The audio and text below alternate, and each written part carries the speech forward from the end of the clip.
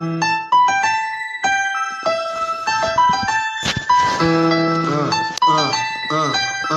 Democrats don't speak for me. Speak for me. Speak for me. Republicans can't speak for me. Speak for me. Speak for me. A bitch ass nigga can't speak for me. Speak for me. Speak for me. You coon ass niggas can't speak for me. Speak for me. Speak for me. Listen here, this is a fact of life. I be rapping like Nat Turner came back to life. Grab Donald Trump by the pussy, he ain't acting right. I never run from a conflict, I be glad to fight. It's a very cold world that we living in. Somebody please tell Elizabeth you're not an Indian. You just trying to con them people to get the benefit. Just another immigrant, stealing from the Indians. That's some punk ass shit and that's too lame. Now we finna step over to Andrew Yang. And you a sucker, you could never speak for black folks. Fake ass pandering, trying to get the black votes. The Democrats don't speak for me. Speak for me. Speak for me. Republicans can't speak for me. Speak for me. Speak for me. A bitch ass nigga can't speak for me. Speak for me. Speak for me. You coon ass niggas can't speak for me. Speak for me. Speak for me. You know your boy be high off sativa. Kamala wasn't popping, so we said bye, Felicia. She ain't had a right policy. We ain't trying to meet her. Y'all can take Biden too. Bye. We don't need him. We don't need Roland Martin or that coon Al Sharpton. Didn't need Cory Booker from the start, man. I don't fuck with police and no snitch. You know I'm coming with the heat when I spit it. The Democrats don't speak for me. Speak for me. Speak for me. Republicans can't speak for me. Speak for me.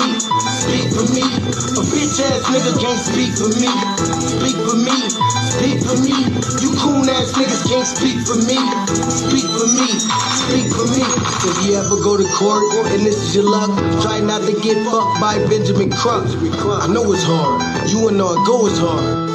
But who the fuck is Amy Cloak? Put her picture up on the bullseye and start throwing darts. People cut our organs out our bodies, that's a stolen heart. They can't save us from the flood like Noah's Ark. Black lives always matter, we finna go for ours. So then we savages, we don't need to pot the piss. Mike Bloomberg can suck dick with that stop and frisk. Bitch, you ain't speaking for us, we don't know you.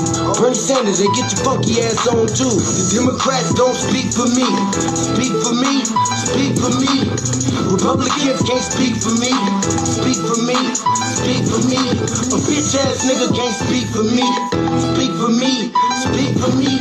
You coon ass niggas can't speak for me. Speak for me. Speak for me.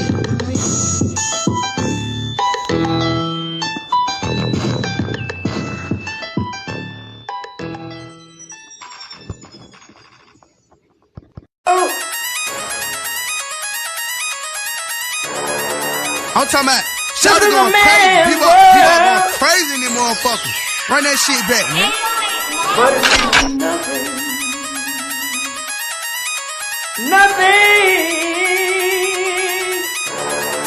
Got a woman on the bed.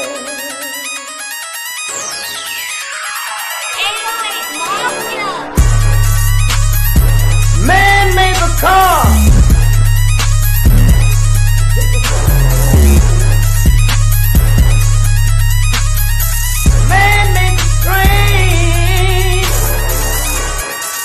Carry the heavy load.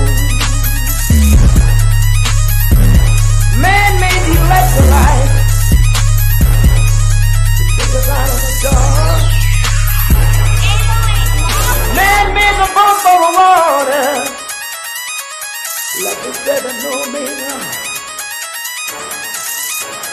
Man thinks about a little bit of baby girl and a baby boy. Make them happy because man make them gone. But after man make everything we can, do you know that man makes money?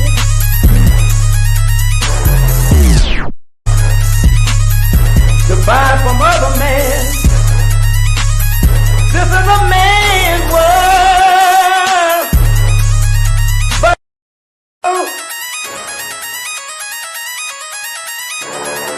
I'm talking about Shawty going crazy. People going crazy in them motherfuckers. Run that shit back, man. But it's nothing. Nothing. Got a woman.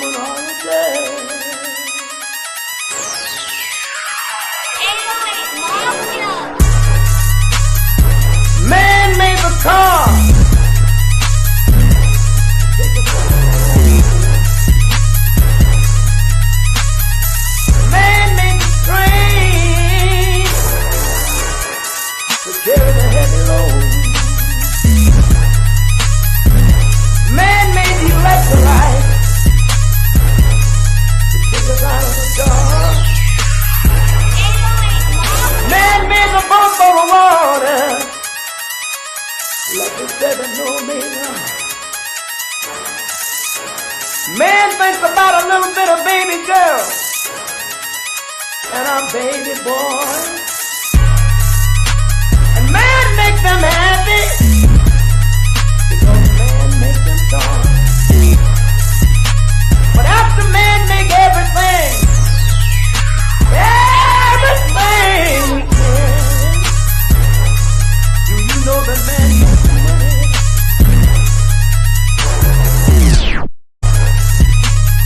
To buy from other men. This is a man's world. But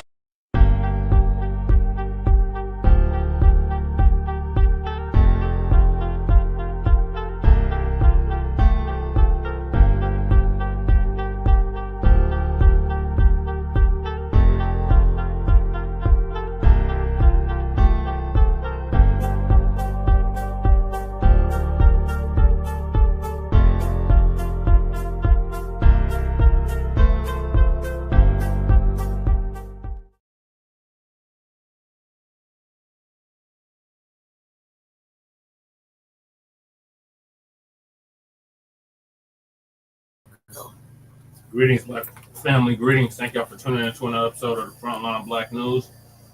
I'm your host, Homan. I'm using Lady Chase computer, so that's why it's her emoji is moving and posting off my computer stuff. Thank y'all for tuning in to season 4, episode 38 or Tray 8, part 1 of the Frontline Black News. And we should be joined here shortly with our West Coast correspondent, Bacc the Black Experience in Hand, who's time co-executive producer and co-host of. And on this season 4, episode 38 of the Frontline Black News, we'll be discussing several topics. The first topic is the tangibles. We are not letting up on the tangibles. We brought the Democrats to their knees on this past election cycle, and we're not letting up. We're just going to keep gaining momentum like MC Hammer going into 2025, 2026, 2027, 2028, 2029, 2030, all the way up to 2100. We're going to continue to demand something tangible for our vote in the two-party system. So this is just the beginning. Peace, Twin. Peace, Mac 285. I see y'all in the chat. Appreciate y'all holding it down as usual. And so the first topic is the tangibles 2024 to tangibles 2100. Then we got Black women are the most faithful to the Democrats, but never considered to lead the party. Then we got Kamala's staffers expose her suburban style, suburban strategy, and campaign chaos. Representative Maxine Waters doesn't work for Black Americans for this one reason. Then we got Los Angeles Mayor Karen Bass says mass deportations will bring her city to a halt. We said call Tom Homan and the Border Czar. Tom Homan threatens Mayor Brandon Johnson of Chicago with jail if he protects illegal migrants. Trump wants the Desantis, or the Satan, or as Bacc calls him, the panties, to be the defense secretary. And we got soon-to-be President Trump, the dump as in human shit. And we want to make that perfectly clear. Says he's getting illegal migrants out, and their homeland better take them back. Then we got hate crime targets Black high school cheerleaders. And if we have time, the Uhuru 3 meet Black liberation leader Omali Yeshitela faces 5 years in prison and conspiracy case. So those are the topics tonight. Make sure y'all like and subscribe to Frontline Black News. So I'm gonna start us off like I usually do with the tangibles. Exactly, Twin. Tangibles 2025. Since 2025 is less than a month away, it's tangibles 2025 all the way up to 2100 now.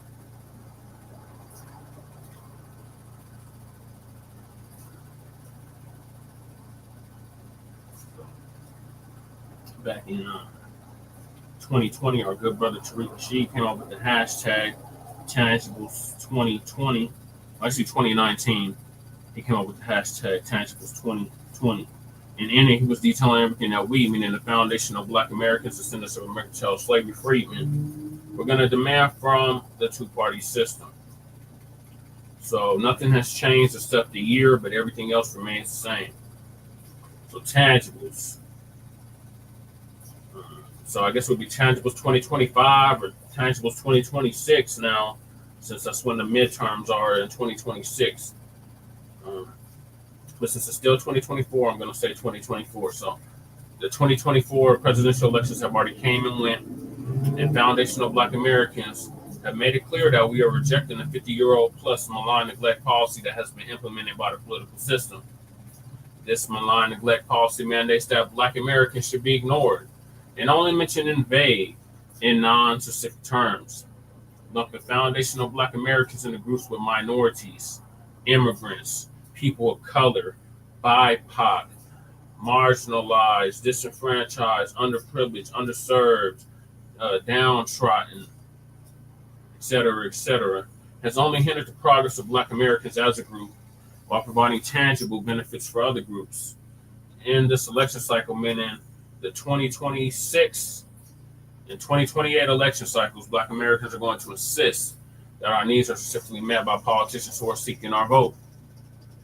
Foundational Black Americans want tangible benefits specifically for us. We do not want trickle-down, secondary benefits that are provided for every group. Every group has not been systematically marginalized and disenfranchised in every area of society as foundational Black Americans. So we refuse to be lumped in with groups who often assist in the exploitation and disenfranchisement of Black Americans. So politicians must offer tangibles, specifically the foundational Black Americans, or we simply will not vote for them. Be sure to spread this message far and wide on social media using the hashtag Tangibles2020, and we've been doing that for the past 4 years. Tangibles 2020, Tangibles 2021, Tangibles 2022, Tangibles 2023, and now Tangibles 2024. And next year will be Tangibles 2025, and so on and so forth, all the way up to 2100. Continue to mass up the tangible for your vote, Black family. All right, Lady Che, what are your thoughts on the tangibles? Oh man, tangibles. How would you vote? How would you vote? Yeah, vote for tangibles. We got Kahari in the building. You know, it's self-explanatory. The way you're asking it's pretty self-explanatory. You know, somebody's asking for your vote. So it's asking for your vote. Then you know you gotta expect they gotta have tangibles for you. You know, they're demanding your vote. They demand tangibles. You want to see what they have down, what they've been doing, what they are doing, not what they're gonna do. That shit is played out. Right. So there you go. Looking for it in your local area. Peace. Okay, thank you, Lady Che. Yeah, thank you, Kahari. Yeah, we're working on the 200 next. So the goal now is to get 200 subs, and then 300, then 400, then 500, then 1,000. So we'll see in 2025.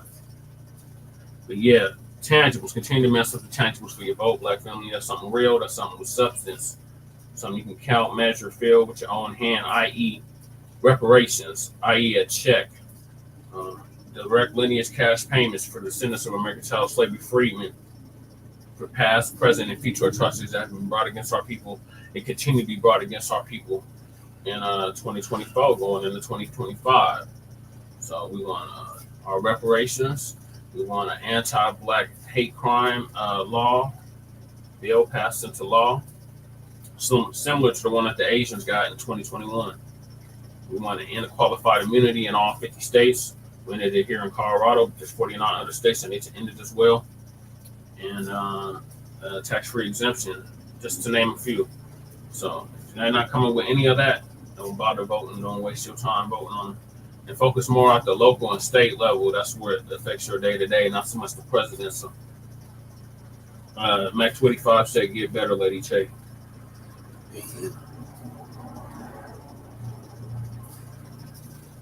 Okay, we're moving along, y'all, because we are pressed for time.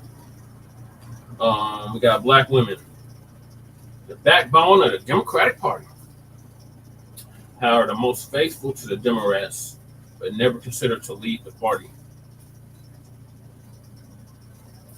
So Uncle Phil's going to give us an update on that.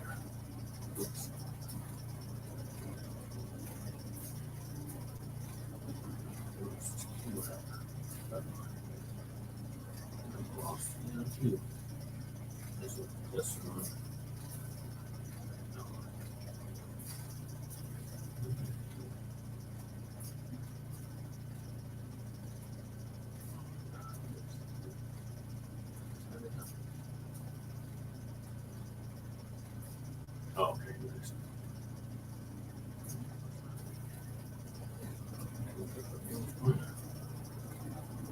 Hold on, y'all. I got to pull this queue up. Yeah, I find stupid about this whole topic is either we are or we aren't. Either we have or we haven't. It's always some contradictory shit every day. Whether black women are contributors to the Democratic Party being as it was, or they haven't. It's always something. I'm like, why are we even talking about it still? That's what I want to know. Why? Because like, why does it even matter? Why should it matter to Uncle Phil or anybody and their fucking mama what black women done for the Democratic Party or haven't done for the Democratic Party? The Democratic Party is in the fucking shitter. It shouldn't even fucking matter. It's not in the shitter because still 92% of black women voted for Kamala Harris. So you can't say it's in the shitter if but they're not even supposed to be talking about it. We're not even supposed to be voting. Like that was the whole point. Well, they didn't get the memo. No, they did get the memo. They just didn't listen. And so it's like we saw. I made a perfectly good statement. You voted Democrat this year. I saw you. That's it. That's all. You can't come to Mecca. You know what I mean? Like you fucked up. No, you can't come back. You're just like them. Stay on the outside of the fence. You dig? It's like why the fuck does it really fucking matter? Like why are we talking about politics anymore? The election's been over like fucking like 3-4 weeks a month now. It's dumb. Like y'all ain't never gonna grow up. Like let it go. It ain't gonna fucking matter what they have done, what they haven't done. Like you know what matters is next season, and they shouldn't be voting then either. Not to mention, how many motherfucking black people voted for Trump too? Yeah, but you weren't supposed to vote at all. It was not in the numbers that they voted for Kamala Harris. They weren't supposed to vote at all. And they 92% of black women voted for Kamala Harris. Yeah. 78% of black men voted for, 80 something percent of black men voted for Kamala Harris, which averaged out to 78% of black people still voted for Democrats. It was a ridiculous amount of number to vote for a fraud that didn't even resonate with you. And all that shit talk is like, it's stupid, it's hypocrisy. How can you shit talk about a fraud that isn't even black first, but we're going to vote for it, and you want to be taken seriously by black America? It's dumb. That's dumb as hell. Okay, go ahead, I'm done. I agree, ladies. Yes, ladies and gentlemen, the Democrat Party has no respect for black women. Most faithful, the loudest. They have been out there to help the Democrat Party register people to vote. They have supported the party when no one else has supported the party. When everybody turned their back on the party, black women have always been there. Black women have campaigned.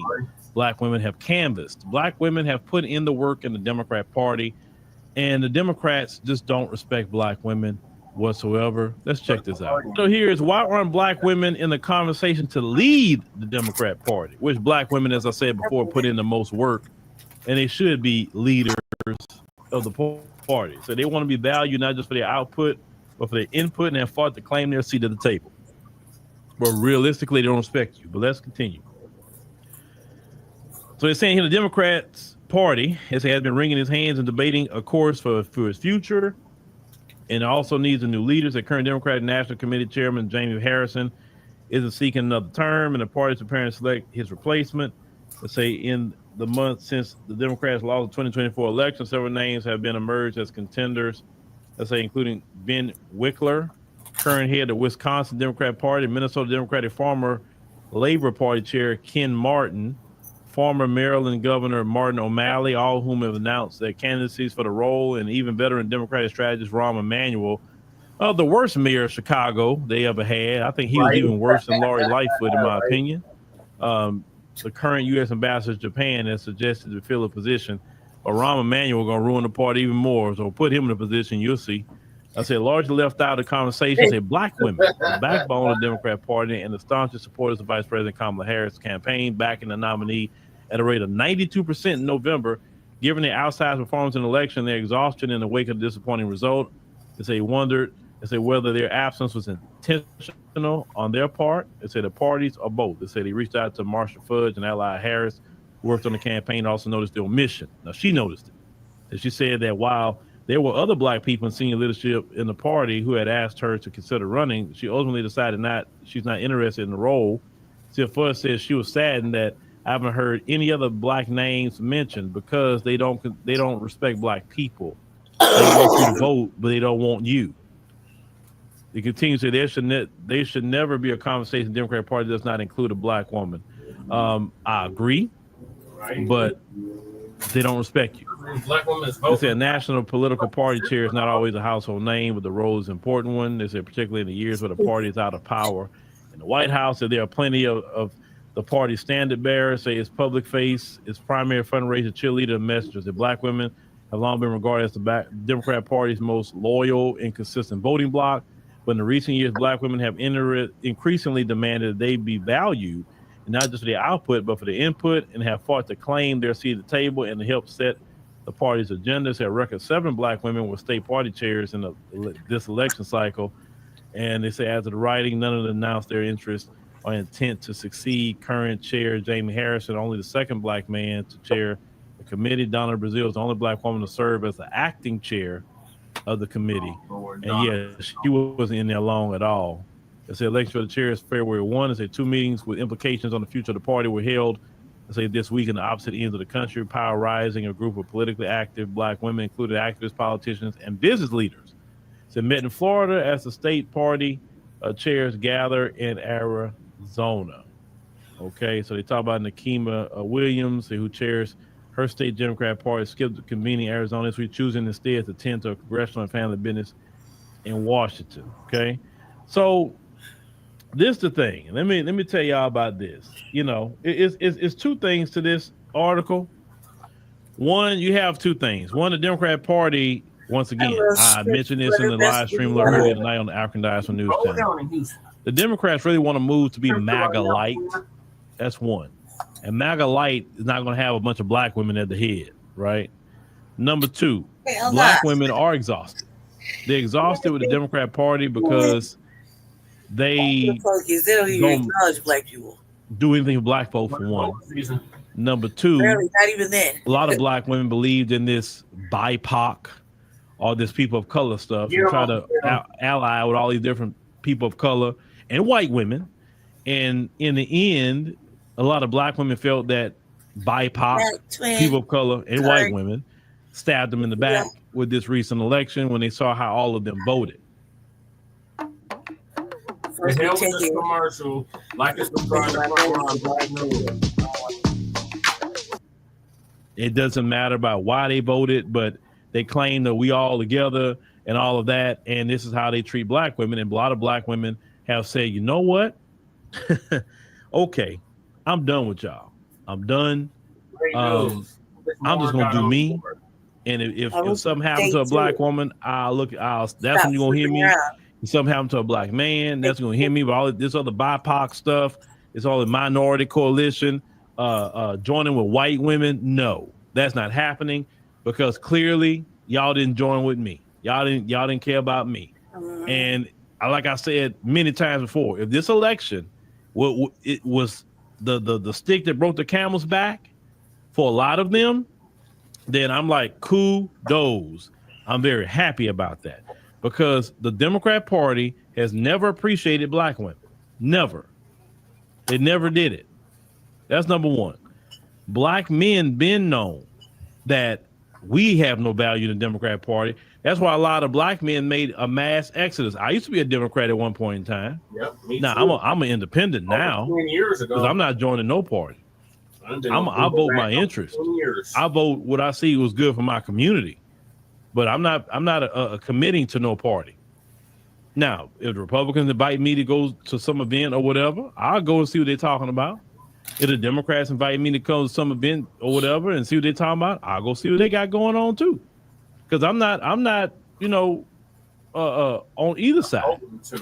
But I do understand that there's more power in political independence. Right. And that's why I tell a lot of my sisters, come out of that Democrat Party. I'm not telling you to go be a Republican, but come out of that Democrat Party and join the rest of us with political independence. Make the Democrats and Republicans work for our vote. And see, the issue, sisters, the reason why they don't prioritize you is because you're giving them 92% of the vote, and they have not gave you nothing, sisters. They gave you nothing. 92% of the vote, and you don't have an anti-Black hate crime bill. 92% of the vote, and you don't have cash payment reparations. 92% of the vote, and Black women still can't wear their hair the way they want to wear their hair all over this country. You know what I'm saying? But you vote 92% Democrat. What has the Democrats done for Black women or Black people, sisters, for you to be that loyal? You would have thought that they gave us an anti-Black hate crime bill. You'd have thought they gave us cash payment reparations the way some of you sisters are voting Democrat. They haven't given us anything. And no, we're not just voting for nothing. No, we got to get something out of that deal. Period. Get something for the community. But 92%, that's too much loyalty to anything. Black women always show up for the Democrat Party, but they never show up for you. That's why I tell a lot of my sisters, come out from that Democrat Party, get into political independence, and let's fight for our community for real. We ain't fighting for no minority coalition. We're not fighting for no BIPOC. We're not fighting for no people of color. We're not talking about no white women. We're talking about Black women, Black men, Black children. That's right. That's what we're fighting for. The original Holy Trinity. The only women you need to fight for is Black women. The only men you need to fight for is Black men. The only children you need to fight for is Black children. Yes, I said it because we have set up there as a group and prioritized everybody else. And then when all these other groups get theirs, they never turn around and say, oh, hey, what happened? I got to look out for the Black women and men that helped us out. No. They use us to get what they need. And then they say, hey, y'all problem. No, I ain't got nothing to do with that. Every group has done that to Black folk. Every single group.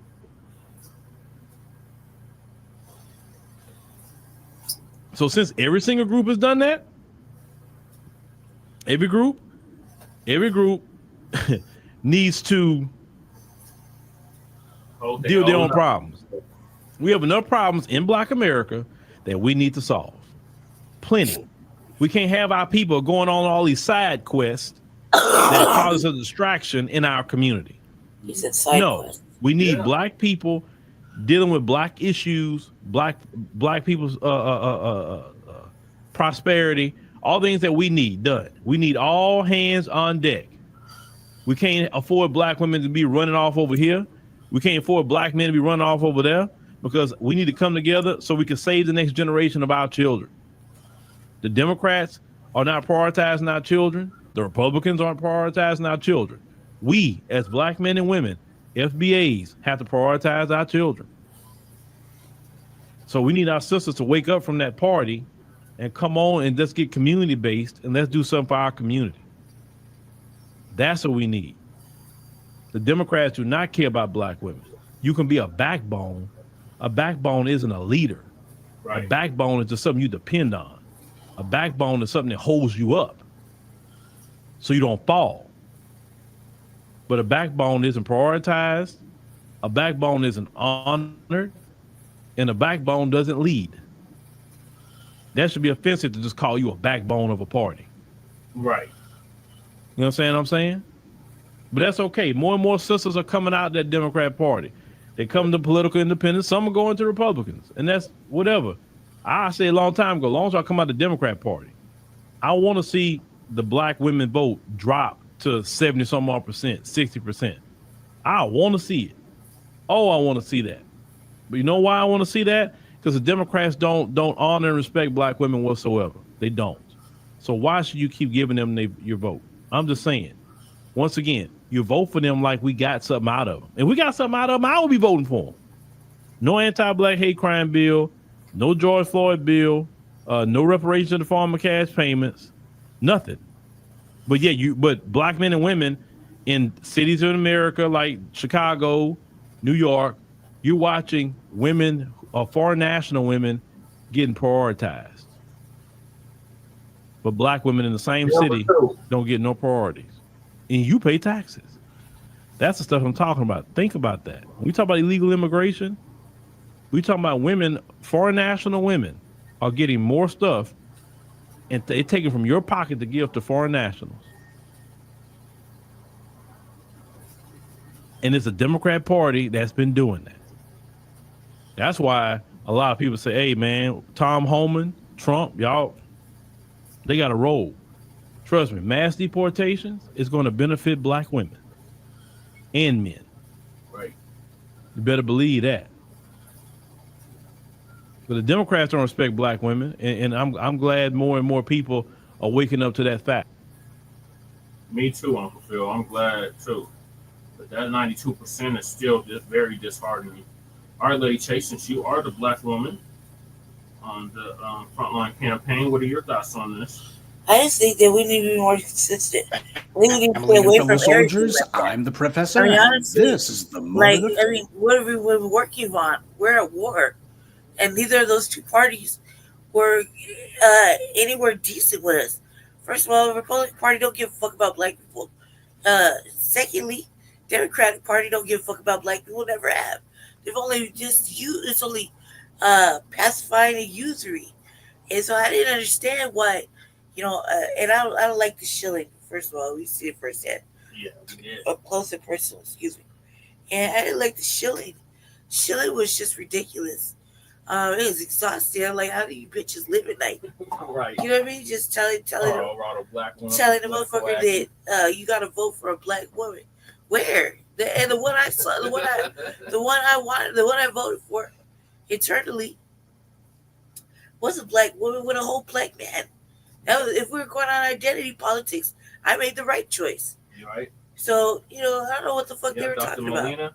Yeah. The fuck are you talking about? This bitch said she's, you know, with opportunity, whatever the fuck. Like, I don't care. Joy and vibes. I don't care what she was talking about. She wasn't talking to me. She wasn't talking to me. She was talking to all the other off-brands. Fucking decided they want to vote. And, like, I see y'all. The shilling still is like consistent. It's ridiculous. Like, don't you realize you look like a fool? Like, don't you realize that it's gonna take a motherfucker that's from the bottom to tell you look stupid? You look stupid continuously. You know what I mean? Like, just let it go. Like, until they offer you something fucking tangible and really tangible, like you see it in writing. Not like they're gonna just say they're gonna do it. Like, you actually see it in writing and it's in front of your hand. You can read it personally, turn the page. Like, it don't matter. It don't count. It don't count. Nothing they say is going to matter or count. That's why they got walked all over. We did that. Am I going to take it back? No, fuck no. The fuck do you think we've been working on for the last 5 years? You know, to provide tangibles. And they didn't have no tangibles. That was the whole point. They didn't have it, and there's much talking. It's money expenditure. Is that what you want? You want to sign up for $20 billion debt? $2 billion.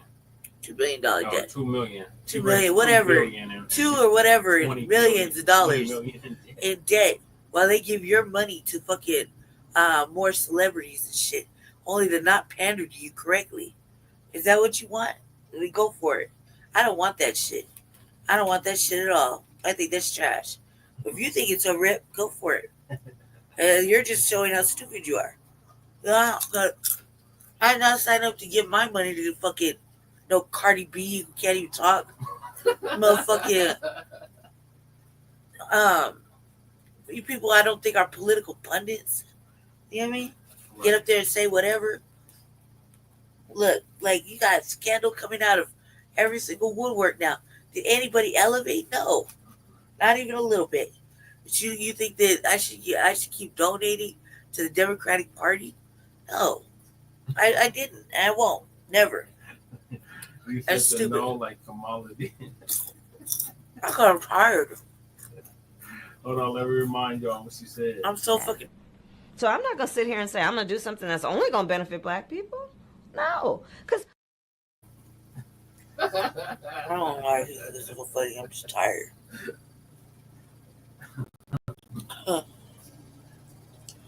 Fuck her. Bitch is on a fucking Honolulu vacation, looking all drunk and shit. Stupid. Chewbacca's in the building. Hey. Hey, Chewbacca, we just went over tangibles, and black women are the most faithful to the Democrats, but never considered to lead the party. And Lady Che was sharing her thoughts on what she thought about that. I don't think you should want to lead that party. That's a party of misery and garbage. What party? Why would you want to lead? Why would you want to lead the Democratic Party to hell and back and nowhere? They're like in the garbage can right now. You're gonna try to lead them out of it? Like, you're stupid. That's dumb. That is so dumb. It just gets to the facts that you don't have to. You don't like. Why would you want to run that party? That party is a sham. Anything now associated with that party is going to be trash. Why would you want to? Well, that is a generational, how should I say, mental oppression. You know what I mean? Is that the slave was never taught to think for himself or what have you. He always thought within the parameters and narratives of the oppressor. Does that make sense? Yep. Yeah. So the slave's mental value and social system is based off of what the slave master told him over the conditioning on the plantation system. Yeah. See, that's why I call them ass. That's why I call them ass scratchers. Oh, yep. So you're loyal to a party that don't respect you. Exactly. You know what I'm saying? Hey, how do I get the avatar back up here? What do I hit? You got to hit the 3 dots and then edit avatar. Don't put that edit. Shit. Oh, wait a minute, man. Oh, you talking about the Raiders? Yeah. Guess what? That one there, man, that there is on the phone. Okay. Yeah, that's on the phone. Yeah, and I see some motherfucker probably hacked my computer and took down my reparations now picture. Damn.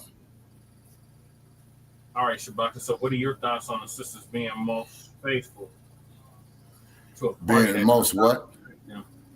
Oh, being faithful to a party who ain't gonna do a damn thing for you. Once again, you know, it's the house syndrome. As he walks off into the darkness. Chewbacca in the distance. Are you on the headset, Chewbacca? Mm-hmm. No. Yeah. Up here watching The Color Purple. Oh my God, I hate that movie. On BET. I know. I hate that movie. I didn't even know BT. Fortunately, it's at the end. I just find it kind of interesting that they make remakes. You do right, Bobby. So close in time. Generally, it takes about 50 years before they start remaking movies. You know? Okay, y'all. So, Sisters Biden told you the backbone of the party. He was gonna have your back like you had his. Well, y'all see how that turned out. You said exactly how that turned out in Angola. Yeah. I'm still mad about that. I'll never get over that. I will never get over that. I will never get over it. I promise you I won't. I swear. You out, Chewbacca. Promise you. On my Twayne, how you doing? My body. I promise you I'll never get over that. Fuck him. Fuck him. Burn out, Biden. Right. Yeah. Right. Pretty much. Yeah. Bring a motherfucking bad winch with you, cuz. Fuck you and her. I'll never get over it. I'll never get over it. What you did in Angola, cuz? Oh, no. Mm-hmm. Yeah. I'll never get over it. I'll never get over it. Yeah. And then also, too, for the tangibles as well, too. I just thought about something. Not funny, Jesse. You know I'll never get over that. Another bill you want to add to the reparations package, man, is the, what do they call that? Defamation of our character and defaming us and what have you with those jigaboo movies and this stupid shit. The hell with that. MLK said he coming to Washington to get his damn check. We need to get our back. I agree with you, but what I'm just saying is, man, you know, when you itemize the payment for a check. Be sure to put that on the list as well. Well, Shabak, there's a whole lot, and there ain't gonna be no one-time payment either. Yeah, I hear you. Yeah, you're right.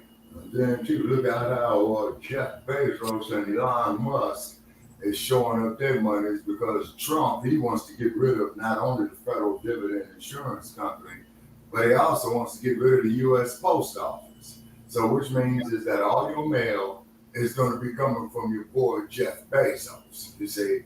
And I'm quite sure that the dude is going to charge shipping your shit and for you to pay to have the ship shipped. You know what I'm saying? You already got to pay to do that now. Yeah, but what I'm saying is that he's trying to be the only game in town is what I'm getting at. Oh, yeah. Mm-hmm. Well, sisters, I hope y'all learned y'all lesson. Yeah, well, we'll see you fixed. Yeah, and then so what happens is we're gonna have to go through the first couple of years of Trump's shit, and who knows, maybe the damn U.S. Congress will flip on his ass. Yeah, well, he got the House and the Senate. He got a full mandate, Shabaka. Yeah, well, hopefully he could lose the House. See, I don't see that happening in 2026. Democrats, I don't see them regaining the House, but we'll see. You don't think so? But fuck it. Well, here's what I know. Here's what I do know to show you the hypocrisy of the U.S. governmental structure or flaw in it. Okay, you got a Republican president, you have a Republican Senate, and you have a Republican House, right? Yeah. And plus that, this dude wants to shut down the federal dividend insurance company and get rid of the U.S. Post Office. Mm-hmm. You see what I mean? Well, like I said, the Democrats only have themselves to blame for that. Oh, absolutely, because the Democrats is that they sat there, they allowed themselves to be bullshitted with Kamala. Mm-hmm. They thought that they were going to win with Kamala, you know what I mean? But the thing is that you have to understand, to quote the words of Robert F. Kennedy Sr., the shit that Trump is doing, not only is it wrong, but it is dangerous. You see? Well, the shit that Biden has been doing is wrong and dangerous. Oh, yeah. Yeah, it was formidable. Don't get me wrong. I'm not supporting Biden in the fucking police. But what I'm saying is, they say like the lesser of two evils, right? They're evil. Why we gotta vote for evil? Why are we supporting evil at all? Yeah, exactly. But the point is, what I'm making at is this: is that basically they took the black vote for granted once again. Okay. Also, too, they took the woman's vote for granted. Let me manipulate that. Spearheading with the Me Too movement. You see what I'm saying? And then that's why it's first them. That's why it's first them. Yeah, exactly. You see what I mean? And on the way, is because they're showing up their interest. You see what I'm saying? Commercially, politically, economically, militarily. You see what I mean? And we lose on all fronts. Mm-hmm. We, as a people, do not have no economical leverage whatsoever. Now, my theory is the way we can shift it quickly is through agriculture. Well, Bill Gates done bought up 50% of that farmland. All right, so then with the Congressional Black Caucus need to do that they're not going to do because they're an ineffective body anyway, should try to, this is in theory, introduce some type of legislation to countermand that. You see what I mean? Monsanto Bear got a monopoly on all the seeds. Mm-hmm. Who has monopoly on seeds? Monsanto Bear. Okay, then what they need to do is hit them with antitrust suit, just like they did AT&T. Yeah. You see what I mean? But the Democrats, they don't have the pull to do that. Plus that the Democrats wouldn't even consider, something of us being economically independent in the first place. Because, as you said, what do you call them? The tetherers and trendsetters and the leaders on this diversity, equality, and inclusion shit. but that is mainly as we. Oh, you're talking about the DEI, the diversity, yes, equity, equity and inclusion. But you do know that there is mainly a springboard for the alphabetized agenda. You know that, right? Yeah, that don't benefit us. Mm-hmm. Once again, they coming to us, you know, pulling the wool over our eyes, telling us to. Oh, this for 3 days straight. That summit, at that Colorado Black Roundtable Summit that John Bailey put on. Oh my God! Yeah. It's gonna benefit us. We need DEI. We need DEI. We need more DEI hires. We need more DEI hires. This is gonna help us. No, the hell it's not. Yeah, you see. So once again, the only good thing, man, is the acid bosses. They keep selling us down the river again and again and again and again and again. And our people keep going through this bullshit again and again and again. Nobody's waking the fuck up. Nobody's resurrecting, you know, their mental death. You see what I'm saying? You know, that's why we came up with the hashtag resurrection of the mental dead, Shabaka. Oh, yes, sir. Absolutely. You know what I mean? And then, too, is that, you know, we are so hell-bent as a people on a collective basis. And you got to thank the tethers as well, too, on self-destruction. Oh, God, them down tethers, they got to go. Yeah, you see? Because they're doing it for and we can start with the CDC. Vote all of them out of office. The whole CDC. All the CDCs in all the states, too. Yeah, but what it is, y'all, this sister from West Africa gave a lecture about how that they're coming in and getting after resources through these quote-unquote. And it's all Democrats. CDC is all Democrats. They don't allow independents. They don't allow Republicans. It's all Democrats. Mm-hmm. For sure what I'm saying? Yeah. And the vast majority of them are immigrants. Yeah. Mm-hmm. Mm-hmm. And then on that immigrant stuff, they got us more divided on that. All right, so I'm going to move us along, Shabaka. Okay. The next topic is Kamala staffers expose suburban strategy and campaign chaos. Mm-hmm. Well, they might as well. They got to make them some money, too. Professor Blacc Truth going to give us an update on that. Okay. Truth. As the suck-ups in the left corner of the white media still struggle to try to comprehend how Trump could have won the election so overwhelmingly, they've actually, some of them, begun to do what they should have done from the beginning. Be honest with themselves about how Kamala was dodging black voters. Look, family, there's not going to come a headline that says black voters are the only ones who decide the elections. All other demographics are either too small to matter or too many of them are in the tank for the Republicans to have a cohesive whole. They're not going to actually say that. But understand, under white supremacy, the white media acts as not just a propaganda bullhorn, but also as a means of internal communication to white supremacists to alert them to things that they may be missing. That's the function that it actually serves. Externally, their messages are supposed to be brainwashing the masses through the relentless use of propaganda narratives. But internally, the white supremacists are informing one another and telling each other things that they probably are not paying attention to, but should be. That's the reason why the New York Times, the paper of record, did a bit of accidental journalism last week when they looked at how the Harris campaign's failure to reach black voters in Philadelphia was an example of a campaign failure.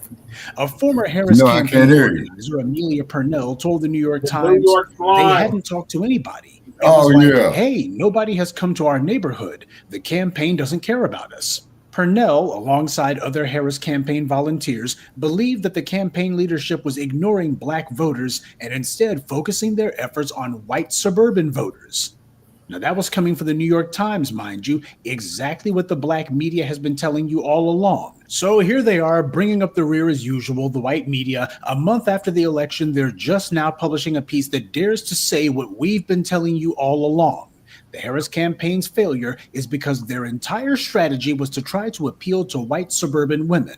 When they say suburban, that's what they actually mean. The white media already admitted that Trump's message was already resonating with white male voters in particular, and Harris's entire campaign was about abortion. That's supposed to be mattering to white women, especially college-educated white women, which is what you're going to be finding out there in the suburbs. So that's what they mean. They use these code words, but the black media already deciphered it for you and told you about it long before the white media decided to put their own little sanitized spin on it. For several years now, the black media has been telling you about how the Democrats have been pivoting to try to find a way to put together some new voter coalition, one that would not be dependent, or as the Democrats see it, vulnerable to black voters' demands. So they've been trying to appeal to immigrants. They've been trying to appeal to white women. They've been trying to appeal to the LGBT community, anyone and everyone at all. And as Rahm Emanuel said when he gave away the game, Biden Republicans, he called them.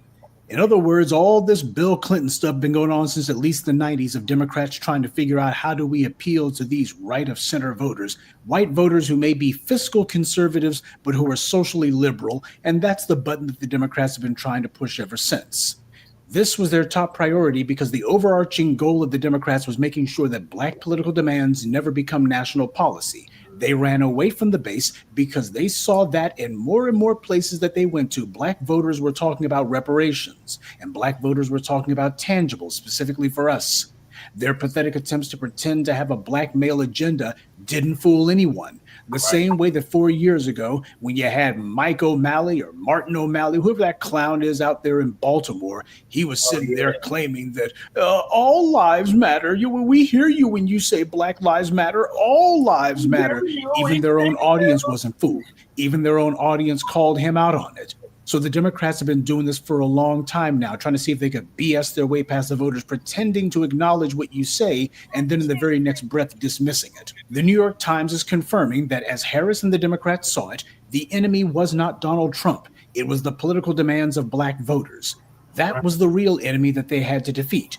They decided that they would rather see Trump back in the White House than to do what the party's base told them to do. And that's why, once again, we're seeing the Democrats and those in the so-called leftist white media who have been banging the drum to once again flood the zone with the talking point that the party's too woke. The Democrats lost because they're too woke. It's those woke, read black people who are talking all of this extremist stuff. They're the ones who cost us the election. Remember nigga Jim Clyburn, America's favorite sharecropper, 4 years ago in an election that the Democrats won, he was whining and complaining as if they had lost. Remember? Stop sloganizing, sloganizing, kill, stop with all this defund the police stuff. He was sitting there whining that his boy, his hand-picked puppet, Jamie Harrison, lost his Senate race.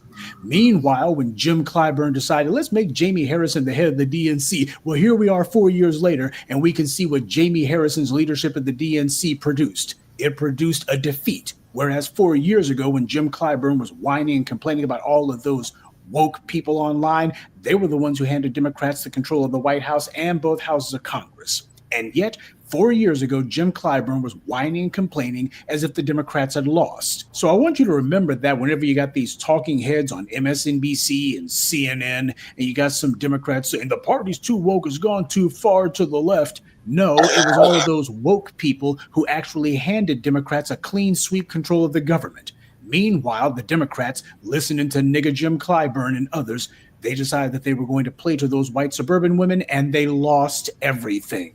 They lost the White House, they lost the House of Representatives, they lost the Senate, they lost the Supreme Court. But this is not something that you're going to be hearing from either the quote-unquote left media or the Democrats. They're not going to be saying, well, you know what? It's not actually those people on the far left, it's the party itself. In fact, if they had run to the left, they would have actually gained things. They wouldn't have lost the Senate at the very least. But they can't admit to that because for Democrats, it's not about winning elections. It's about maintaining the racial order in America. So the New York Times is admitting what we've been saying all along, that there's disgruntled former Kamala Harris campaign staffers who may or may not have gotten paid, who are venting their frustration that Harris's campaign ignored black voters. And that being the case, Philadelphia is a case study in how they failed nationally. How the world do you allow a crucial swing state that has a Democrat as governor and has an asinine, crazy Democrat like John Fetterman as a senator there, and yet you lose that state? It's because you didn't decide to talk to the voters, you tried to talk around them, and it didn't work. And by the way, yeah, the article likes to throw in the word brown when talking about who Kamala Harris was ignoring, but that's just verbal window dressing. They can't say black in isolation because they never do, because our political demands are so threatening now that to even mention us as a threat, so they have to throw in other folks like labor or abortion advocates, Latinos, etc., because they can't say black in isolation. That would be too dangerous. But the problem is black voters, because we're the ones that they need in order to win. So the Times looked at Pennsylvania as a case study in Harris's failure, and the first thing they point out is that she wasn't really trying to talk to black voters. Gee, maybe she thought that Josh Shapiro would be her Negro whisperer or something. Well, whatever she was thinking, her staffers were upset that there didn't seem to be anyone reaching out to black voters. They actually had to put their own money together and go ahead and go rogue and try to reach black voters on their own. Now, according to the Times, these Kamala Harris staff members who are trying to keep her campaign on life support out there in Philadelphia, they described that the place had dirty field offices that lacked basic supplies like tables and chairs, or ones for majority black areas that weren't anywhere near the center of voters that they were trying to reach. So the campaign was ignoring black voters, but also making it a point to show contempt. Dirty field offices, yeah, to go along with her dirty attitude.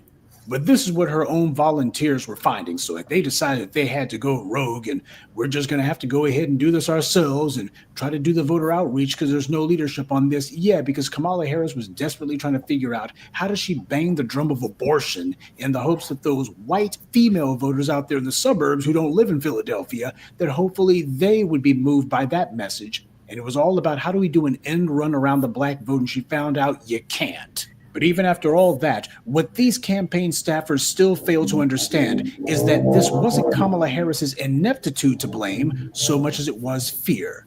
The message of the black media has gotten to the grassroots, and more black people, especially that all-important under 50 group, those are the ones who are going to decide where the Democratic Party, and by extension American politics, goes over the course of the next 30 to 40 years.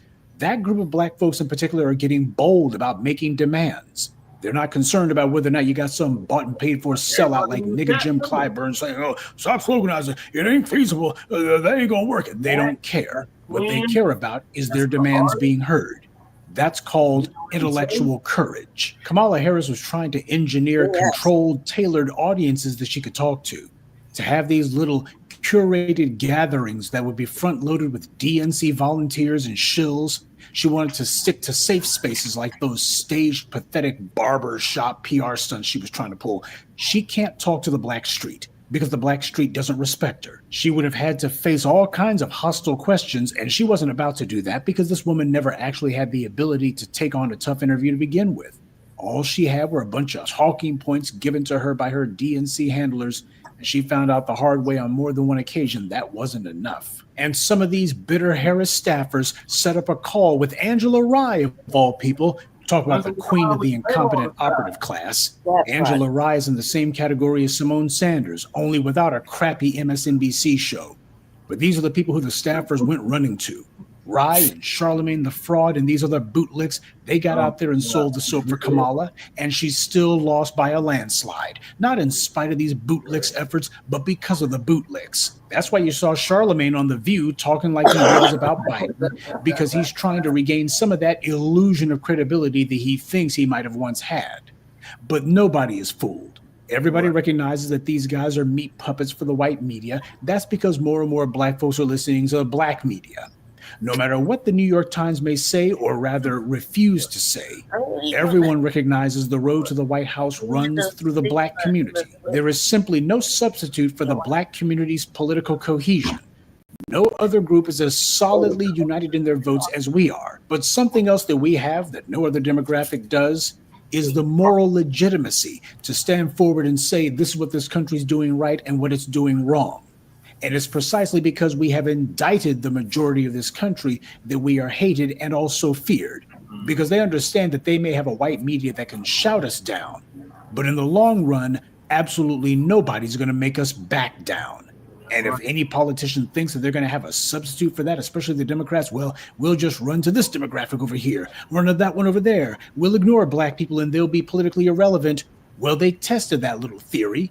They decided to go ahead and let Jim Clyburn and his clowns like Jamie Harrison run the show, and they see exactly what they got out of that.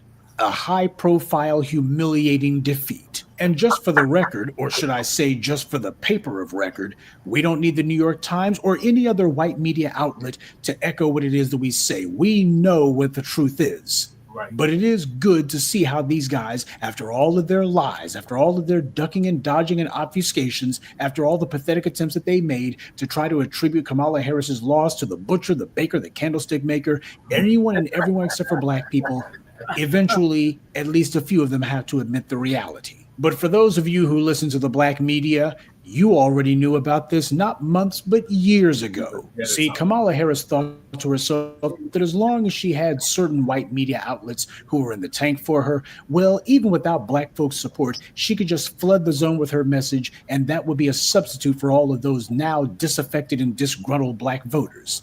But it didn't work. And that's because neither the New York Times nor any other white media outlet has any more influence with the black grassroots than Charlemagne the Fraud, Angela Rye, or Kamala Harris. The most intelligent and cutting-edge political analysis that you're going to get isn't going to come from the talking empty heads on cable television or from the professional scribblers that are working in these magazines and newspapers. The best kind of analysis you're going to get is going to come from the black grassroots itself. We spend a lot of time talking about it because it's important that not just you, but people who are new to this message understand that when they're listening to voices like mine, not only are they going to be kept up to date, but they're going to be ahead of the curve. So let this stand as yet another in a seemingly endless string of examples of how you can either tell the truth about where the black grassroots stands before the election, or you can do like the New York Times and wait until after the election when you've lost not only the voters, but also your audience and your own credibility too. Good day and be one. I'd like to take a moment to mention some of our contributors: Starlet Thompson, Deep Eye 904, Gregory Franklin, Pamela Hyman, and Sakina Collins. Salute to them and thank you to everyone for listening, liking, and sharing this message. Black empowerment only exists because of you. Oh, hey, Ryan Reynolds here from Mint Mobile. Growing up, all I wanted was a Teddy Ruxpin doll.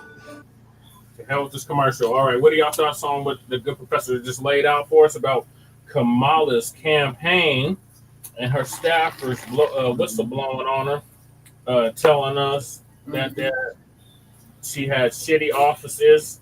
She didn't provide them with anything that they needed to reach black voters in black areas. Have to basically come out of pocket to outreach themselves. I don't know if I necessarily think that's a true statement. Only the reason I say that is because they were pandering so hard to black people. So you just don't go out there and work as a regular civilian just because. Well, I take that back. I don't know what to believe. Let me just say that. I don't know what to believe because in our own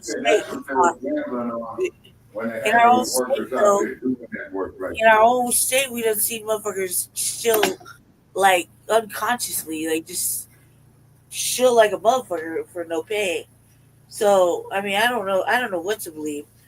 I just think that she should have paid him. If she didn't pay him, she should have paid him. Especially she had $2 billion. She had the money to pay him. There's no reason that her financial report shouldn't look like she paid, motherfuckers to go out and do outreach. And she paid Al Sharpton. I mean, if you could pay him, she paid Oprah. I mean, it's just stop. Yeah. You get me into these kind of garbage. I'm gonna stop talking because you're doing it. And when you instantly like, God, man, let me just finish my sentence. Okay, go ahead. Fuck her, fuck him. I'm done talking now. Like, she should have paid him. If she didn't pay him, she should have. There's no reason she didn't. She should have caught him on the back end either. She did. There was money there. She's not like she wasted all the money. She had money left. She could have paid him. So there's no reason for it. It's like for somebody who hates Trump, is sure pulling a Trump. You know what I mean? Yeah. He's the one who doesn't pay his motherfucking employees. Mm-hmm. And so, like, you know, if she hates him so much, or like she's acting, she sure did act like him if she didn't pay him. That's stupid because you want to pay motherfuckers that are working on your campaign because they're the first ones that are gonna stitch your ass out. It'll be the workers that stitch you out first before anybody else. Right. Yeah.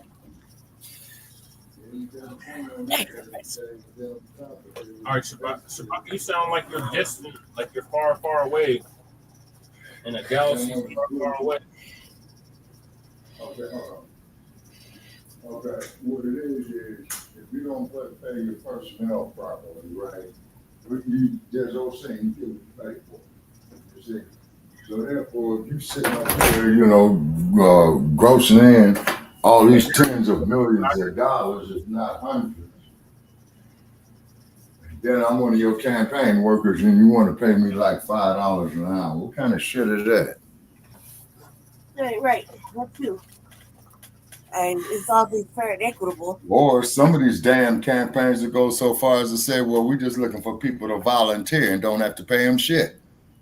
Well, that's one thing if you don't have any money. It's a whole other thing if you have a whole war chest and you're still not paying your employee or your campaign staff. That's the point I make. Mm-hmm. So there's old saying, you get what you pay for. You pay shitty and pay disrespectfully. What type of quality of work are you expecting? Shitty work. You could best believe, yeah, hold on, but you could best believe the dumpster, you know, he paid his campaign paying staff real good. Mm-hmm. See? So when it comes down to these elections, they're for sale. You got to have money. You're not going to get shit done without no money. Ain't no motherfucker going to go out here and volunteer for no money. I mean, that's just human nature. Yeah, she had the money. So she had the money. She had $2 billion. Well, she probably got it hidden somewhere offshore. You know what I'm saying? Probably set up a dummy corporation with the shit. I mean, the woman who holds a PhD, you know what I mean? Yeah. So she's not fooling me with that bullshit. And then all of these no good crooked bastards. You know what I'm saying? Right. Mm-hmm. Like these damn political action committees. Yeah. People go out and fundraise. Yeah, they pretty much could do what they want with the money from what I understand, but hopefully they'll get some more regulation on that. Well, you got to itemize that shit. Hotels, you know, venues to host your events, you know, in key swing states. You see what I'm saying? You got to have a strategy committee. See, that shit is some hard ass fucking work, man. As you already know, man, running for office yourself. Now imagine it at a national level. Oh, wait. See, I mean, they ain't. This election raised the most money in U.S. history. Damn. Well, I didn't know it was like that. Yeah, I believe it. Yeah, please mention that there Tuesday. Yeah, please mention that there Tuesday night. You got people starving, homeless, mm-hmm. and they just blowing money like that. I believe it. And Kamala ended up $20 million in debt. How do you end up $20 million in debt? Yeah, right. People. I start throwing motherfuckers on the bus left and right. Like you got no, all that. Lady J, no, this is worse. What they doing with them, Lady J, is that they pimping the shit out of these workers, right? Yeah. Running them into the ground. You see what I'm saying? Then throwing them under the bus and then want to only pay them bullshit. Yep. And there's the whole saying. But Lady J. You know how guilty but Lady J. Okay, but not only that, but you get what you pay for. Yeah. You pay a motherfucker shitty wage, shitty pay or whatever for overbearing assignment. Then the quality of work is going to go down. Nice offices. You couldn't even rent out nice office spaces for your employees. You couldn't provide them with no snacks, no water, no food, no nothing. Okay, so therefore, if you're trying to get the general public to go out and vote for you, man, you're supposed to be giving them the royal ass kissing. Right. Yep. Mm-hmm. You know, that's just how they do it. You know what I'm saying? And her black staff came out and said that she treated them horribly. But these moms was crashing out for her, doing all this goddamn shilling for this Brahmin East Indian. Yeah. Say, now you're abusing your personnel. You see what I'm saying? Now you're abusing your personnel. Well, acting as their culture would act. Yeah, exactly. She come from a abusive culture. The Brahmins in India, they treat their black people horribly. The Dravidians, the Dalits, they treat them horrifically.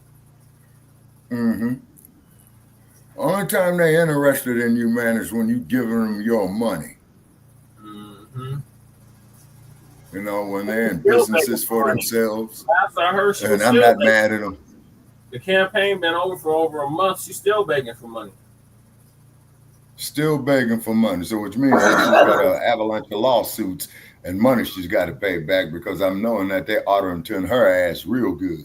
They need to. Mm-hmm. They really need to. Yeah. Well, I know they want to audit of where that money is going. Her big time donors, the ones that was donating millions, billions, damn near billions of dollars, they want to audit of where that money went. They should. They doing right. Everybody gets an audit. And then, like I said, the cold part about it is that the third Tuesday that they had the inauguration, the third Tuesday in January, in the presidential. Okay, all right. So which means is about a week before that. Wait a minute, it's either 10 days or to a week before the dumpster gets re-inaugurated that she's got to announce him as the winner of the electoral votes in the U.S. Senate. Yep. It's like January 6th. Yeah. Yeah. Remember when the J6 went down, it was January 6th. I know. Yeah, and Trump is going to pardon all them motherfuckers. Mm-hmm. He's going to pardon. He already said it. He going to pardon the black ones. Because remember the black it, seriously. At the time, he had got the most time. Exactly. I know exactly who you're talking about. He was a tether. Yep. And he going to pardon him, or he going to deport his ass back? I figure he's either going to deport that motherfucker or let him sit off in there. Yeah, I wouldn't be surprised. They did all that cracking out for the orange man, and he is not going to look out for him. And y'all did all that shilling for Kamala, and she treated you horrifically. Mm-hmm. No, he's probably going to say. He's probably going to say, well, you know, the other guys, you know, they're in compliance of all that, except this fool right here. You know, he made us look bad and brought us and shamed us in scandal. Mm-hmm. Mm-hmm. They've been bringing us scandal since the Nixon administration. It's the Kennedys. Brother Che. Oh, even before that. Listen to me. Brother Che, to quote another crooked ass president, listen to me when I tell you this. What I'm about to tell you about another crooked ass president, right? Yeah. It is that they swore up and down Richard Nixon was a man of integrity. And what did Tricky had to say? Ladies and gentlemen, at 12 o'clock tomorrow afternoon, Gerald Ford will be your president. Mm-hmm. Yeah, he had to get out of Dodge. Mm-hmm. I am not a crook with the peace sign. Exactly. You know what I'm saying? Yeah. And the reason why Nixon resigned, because they were, because the U.S. Senate was getting ready to indict his ass. Yeah. It's because, as you know, when it comes to the impeachment process, the U.S. Senate hands down the indictment, right? No, I'm sorry. The House of Representatives hand down, they hand down the indictment, which is that you've been formally accused of a crime, right? Mm-hmm. And then the U.S. Senate is the jury to decide if the president should be impeached. And the U.S. Supreme Court justice presides over the impeachment, the Chief Justice of the U.S. Supreme Court. Yep. say. So it's the Senate who will decide, if Trump should be convicted or not. But however, they dismissed all the cases against him. Well, they tried. Letitia James is still trying to get him in New York. Well, I certainly hope so, because you got to best believe that Trump is playing chess. All these other buster ass motherfuckers is playing checkers. Yep. You see what I mean? All right, y'all. We're moving along. Yes. We got your girl, Shabaka, Maxine Waters. Oh yeah, she's about 90 years old now. She needs to retire. She doesn't work for Black Americans, Shabaka. For one, she never has. And Uncle Phil's gonna give us the reason. Yeah, and then the cold part about Maxine Waters, they propped her up like she was, because I remember her in the 90s. Because like I told you, she used to be my state assembly person when she was in the California State Assembly. Then she was my congresswoman when I was living in South Central. Now, one time, Maxine Waters has been up there, man, shit, since the damn 1980s. She's been in Congress damn near 50 years. At least 30 that I know of. Yeah, at least 40 that I'm sure of. Ladies and gentlemen, I wanted to look at, Maxine Waters' recent election. And I just never understood how they keep getting voting back in. What is the actual demographics of her actual district in California? So let's go on and look at Maxine Waters, because she has won another term, ladies and gentlemen. Yes, another term. Why? You couldn't find nobody else to run in her place. Let's check that out. So as you can see here, this is California House District 43, the general election results. And Maxine Waters got 160,080 votes, 75% of the vote. And then the Republican got 53,000 votes. So he only got 24% of the vote. Okay. And this is what happened in the election. So she won again, ladies and gentlemen. This woman needs to retire, go home. But let's look at her district. So in her district, right, the Congressional District 43 in California, it has a population of 716,670, okay? And let you know what the median age is. It shows you the cities, Compton, Inglewood, Hawthorne, Torrance. That's all her area right there. Okay, cool. Even though these used to be Black areas, definitely Compton used to be, and Inglewood still got some Black people there. Torrance, a lot of Hispanics there. But anyway, so in her district, it's 61% Hispanic. Wow. And then after that, you would have 21% Black in her district. And then it would be 8% Asian, 7% white.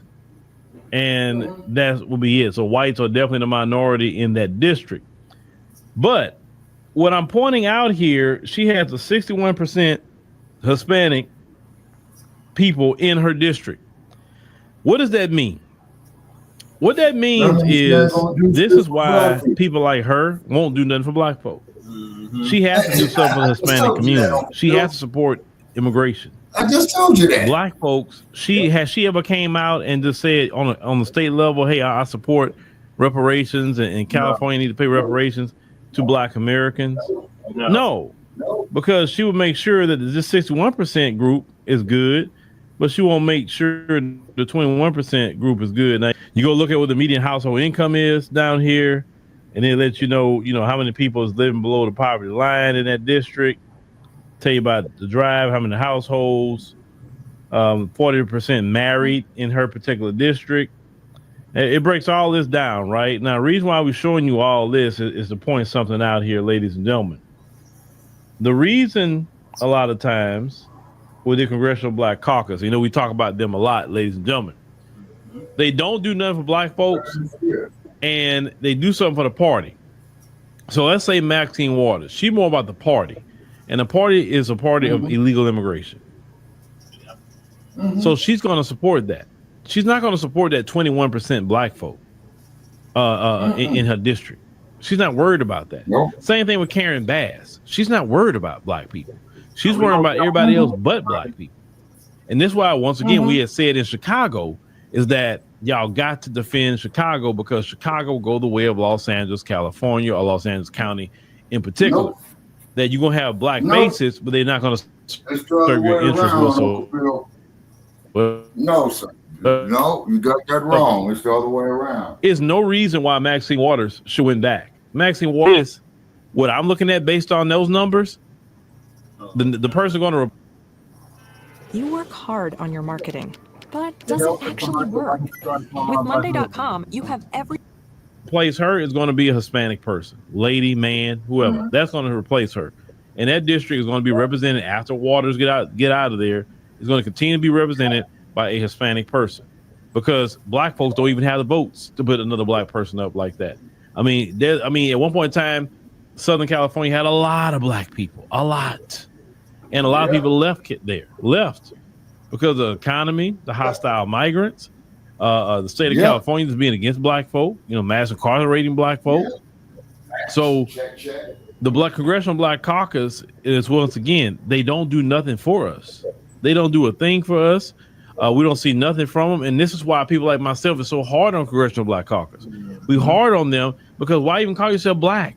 Because you're serving every other group. If you're not serving the migrants, you're serving the white community, you're serving the Asian community, Hispanic community, you're serving every other community but the black community. I never seen nothing like that, ladies and gentlemen.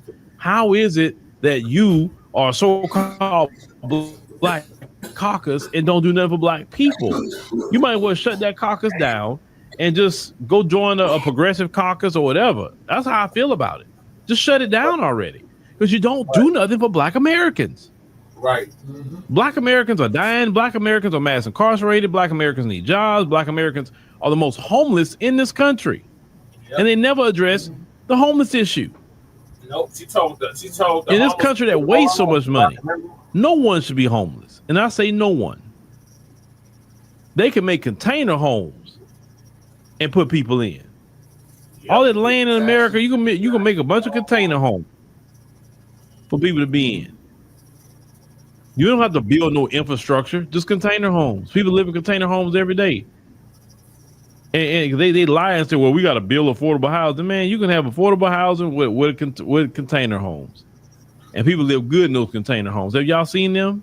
Yep. That would be a very quick fix for the homeless situation. You got a lot of containers that you can put together, hook up water to it, put a toilet and everything, and people can live in that container and be just fine. Once again, there's no excuse for people to be homeless with all this land and ability to put people in container homes. They don't want to. And why is it the Congressional Black Caucus isn't leading that so he can get black people off the doggone street? But they don't care. That's why I'm so hardcore against these bootlicks and shines. Right. Because they see our people hurting, hungry, and dying. Look at what happened with Jordan Neely. Where was the Congressional Black Caucus? Didn't say a word about it, right? You're supposed to be a Congressional Black Caucus, but don't say nothing about Jordan Neely. You quiet. You're silent about that. You're silent. You don't say nothing about it. In a Democrat city, Democrat prosecutor, Democrat governor, everything's Democrat. Democrat mayor. Everything. And this is why we so hardcore on the Democrat Party, ladies and gentlemen. They don't do nothing with black people. Why don't you ask the Congressional Black Caucus? Why didn't you say nothing about Jordan Neely? Why y'all didn't come out outraged about this? All of y'all quiet. But y'all want us to come out and vote for you. That's why I'm so glad a lot of people walking away from the Democrat Party, ladies and gentlemen, they're walking right away from it, and that's good. Right. We should be walking away. Because that party has not served us, not one day.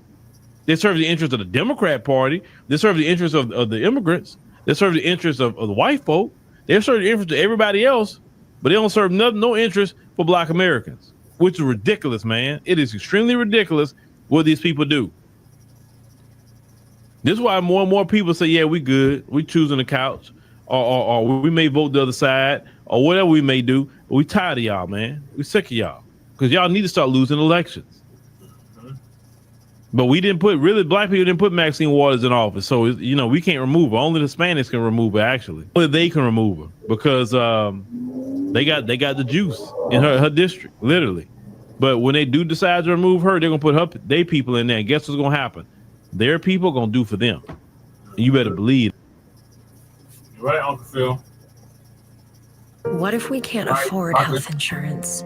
This is your old stomping ground. What are your thoughts on what Uncle Phil just laid out for us about Maxine Waters getting reelected? And Shabaka? Did we lose Shabaka? Oh, he went on mute. Hey, lady, tell what's your thoughts while waiting on Shabaka to come off mute? About what? Maxine Waters. What about her? No, I'm here. Oh, okay. Go ahead, Shabaka. Okay, yeah, Maxine Waters needs to retire. The Congressional Black Caucus has not done nothing for us.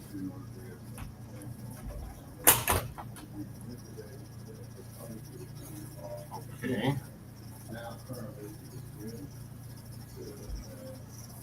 Shabaka, we can't hear you. You're like away from the computer or something. Okay. What about now? We can hear you now. Oh, okay, yeah. This Bluetooth, man, is low. Well, anyway, is what it is that they're on puppet strings, the Congressional Black Caucus. This is to give us the illusion of inclusion. You see what I mean? Okay, so what we should be doing, man, is figuring out a way, how to build up some businesses, man. See, what we got to do is have a core explosion on the economical shift that we can make, rather through the banking system or rather through the law of supply and demand, meaning black commerce. Okay, but so did it's you got that to be happen in that district, which is predominantly I'm sorry. now? No, the district that Maxine Waters works in, Brother Che, is every damn bit 75% Hispanic. And that's keeping it conservative, okay? You see what I mean? Because what happens with our people in that district, a lot of them is homeless, so they don't have an address to register to vote, or a lot of them are on parole. And in California, when you're on parole, you cannot vote.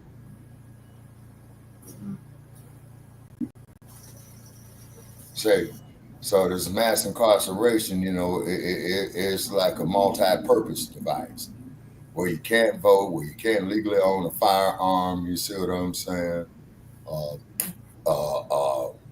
Keeping our youth on the path of self-destruction, you see. Then Hollywood, Hollydump, or whatever you want to call the ragged ass place out there in Los Angeles. They're not going to promote any type of visuality of us doing something positive in mainstream media, rather if it's the publications, the DVDs, or on these internet streams. You see? Yeah.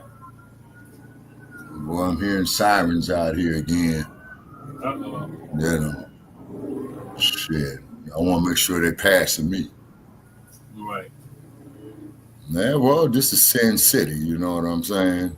Mm-hmm. But like they say, for the city of Los Angeles, anything can happen there. You know what I mean? Mm-hmm. But what goes on here stays here, That's what they say, yeah. Yeah, okay. LA Mayor Karen Bass says mass deportation will bring her city to a halt. Yeah, that's the next topic. So, close this one. This is exactly why we need term limits for these congressional members. Maxine Waters been in office for 40 years. She ain't doing nothing. Longer than that, Brother Jay. Okay. Longer than that. How long has she been in office total? I think Maxine Waters got elected to the U.S. Congress in 1982. 1982, so that is 42 years. Yes, sir. It's time for her to retire. Yep. Plus, there's a couple of terms as the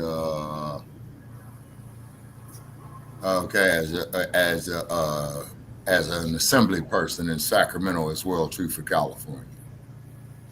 Okay, that was in 82 or before 82? Yeah, 82, around 82, because she was my congresswoman at one. She was my congresswoman at one time, and my California State Assembly representative. Okay. And since she's been in office, every district she's represented has been. Damn, man, what they doing? They chasing you, or you playing Grand Theft Auto, man? Damn. Oh, well, we are from Omali, very active over here too. Yeah, so it sounded like somebody was in a hurry. Oh yeah, they be racing up and down. Oh, okay. Yeah, sooner or later, the police gonna be up there. Almost hit me crossing the street. Damn. But anyway, moving right along right here. Okay, so the seriousness on the political spectrum is getting serious. Okay, Brother Chair, I typed up the show. Yeah, I seen that. I put the link in the chat, Shabaki. I'm already on. Yeah, there it is, right there. Essential services. Yeah, Frontline Black News. Please like and subscribe and follow us. Also, too, you could Google us as well, too, and definitely Google our videos as well. That we put up there for Shabaka's Black Experience Enhanced as well, too. And like and subscribe to the like page on Facebook by the same name of Shabaka's Black Experience Enhanced. Yeah, so we need to have congressional term limits. There's no way in hell. Oh, yes, sir. 42 years, not doing nothing for her people at all. Yeah, right. Now, here's what they could do, Brother Che, right? As we know, the state assembly or the state legislature and the U.S. legislature, basically, which is the U.S. Congress, right? They always are having elections every 2 years at the state level. You see what I mean? Because you got the people who got elected to Congress here in 2024, those who are in the Congress, except for the House of Representatives, you see, they got to run for re-election in 2028. Or 2026. See what I mean? More times. Wait a minute. Hold it. Yeah, 2026. Yes, sir. I stand corrected. See? The House seats are every 2 years, and the Senate seats are every 6 years. Yes, sir. But keep in mind that in every election at the state level, you know, from the pattern that I've seen recently, at the state level, right? Yeah. Okay. A lot of the states will elect a governor, their state legislative body, plus their U.S. senators, either or, one of them. Yeah. Because the senators run every 6 years, right? Yeah. But what they would do, like in California, and I'm sure the other states do it, you would have the senator, okay, let's look at 1980, right? For an example, presidential election year. Okay, you would have in California either one or two of those senators at the federal level running for re-election, right? Yep. But also, too, every 2 years, as you know, okay, they will be having U.S. congressional seats up for re-election. You see? Yeah. And those are generally are either at the top elections for the governor of the various states and or the president, because, you know, you got some governors who are running for election too in some states. You see what I mean? Yeah. See. So, you know, they got all these trapdoors in this political system that you got to be avoid, you see. And one of them, you know, is that they really, really need to have some integrity. You know what I'm saying? Yeah. Shit is crazy. You know? All right, well, moving along, we got Karen Bass. The mayor of Los Angeles. Okay, what is her puppet string non-effective ass got going on?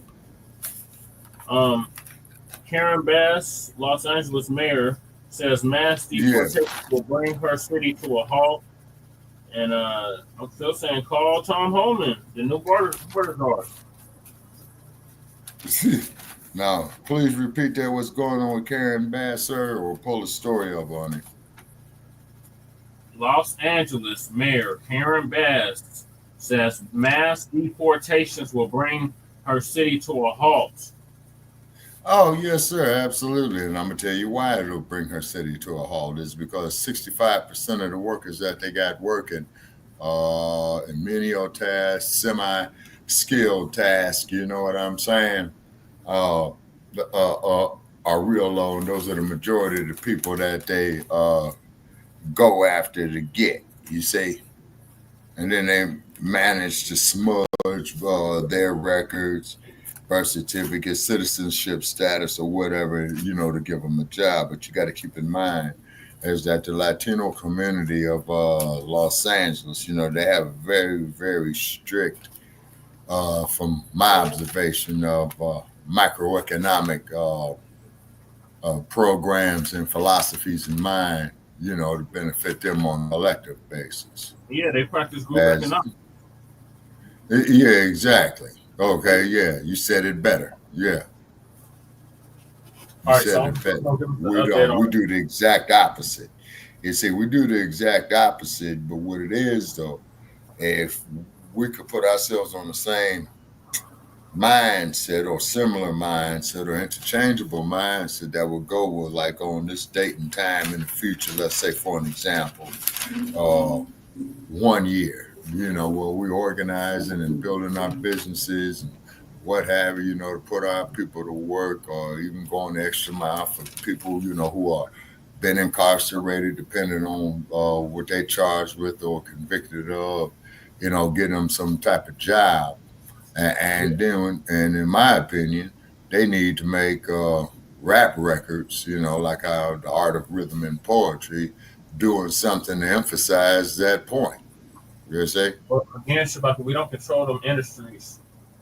I know, but I'm thinking, but what I'm saying, though, Brother Che, is that the amount of revenue that the hip hop industry would have is made, Black Hollywood has made, right?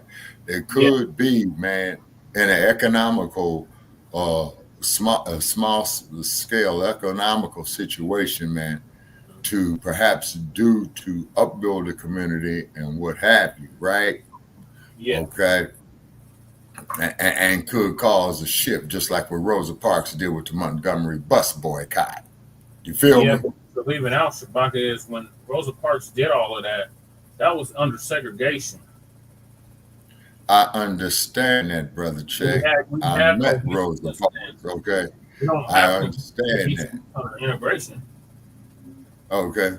All right, but what it is, though, is that, as Dr. King said, you still see the effects today, and the effect of what Dr. Francis Cress Wilson said. You see what I'm saying? He led our people into a burning house with integration. It should have been self-sufficiency, right? And integration was rushed. It wasn't well planned out. It was no. Our people. And you know, you grew up in that era where you remember segregation vaguely, and then you remember the start of integration. Yes, sir. You see what I'm saying? And then with this all inclusiveness, but then what happened is what the Black exploitation films era that Cicely Tyson had pointed out, and I think Sam Cooke as well too, of how we're producing all the time. Blaxploitation saved Hollywood because Hollywood was in the dumps. Yeah. Oh yeah, most definitely. Yeah, that's why you had a lot of the other studios from on the international scene start coming to Hollywood or having their films distributed by Hollywood, because all right, you already, man, gonna have to pay real high to produce the film, right? But then to get the regulation end of it and the recognition through Hollywood itself and what have you, see, that's even costing more money. You see what I mean? You see? Yep.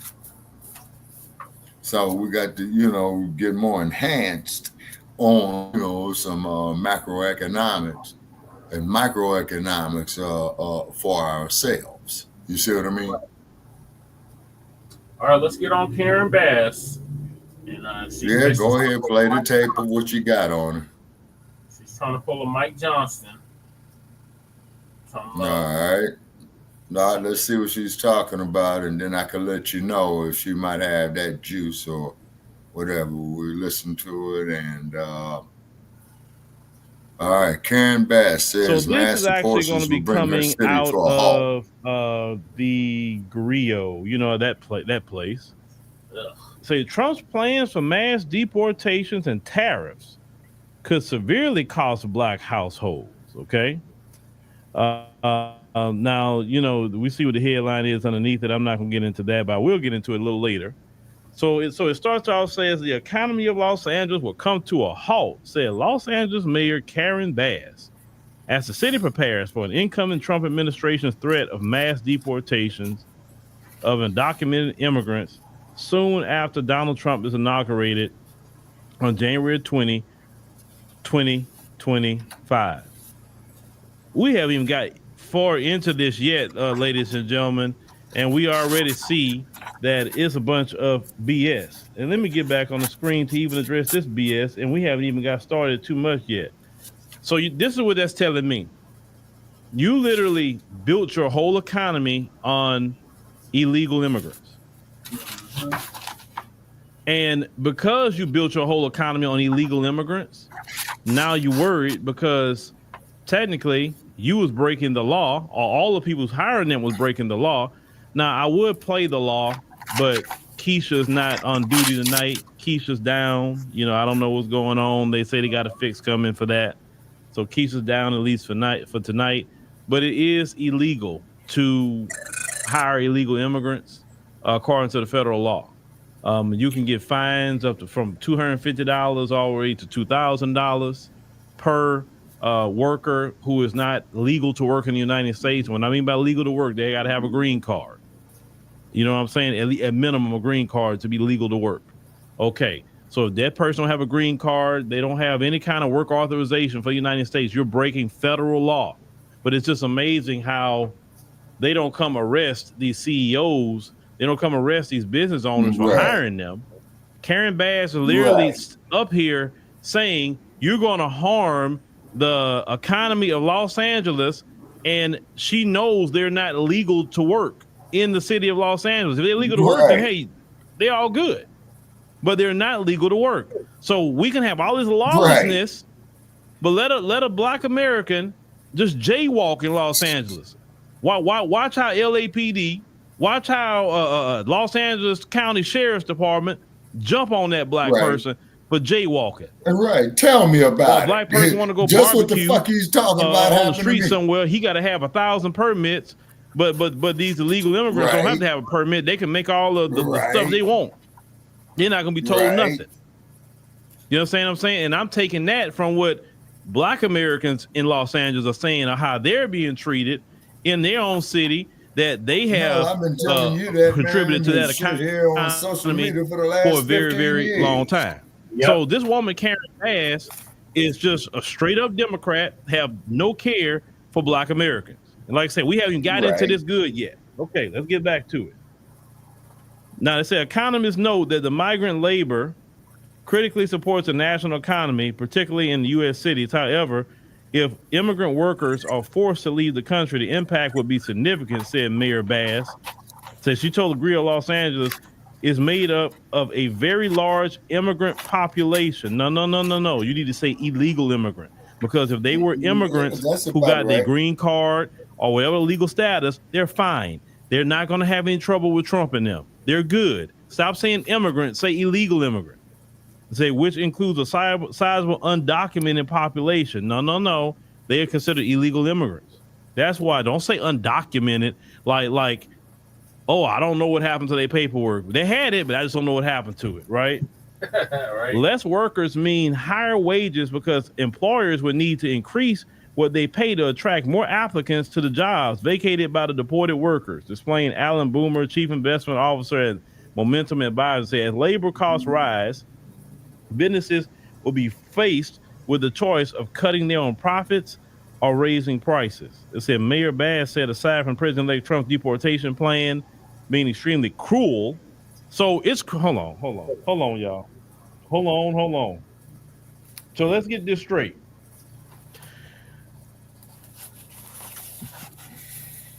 What happened to Jordan Neely was extremely cruel. Right.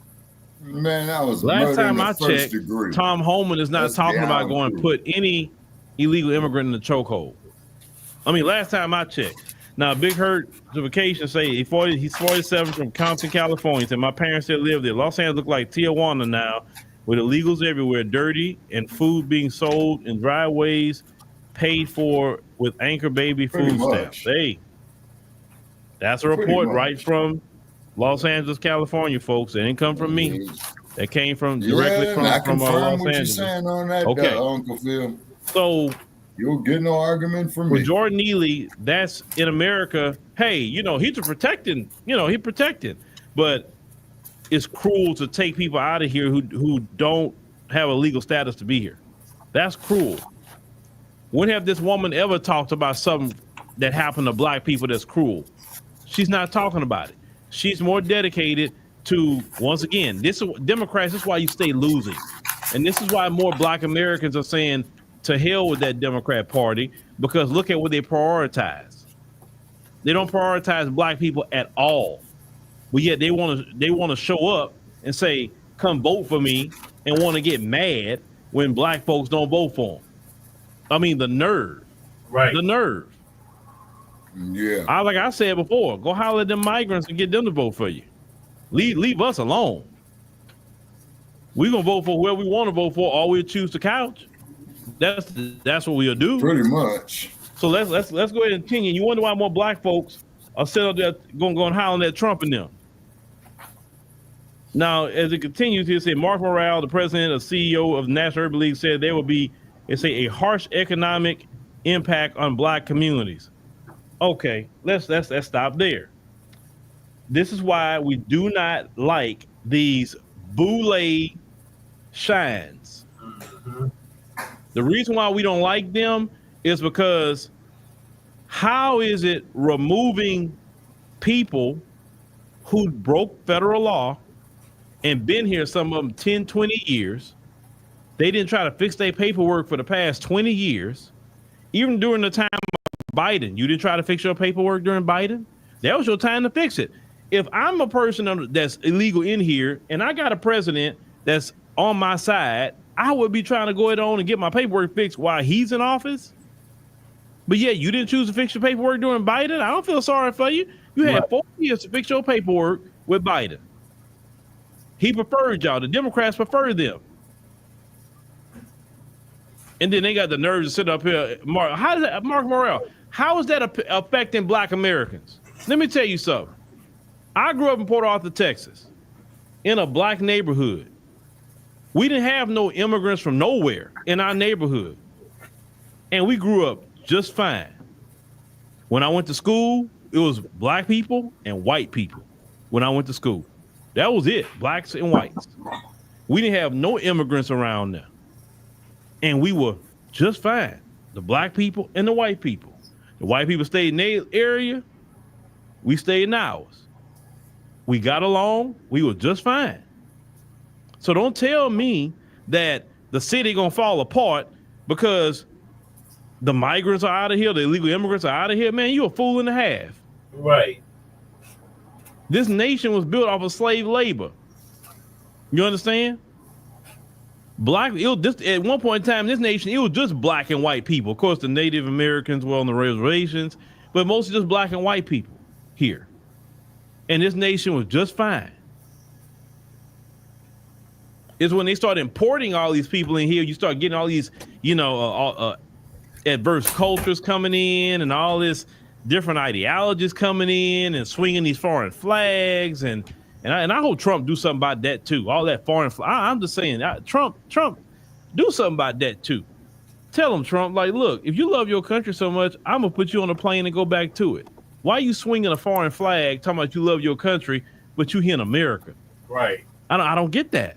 I never. I don't listen. If I'm somewhere else, I'm not swinging my flag too much. I'm gonna actually swing the flag of the new country. Because I'm happy to be there.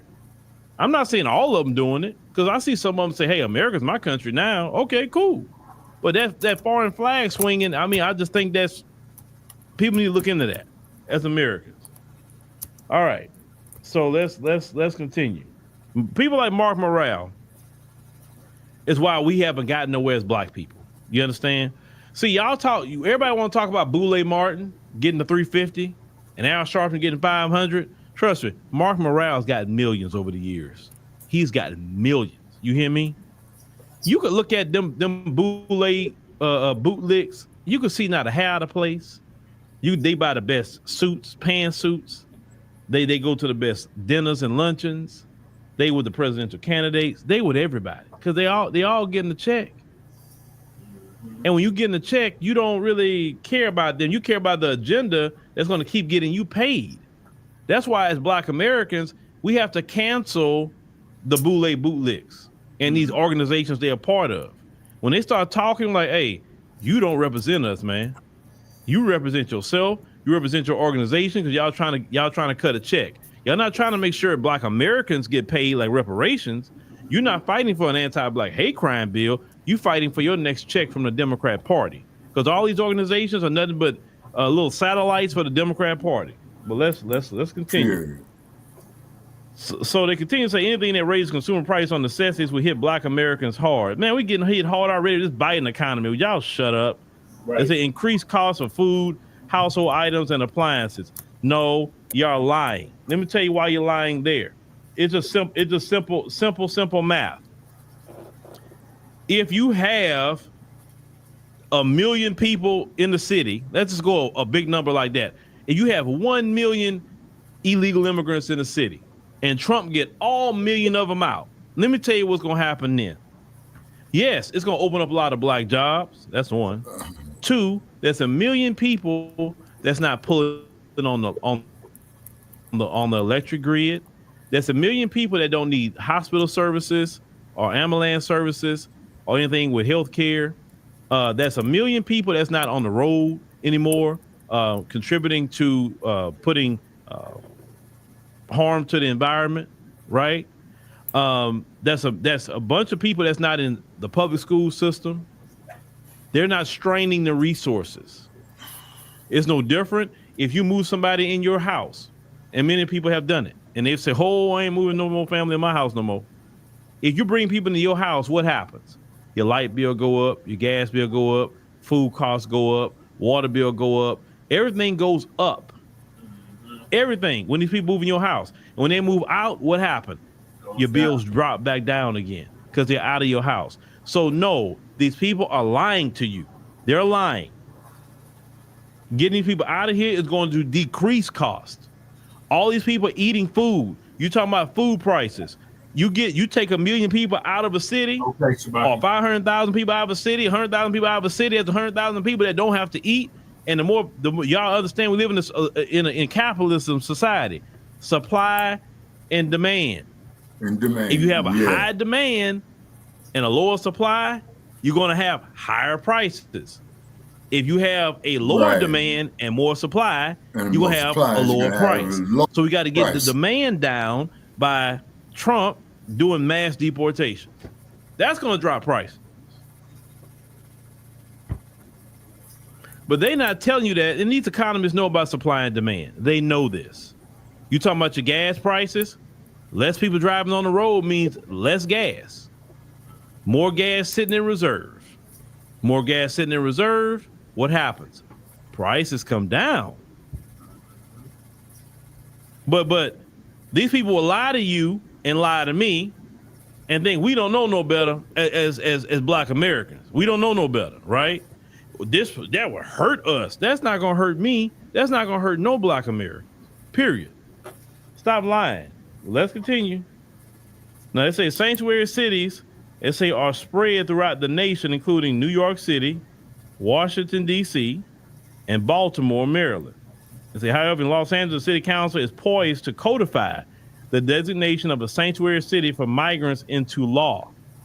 The ordinance would also prohibit city resources or personnel from being used to help federal immigration law enforcement.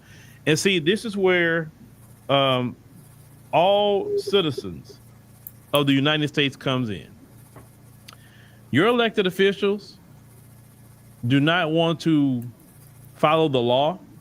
Now, these officials talk about law and order all day long when it comes to black folk, but it's not law and order when it comes to them. This is the two things that the citizens of this country need to do. One, any city council, mayor, anybody that's talking like that, oh, I'm not going to do anything. Oh, you're not? Okay. Yeah, you getting voted out. Yep. I'm making sure to get you voted out because you're anti-American, because you're defending foreign nationals who don't have a legal right to be here. If they have a legal right to be here, that's no problem. They can enjoy themselves. I hope they have a great time. Just don't commit no crimes. You're defending people who broke the law, but my people, especially black Americans, are mass incarcerated for much of nothing. If anybody should be picking up the phone and assisting federal law enforcement is black Americans, FBAs. But I know it's not just FBAs, but I'm just saying if anybody, because we are the mass incarcerated, we are the group of people that they sit up here and put the letter of the law on us. Yep. So how is it we watching the groups of people be lawless, breaking our laws? They not going to jail for nothing. They doing all kind of things because your city council and your mayors are allowing them to do it. Mm-hmm. That's why you hear a lot of black people saying, oh, when Trump get in there, I'm calling. That's why they saying it. Because black folks are tired of discrimination. This is open discrimination. This is open discrimination and bigotry. Because you're saying that these group of people can literally break the law. But black people in particular, for sure, they better not break the law or they going to jail. Period. So for the sake of justice and for the sake of what's fair and what's right, everybody got to follow the law. If we can't break the law, they can't eat. Right. Just that simple. You having people from Los Angeles saying that they can't even get a job because they don't speak Spanish. Newsflash, this is an English-speaking country. Speak whatever language you want. But on every job, and I think that need to be codified in law, that everybody needs to at least speak English. You can speak whatever language you want. You speak 1,000 languages. I'm not against people speaking different languages. I'm not. But you can't tell an American, oh, you don't speak Spanish. You can't work here. Huh? You're looking around like, this Latin America? Where am I at? This is the United States. Why are you telling me I got to go speak I can't get a job? Like, you know what I'm saying? That's a form of discrimination too. And y'all need to be suing. If you're being told you don't speak Spanish, you can't get a job here, then you should sue for that. You should sue. I don't care who you are, black, white, whoever. You should sue. Because that's discrimination. You can't discriminate in hiring, especially about English. We're not in Latin America. And the reason why this happens is because Americans are allowing it to happen. Yeah. You're not suing. You're not exposing these people. You're not calling these people out. You're not showing it in real time what's going on these phones. Y'all need to be active in showing this stuff. Some of y'all do here and there, but everybody need to participate. Right. Because I can't say it all. Other people can't say it all, but sometimes you need to say it. Let's continue here. Now, they say, even with the designation expected to become law, Mayor Bacc feels the threat of mass deportation sends a ripple of tremendous fear in the community. Not the black community. FBAs are good. She said the city could see an economic shuddering if immigrants are deported, and Trump seeks to retaliate against sanctuary cities with action like withholding federal funding for cities providing safe havens for migrants. Okay. And you know what, Trump? Let me say something about that to Trump. Trump, you hold every dime. Our tax dollars are for American citizens. Our tax dollars is not for foreign nationals. I'm telling you, I've been to other countries, and other countries do not prioritize foreigners. They prioritize their citizens. And rightfully so. Rightfully so. You said if it be the Chinese and Indians here too. I don't care where they come from. I don't know why y'all. But the reason why I mentioned Latin America because I've been to LA. Yes, oh boy. Now let me tell you the difference with Chinese. The Chinese, they go in their own little corner, and the Chinese go in the area and they stay out the way. They really do. Much. They stay out the way. Yeah, they do their dirt and all things that they do. Yeah, but they're very clandestine. These Indians, they kind of stay out the way. They're not in the middle of everything. Like I'm not saying they don't do their dirt, but you just don't see certain things going on with the Chinese and the East Indians like that. And you don't see the gangs and all that stuff running around. I'm not saying that the Chinese don't have their gangs, but they stuff is a little bit more on the hush hush. It's not more out in the open. But you can correct me if I'm wrong. You can correct me. But these other groups like that, the Arabs, they kind of know how to be in their little areas, do their thing, and kind of just stay out the way. Right? And let's call it what it is. California isn't flooded with a bunch of East Indians. I mean, they got them there, but you look at the population, more of the people there are from Latin America than anywhere else. So, but it don't matter where they come from. I don't care where they come from. If you are an illegal foreign national and you didn't take care of your paperwork and Trump come and get you, hey, I don't feel bad for you. It just bottom line. And you said that they're taking over the trucking business, lowering the rates. I've heard that from truckers too. I've heard that. That's hurting. Now, why Karen Bass not talking about that? Hurting the economy that way, lowering trucking rates with truckers where they can't make no money. But she's not talking about the workers being hurt. She's talking about the businesses who's actually committing crimes being hurt. Well, let's continue. Let's see here. There we go.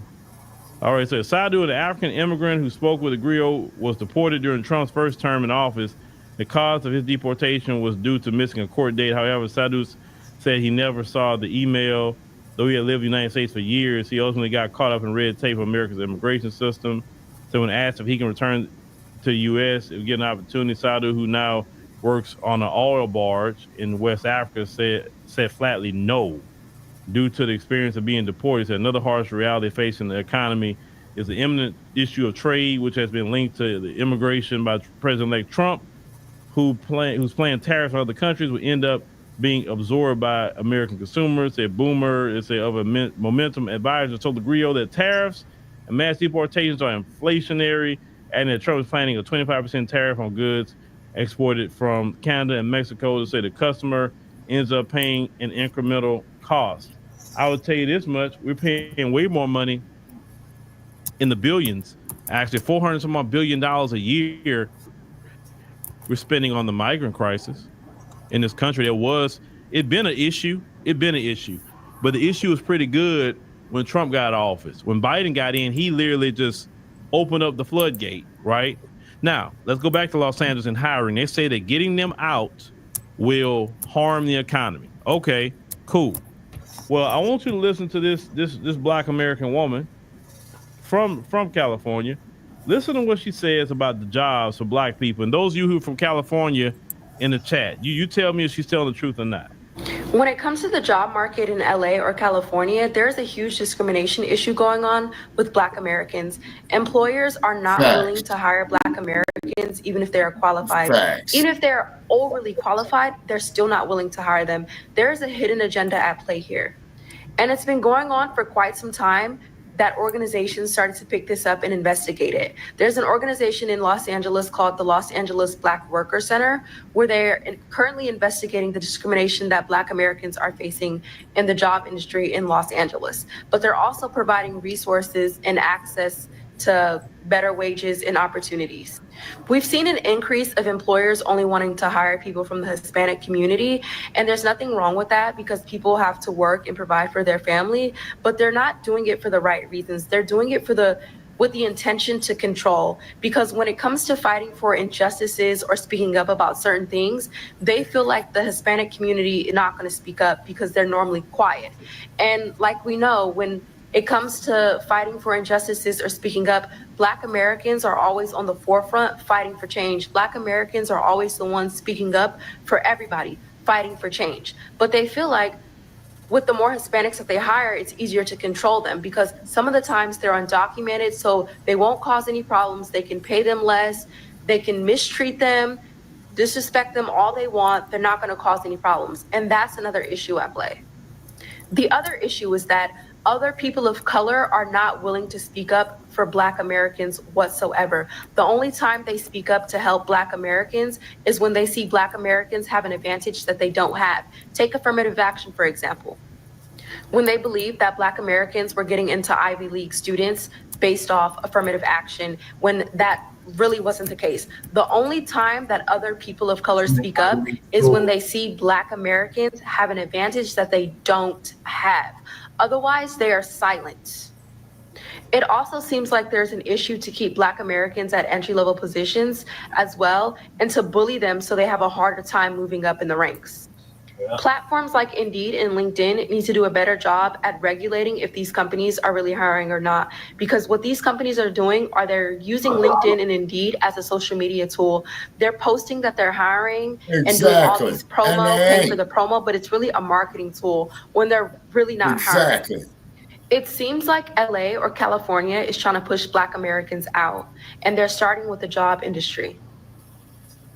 They've been so doing as you heard that. that young sister said, she broke that down, and I see Eric Jordan in here saying that sis is speaking nothing but facts. I live in county. Now, let me go back. She mentioned LinkedIn and Indeed. Let me mention something to all of you. Okay, LinkedIn both of them are is one of my favorite places to find people to come into African Diaspora News Channel. Renell Way came that way. Naledi came that way. I would say Effie. I would say Victor. Who else? A couple other people have came that way through LinkedIn, right? So it's not LinkedIn. LinkedIn has nothing to do with it. Indeed has nothing to do with it. That's just a platform. Yes, when you put a job up, you pay money per day to get the job out more to other people so you can get applicants, right? The beautiful thing about LinkedIn is that you could get a bunch of applications too, and then like, okay, let's say if somebody, don't want to work with you no more, whatever the case may be, it just didn't work out. You can literally, you don't even have to do any kind of job opening, because there was a lot of people you could have picked, and you got these applications still. Now they interested, they'll come, and not, they're not. But you got a lot, because every time I've done it, I've got almost 500 people that come apply like that, right? On LinkedIn. So LinkedIn is a beautiful place to find people. Very, very talented people you can find on LinkedIn. These companies just not hiring you. And they're not hiring you because I told y'all before, remember, hiring is intentional. Yeah. So they're not intentionally hiring you. So like they're intentionally hiring them. It's intentional. Yeah. It is not that the algorithm, no. There's a person that's making a decision to hire them. Now, as a business owner, I can tell you it is cheaper to hire them. It is, because I'm just talking about I'm not talking about community. I'm talking about just capitalists. It's cheaper to hire them. 2 reasons. One, you can do them 1099, and then some of them not doing that, doing cash. Some of them doing cash. Right. Exactly. You don't have to pay state tax with them, because California has a state tax. You don't have to pay a state tax with them. Don't have to pay a federal tax. Don't have to pay, the Medicaid and Medicare and all that stuff that go on with that, right? You don't have to do Social Security, because yes, you still have to pay Social Security, right? And as an employer, what happens, whatever comes out of your check, let's say if your taxes end up being $200 a check, your employer is paying the other $200. So you're only paying half of your tax. Your employer paying the other half. So hiring them, they can get a lower wage. They can hire them like a 1099 contractor. Yeah. And they're not going to say anything. She's right. They're not, because they can't say anything, because these folks, and then somebody mentioned in the chat earlier, I saw it. The folks is the main one that's getting over and hiring them, because if a bunch of us start doing it, we'll get raided. Yeah. And we'll go to jail. Remember what I said earlier? we have to follow the letter of the law as Black Americans. Then white folk, they are the main ones hiring the illegal foreign nationals. They are the one doing it. These big corporations doing it. My thing is, Trump, I'm gonna address you. Don't just arrest the illegal foreign national. Y'all need to be saying, hey, I got an arrest warrant for this CEO too. And make an example out of them. That's the problem I have, because if you do not arrest these CEOs and these hiring managers who hired them, then it's not going to stop. Because technically they're breaking federal law by hiring them, because a lot of them know that they are not legal to work in the United States of America. They know, and they're breaking the law by doing that. They know. I used to work with them when I was. See, that goes back to they don't want to mass incarcerate white people, because they'll be mass incarcerating a lot of white men if they really follow the law. That's why I say they follow laws they want to follow. But we still gonna have a problem with the issue. Okay, Trump's in office. The people scared to come over here. Okay, fine. But who's coming after Trump? We don't know. We don't know who gonna get after him. They say, well, J.D. Vance. We don't know how J.D. Vance would be about that let's say if he was to get elected. We don't know. We don't know anything about him. We know how Trump is, but we don't know nothing about him in the sense like, would he be hardcore about immigration? Would he? You know what I'm saying? So that's why they don't want to, like, they're thinking like how I can make money. Yeah, they're gonna keep hiring them. Lady Che, because hiring one of us, you gotta pay us. You got to pay us a certain amount of money, because it's not going to work. And the more money you pay somebody, the more taxes you're going to have to pay to that person. Now, they can hire a person like a 1099 contractor and get out of that if they want to save a little money. Tell a person, look, I'm hiring you as a 1099 contractor.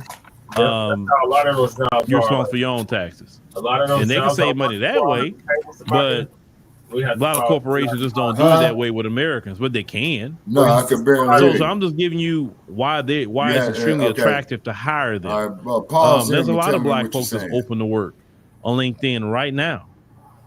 Okay, so what he's describing about the 1099s, a lot of those places I used to work for, where I was getting paid under the table, we have to file 1099s on the independent contractor. Yeah, that means you're an independent contractor that you're working for yourself. See, yeah. So basically, and trust me, you should. But they having them do it too, Shabaki.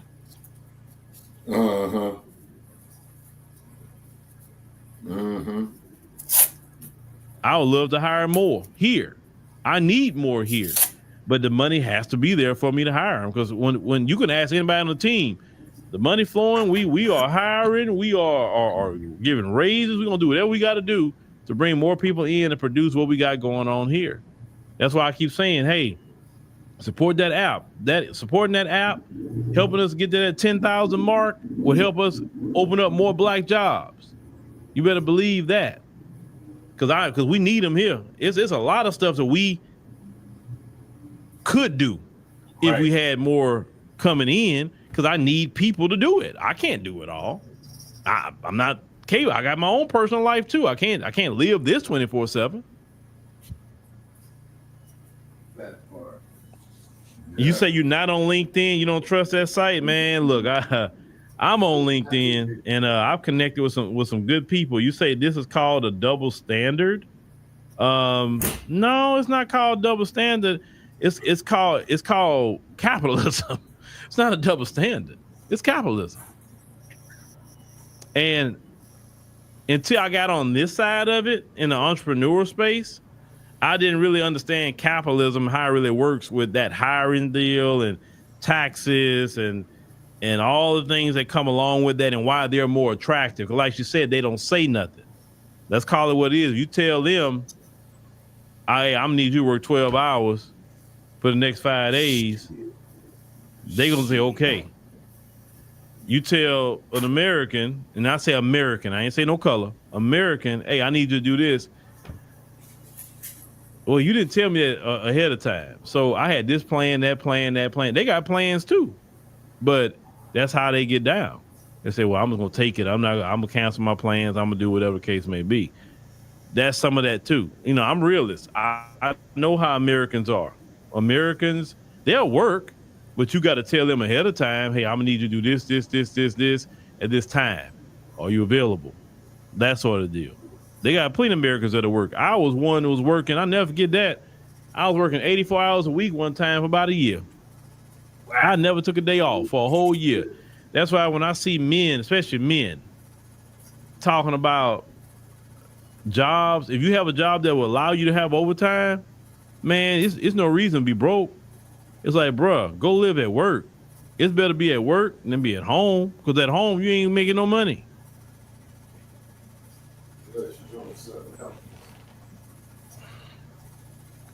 You say America is a real joke? Well, yeah, America is, but in another instance, it's not. Because you just got to navigate America's system, man. America's system is, I will say this much. I've been in other countries and seen how their systems are. Even though we have problems with this system, I'm telling you, America is one of the best countries in the world. In a lot of instances, it is. When you get out of this country and see how other people move, or you see how certain things don't work like it work here, you be appreciating America in all its flaws. You appreciate it. Because, like, you know, in a lot of these other countries, you can't get no wicker food stamps. Nope. You can't get that. You can't get no Section 8.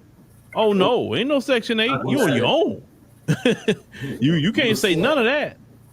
You know? Oh, you go to this organization, that organization, get help. No. No. Unemployment insurance. You can get unemployment in the United States. Other countries don't get no unemployment. Nope. They don't get them in. No. If you don't have a job, you stuck. Man, you gonna be on the side of the road selling fruit somewhere to try to make some money. Right.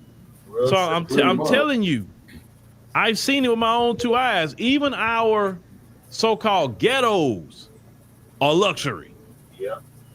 I'm telling you, our so-called ghetto is a luxury. Cause I got to see with my own two eyes what a slum looks like. And man, you would not say you living bad if you got to go see it yourself and see how other people are living. Or like they say in Brazil, like in favelas and all them places like that, bruh. That's why people kill themselves to get over here. Cause even in the hood, they like, man, this is great, man. Shoot, you got, man, y'all cut on the water. You ain't got to go fetch a 5 gallon jug of water from a water spot 2 miles away to bring it back to the crib. You got running water. You know what I'm saying? Oh, you got power all the time. You don't have load shedding. That's why some people come here and they don't want to leave from here, because they know they go back to their homeland, they going back to that. I'm just being real with you. You appreciate America a lot if you start traveling and seeing how, you know, how things just don't work like America sometimes. We have rights in America that other people don't have. Like, for instance, now we could talk about the president, we could talk about this, that, and the third. Bruh, in certain countries, you would disappear. Police come get you, and they won't see you no more. It's not that they put you in jail either. Oh, no, they're not gonna put you in jail. They gonna just take your life and talk about the president and dump you somewhere, and nobody gonna know where you at. In this country, you can talk about the president, the senators, the Congress people. You can talk about the mayor. You can talk about the police. You can cuss the police out if you want to. Yep. And you fine. Go do that in some other country. So when them people come here, they're like, man, I live in a paradise. I'm just telling you the truth, what I've seen with my own two eyes. When them Kenyans was protesting about that finance bill, they police are using live rounds on them. Yep. In America, how many protests have black folks had? Yeah, they've done rubber bullets. Yes, they've done tear gas. But the police in America has not pulled out live rounds on protesters in America. That's not happening. Not live rounds. But that happens in other countries. That might put so all these people, like the Chinese that come over here, bro. Do you know how You think this country bad, man? China ain't no joke, bro. I was reading their laws. China is no joke. You can't look at the internet and search. I mean, you can't look at even Google in China. You can't say nothing. Oh, you gonna disappear too? Yeah. Yeah, you say, yeah, a lot of these countries, you're talking about Latin America, all that. Yeah, that's what I'm saying. Bruh, when people say you live in one of the best countries in the world, we do. We do. And I'm not saying every country in the world is going to be bad, because every country got it good and bad. Don't get me wrong. Right? But some of this stuff, even we do here, we couldn't do this. You know, let's call it what it is. I remember when One Gale started, One Gale was doing some sort of news about Ethiopia, she was saying. And somebody called her and told her, hey, watch your mouth. Because, you know, we know where your people at. And if you want more problems, keep talking about that government official you're talking about. And she told me at that time, years ago, hey, Phil, I had got this. I'll say, okay. Yeah, here, Shabaka, let's leave that alone. I don't want nothing to happen to your family or nothing like this. Or what you're doing, we'll get somebody else to talk about that has no ties to that.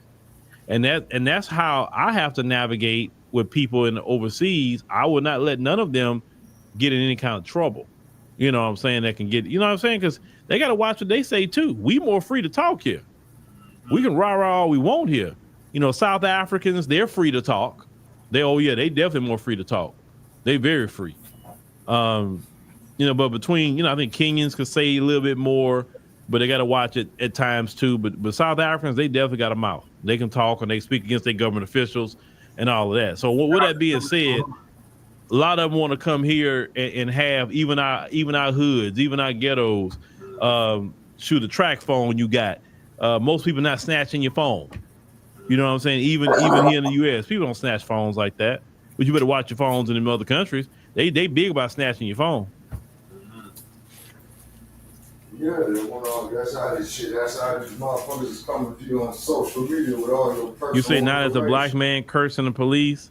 Well, most of us don't do that, but I mean, technically, I do. If you want to. I mean, I don't really talk to American police. I never have. You know, I just don't. Now, I've had conversations with police in Kenya. Had a great conversation with them. Police in South Africa. Had good conversation with them, right? It was cool. But in America, I don't talk to police in America. I don't even talk to the black ones. Because I don't know what that black one is on.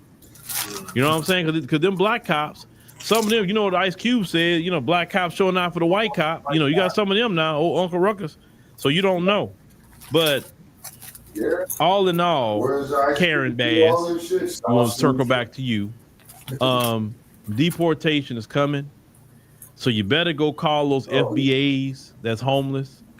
You better get them FBAs a job. Look, y'all, there's going to be a lot of black jobs open in Los Angeles, California.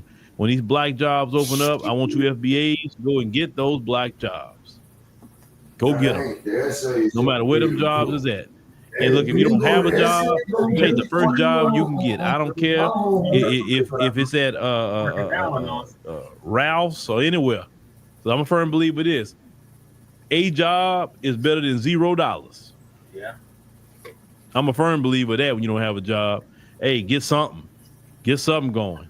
But also learn how to do some things online too if you can, because you can make some money on there too. You say, let's see how this go. Yeah, you out there in California, sister. Let's see how it go. But hey, if you want a system, say, hey, I know a bunch of them congregating over there. They working over there. And the moment ICE go get them all up, I want to see a bunch of black people go right there the next day and get them jobs. If black folks, if you don't go get them jobs after ICE and them go raid them places, then that's your own fault. You can't complain then, because now you can't say you didn't no job openings. And what's gonna happen is she's right. It's gonna be a ripple effect. Karen Bass is right about that. So all they have to do is do a few raids. They're gonna leave on their own. All of them not gonna get caught like that. So they're gonna leave. They're gonna go other places. They're gonna go into hiding. They're gonna leave these jobs. So a lot of black jobs are open up in Los Angeles, California. So be happy to see ICE coming in Los Angeles, California to open up some black jobs.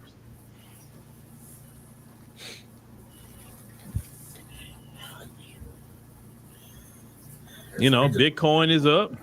Other cryptocurrencies is up. Want to know the secret to organizing your business? HoneyBook. HoneyBook makes proposals, contracts, and payments easy for me, and even easier for me. Hey, black people, take advantage. Take advantage.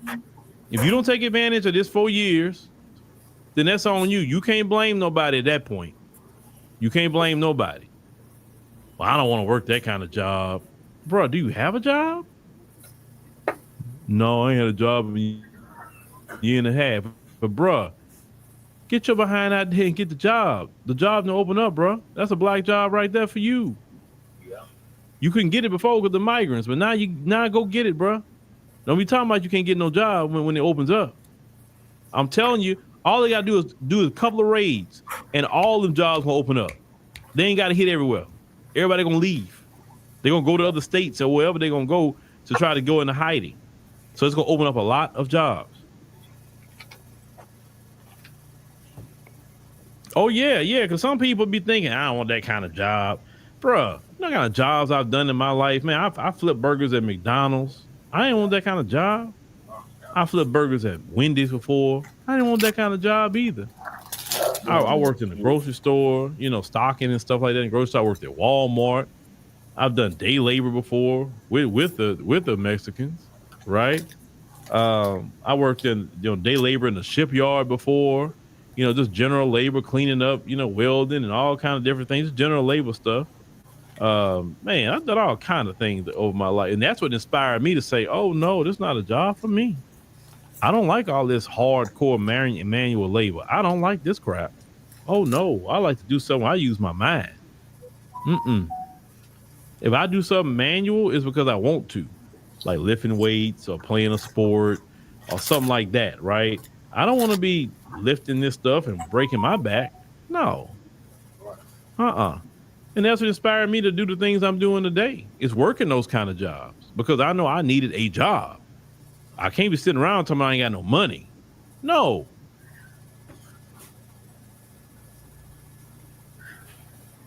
Yeah, honest job and honest pay is great. You do some scamming and all that. Well, eventually that's going to catch up with you.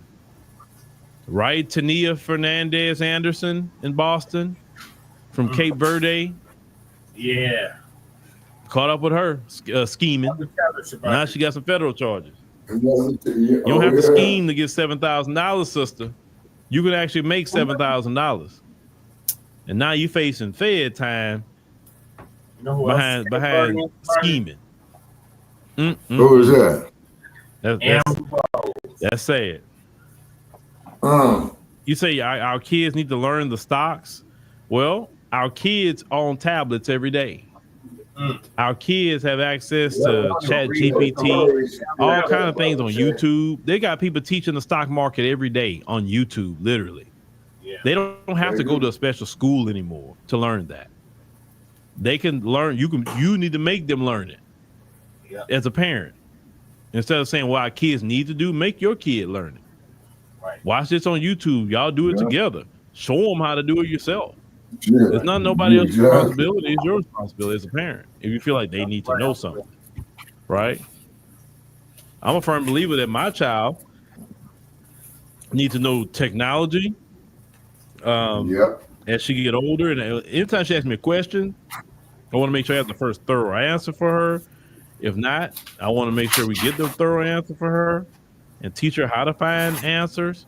And everything that, as she get older and start handling, she asked me questions about, other day, she like, oh, why you like using your card more than like, you like cash? I know you and mom don't really use your cash, use your card. I say, well, one thing, I don't like carrying a bunch of cash. I said, because let's say if somebody was to steal my cash, then I can't get that back. I said, if somebody was to steal my debit card, I can call the bank, shut it down. They can cancel the charges and put my money back. I said, they can't put my money back with cash. If they steal all my cash, that's it. I'm not getting it back. It's just not happening. That's how I feel. You know, I'm not saying we can't use cash. I said, but it's. I think you should have a stash of cash in an emergency stash, like somewhere that you got access to. But as for everyday use, no. I think the only time I told people, shoot, the only thing I carry haircut money, and use the haircut money today. I'm gonna do it, and then I'll just go like, here, you know, bro, I can give them the money, and that's that.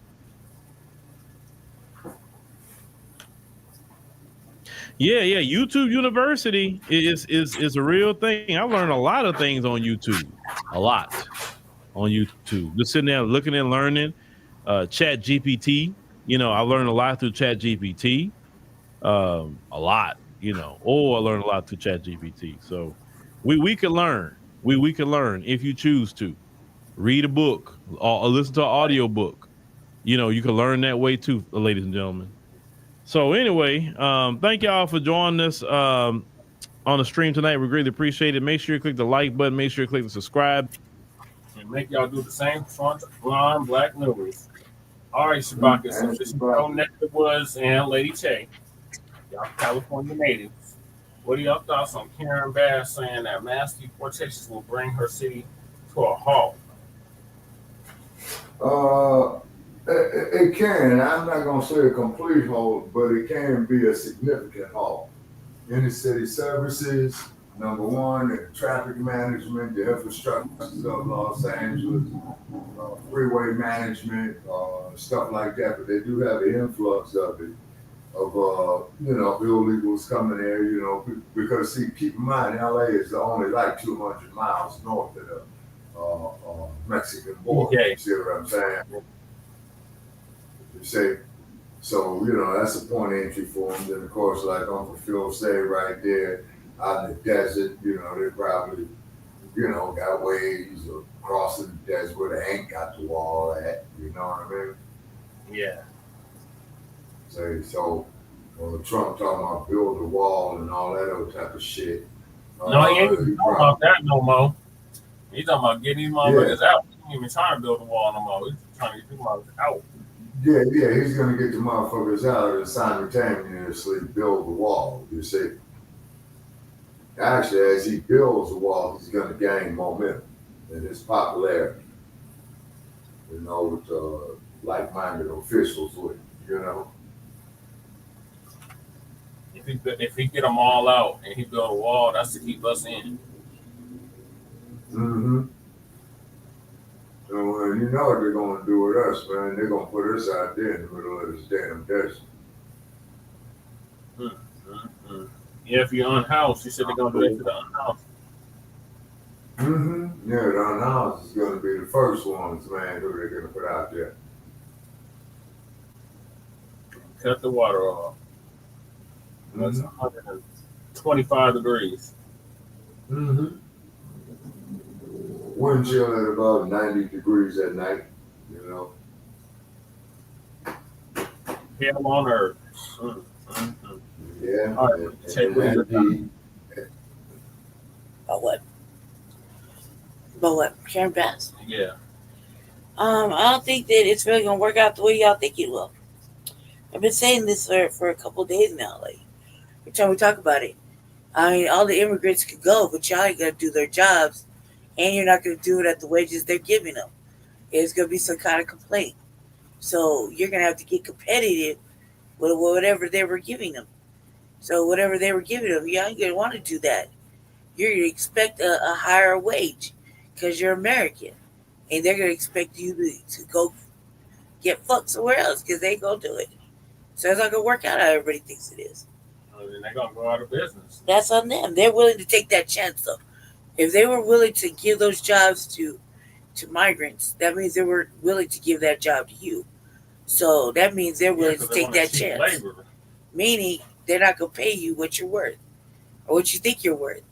So they're willing to take that chance. If they're willing to take that chance then, they're gonna be more than willing to take that chance now. That's it. They're gonna go out of business. Which sucks. That sucks. That sucks. So that's how I think. Yeah. I think that's how it's gonna be because nobody wants to be competitive. and it's reality. I mean, it's 2025 or 2020. Yeah, 2025.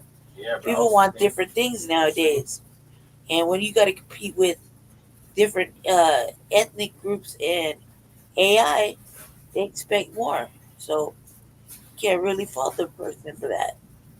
Okay, but AI is going to systemically, be a hurdle against us too, in regard to employment, too.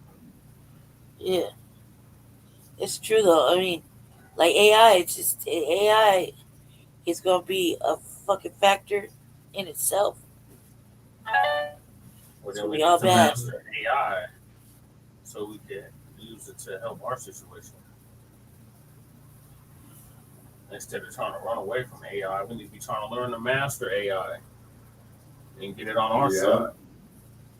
Or countermaster to get it on our side, just like you said. But we'll see, y'all. We just give y'all the news here.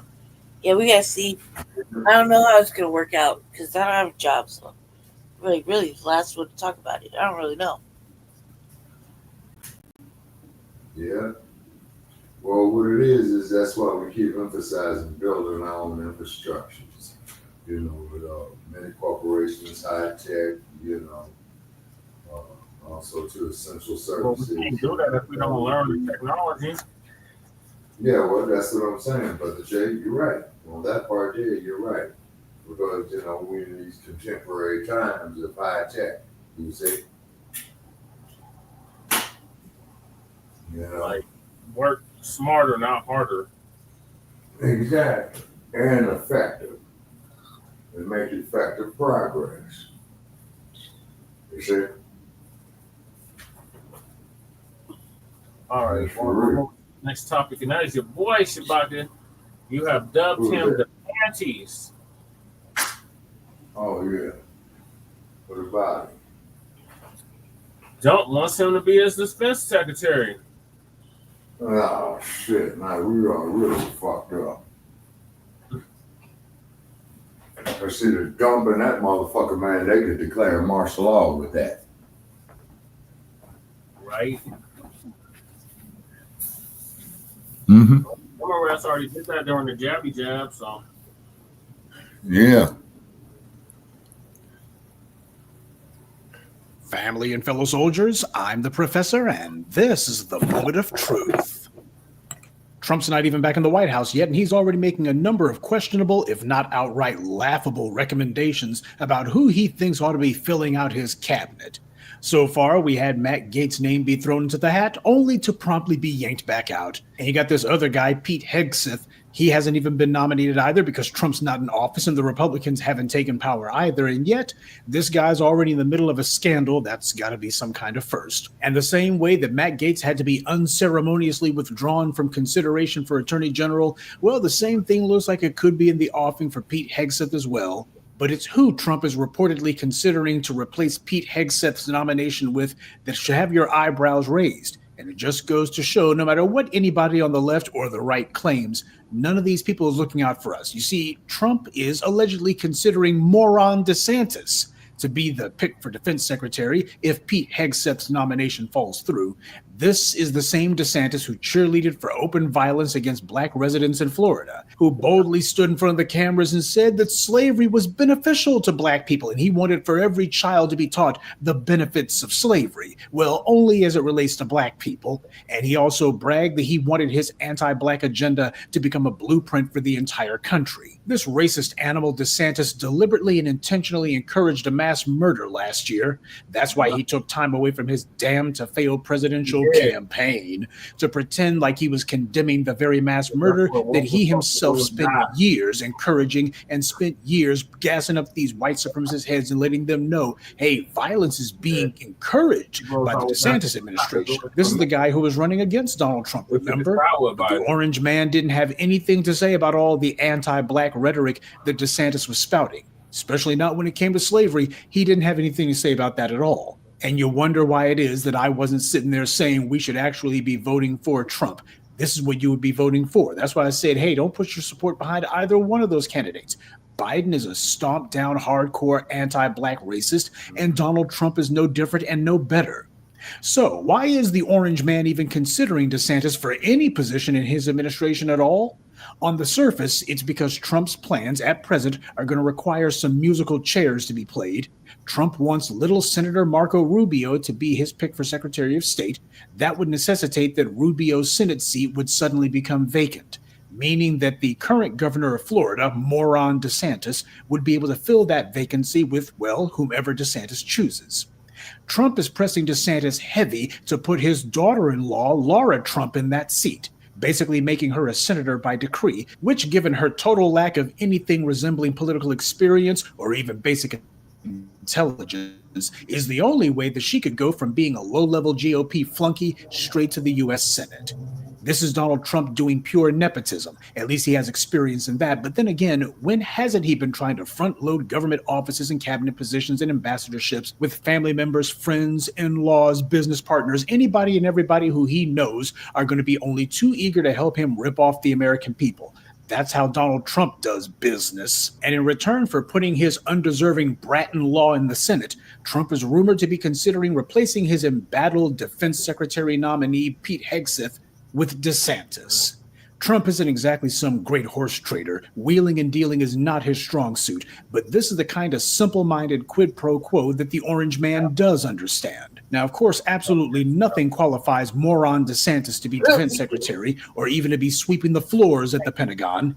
The only thing that he actually has in terms of military experience is that he was briefly in the Navy, but even DeSantis doesn't talk about that very much. He spends most of his time talking about his legal experience and how he knows the law so well. Meanwhile, all of his asinine agitprop message legislation like the Stop Woke Act all got shot down by the courts in record time.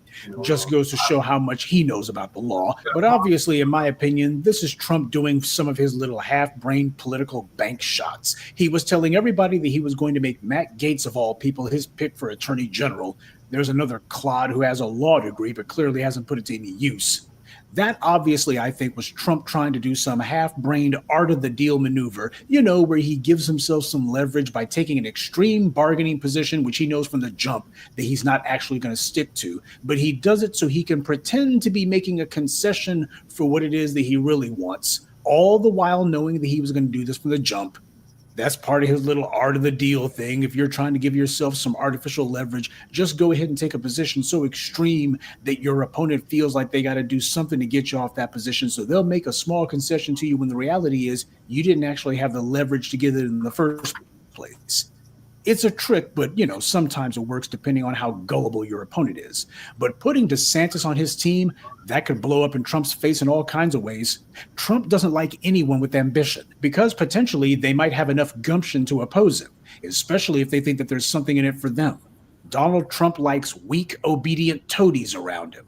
DeSantis was running against Trump, but not before he was sucking up to the orange man, right up until he realized that, wait a minute, Trump's going to try to run again for president in 2024. After that, Ron DeSantis was taking little sneak disses at Trump. He did everything he could not to openly oppose him, but to make it very clear that Republicans needed to go in a different direction. Remember, Ron DeSantis was supposed to be the big, great white hope of the never-Trumpers. That's the reason why you had all these little organizations who didn't like Trump, and they thought to themselves that DeSantis, with a lot of help from Fox News, could be positioned as an alternative for the MAGA right. DeSantis, however, is ambitious, but he's also notoriously incompetent, too. He was being backed and funded by never-Trumpers like Club for Growth. So why is Trump even looking in this idiot's direction? Well, the first reason probably is because Trump lives in Florida, which DeSantis is misruling into oblivion right now. And of course, Matt Gaetz is from down there too. He's trying to pick a bunch of local yokels, but he's not picking them based on their qualifications. He's doing it based on whether or not they're loyal to him. As far as he's concerned, that means that they're least likely to stab him in the back. But in the meanwhile, he may think to himself that he's surrounding himself with a bunch of obedient flunkies, and they are by and large. But he's also surrounded himself with more zeros than Pearl Harbor. And in the process, Trump is putting on what everyone recognizes to be arguably his greatest psychological vulnerability, his overwhelming need to be liked, and his need to see his opponents grovel in front of him. He tends to become very accommodating of adversaries when he thinks he's got them on their knees. Mitt Romney went from being a never-Trumper in 2015 to having dinner with the Orange Man shortly thereafter to denouncing him after Trump got beat in 2020. Trump's own vice president, J.D. Vance, called Trump a wannabe Hitler. And now J.D. Vance is, well, he's Trump's vice president. So it shows how much Trump learned from Mike Pence. Trump is a lousy judge of character, but then again, what do you expect from a man who had no character to begin with? No matter what the Democrats' not so benign neglect towards us might have been, that doesn't change the fact that the Republicans were right in there with them when it came to all of these anti-Black policies that got pushed. Regardless of the Democrats' mendacity, regardless of the fact that Kamala Harris offered us nothing, that doesn't change the fact that Donald Trump is not our friend. White supremacy believes in controlling both sides of the conversation. So under white supremacy, the enemy of your enemy is not your friend. White power doesn't have the black media on strings, so they do everything they can to silence us, snuff us out, marginalize us. We're not meat puppets for anyone. So when we're opposing something, that's an actual choice for you. Don't kid yourself. No matter the rhetoric from the Democrats or the Republicans, when it comes to black people, they show that they're both on the same side. After all, the Democrats and the Republicans, when you look at their big donors, you see that they're nothing more than two wings on the exact same white supremacist vulture. Now, we had a lot of shills and suck-ups and Democrat volunteers who were running their mouths right up until Biden won the election in 2020, and then after that, they've been in hiding right up until this summer when Biden announced that he was going to be running or shuffling for president again. And then we had these DNC shills who had been MIA suddenly start selling the soap again, bombarding us with messages online and social media and telling us all the great things Biden allegedly did for us that apparently we were just too dim-witted to see. But we also had the exact same thing happening with Republicans, only those guys began their bombardment of us earlier. But like the Democrats, they offered us nothing in terms of reparations or any sort of tangibles. When we demanded to know what policies we were going to get, they said, well, he's not Kamala Harris, and we see how much you don't like Kamala Harris, so he's not Kamala Harris. So in other words, these RNC shills were doing the exact same song and dances as the Democrat shills were doing. Why should I vote for Kamala Harris? She ain't offering us anything. Well, she's not Trump. That's all she has to offer you. She's not the Orange Man. Okay, well, I'm not going to vote for her because she's not offering us anything. So do you think I'm going to support somebody who's only doing things for Kamala Harris? No. And what do the Republicans say? Well, we see how much you don't like Kamala Harris, and Trump, he's going to be the real choice for you. Okay, what's Trump offering us? Well, he's not Kamala Harris. You see how that works? Both parties, when it comes to black people, they do the exact same song and dance. There was never a choice here to begin with. They all demanded that we Trump, or more frequently, they would post messages saying to any and every subject, and that's why I'm voting for Trump. A bunch of people who we couldn't even verify if they were black or not, or if they even existed. Most of them didn't. They were probably a bunch of bots. But the point is, this is the danger in letting the white media push the lie that our criticisms of the Democrats automatically meant that we will or that we should vote for Republicans like Trump, who didn't offer us anything at all. And as we see, Trump has gone from merely being closed-mouthed about his anti-black leanings to once again embracing the biggest anti-black politician in America, aside from Joe Biden. Having Ron DeSantis on his team, the fact that he's even reaching out to DeSantis, that tells you everything you need to know about what Trump thinks about black people. While it is true that Donald Trump didn't pass any legislation that specifically was injurious towards black people, you know, like Joe Biden's 94 crime bill, the reality is Ron DeSantis has made an entire political career out of pushing anti-black legislation. And this is the guy who Donald Trump is about to be calling himself bending over backwards for if he can swing a deal to get his daughter-in-law into the Senate. They can go ahead and get that business hooked up that, oh, yeah, let's go ahead and give Ron DeSantis the nuclear codes. This is why I've said all along that we're not stupid like they think we are, and we don't support the Orange Man, and this illustrates why. Never forget, Donald Trump has had a card-carrying anti-black racist Stephen Miller on his payroll from day one. So please don't try to make a saint out of a sinner is the point that I'm making. You can be disgusted by this, but don't you dare try to act like you're surprised. Any of you folks out there who were saying, well, maybe we need to be supporting Trump. No, this is the reason why we were not supposed to be supporting him at all. Because for black people with their heads on straight, even if we don't have any legislation to judge you by, we can always judge you by the company you keep. Good day. and B1. I'd like to take a moment to mention some of our contributors: Keith LaRue, Roxanne Allen, Neil Safir, Anthony Williams, and Kenneth Johnson. Salute to them and thank you to everyone for listening, liking, and sharing this message. Black empowerment only exists because of you. That's right, Professor Black Truth. All right, Shabaka, what are your thoughts on the panties? Well, tonight on the podcast, ladies and gentlemen, the defensive secretary under the dump regime. I kind of like it. I ain't gonna lie. You gotta give the panties something. Shabaka? Oh, he's muted. Shabaka, you're muted.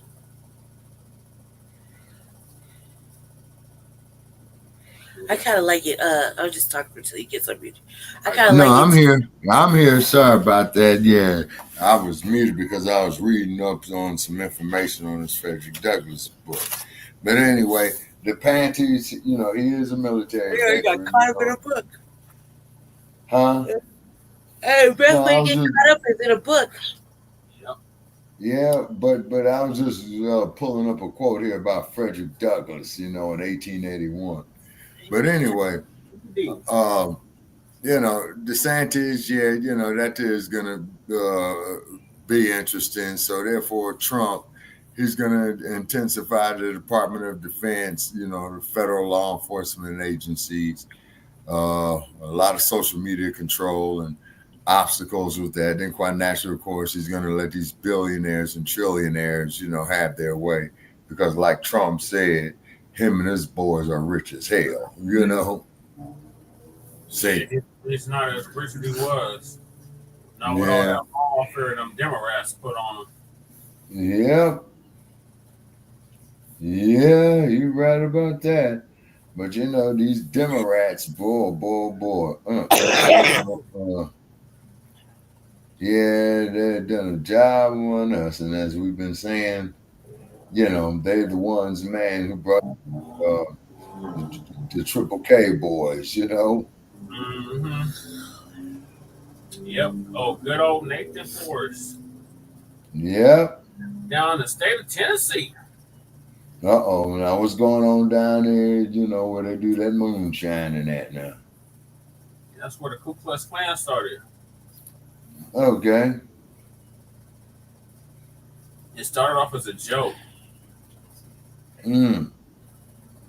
Like Jim Crow. Yeah. That's not funny. That was not funny. As you can see, it wasn't a joke. It was a nightmare. But it started off as a joke. Mm-hmm. And under them Dixiecrats. Yeah. And good old Southern liberals. Yeah. All right, so to hell with you, the panties. If you become the defense secretary, oh my God. Ugh. I mean, doesn't he have experience though? Yeah, he's a military veteran, so and he was an officer in the military. I mean, he got more experience than he got more experience. Yeah, than that dude did. He had a lot more experience than most of these dudes in that, except for like the fucking the Tom Holt, whatever the fuck his name is. Homan. Yeah, I mean he got some experience and he's been governor, so I think that he'd be all right. I mean, he's probably like the only common sense choice right there for right now with how his options are. Natural disasters that here. I mean, yeah. So I think he'll be all right. I don't think that it's like I mean, we gotta just watch and see because it is the panties. Yeah. So we do gotta watch and see, but I think it might be an all right choice, just because he has the experience and he already. I mean, he's been in government a long time, so he has foreign. God,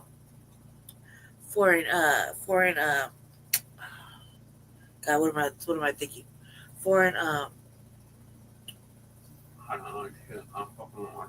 I can't think of the name of the word, but I'm pretty sure that he's gonna be all right. And not only that, but the panties doesn't look like he's not one to ask questions. He look like he'll find out the answer. Foreign affairs. I was thinking affairs, but I wasn't sure if I should just use that word. Yeah, he has foreign affairs experience. I think he'll be all right. I think he'll be all right. I don't think he'll be that great at it, but I think he'll be all right. I think that we'll know immediately once Trump takes office what's really going to happen, because all this shit is really mere speculation. Once he gets into office, there's only certain things he's probably going to be able to do if you got the right minded conservative Republicans and thinking of for him. They're probably going to stop a lot of his nonsense. So we'll see. He might just be making fucking presidential mandates for the whole term. You know what I mean? Because they might have took away his say so. That could happen too. So we'll see what happens. I think the Panties it might be all right in that position.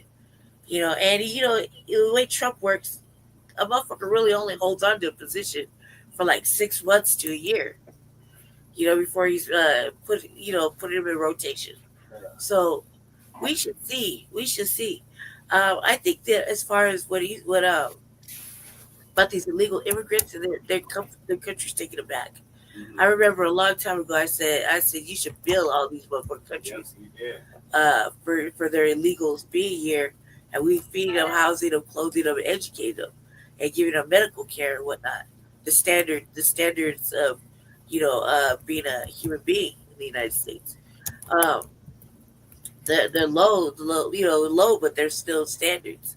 They still took from our care and our needs, bankrupt our hospital and shit like that. But I think they should get billed for it. Him telling them to take their country back or take their countrymen back. The only way I see that working is if these greedy. I'm looking at the title. No, that's the next one. Oh, okay. All right. Never mind. Okay, well, let me finish my statement real quick, just because I got it in my system.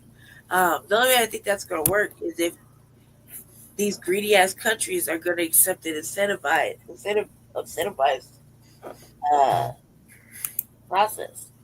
They're gonna want something for that. Although I don't think they should. I don't think like for example, Venezuela. Venezuela wasn't in a war. Venezuela was just impoverished. Yeah, after they took Hugo Chavez though. They've been impoverished because they said they got all the oil. They just don't know how. That's not they don't know how, because you got people that are coming from there that are oil technicians. So they're just impoverished and sitting with their oil on top of them. You know what I mean? Literally on top of them. So I think that they need some assistance in managing that. And since they have the biggest oil reserve, they have the biggest oil, right? Venezuela has the biggest oil. That's on the top. They need to work together with the United States.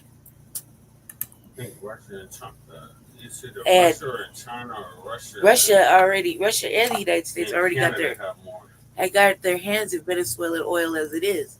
So they need to go figure it out to get their people out of there. Like, not out of there, but put their people back or make their people, have an economic future while they're building economics for everybody else. They need to do that over there because they have the resource.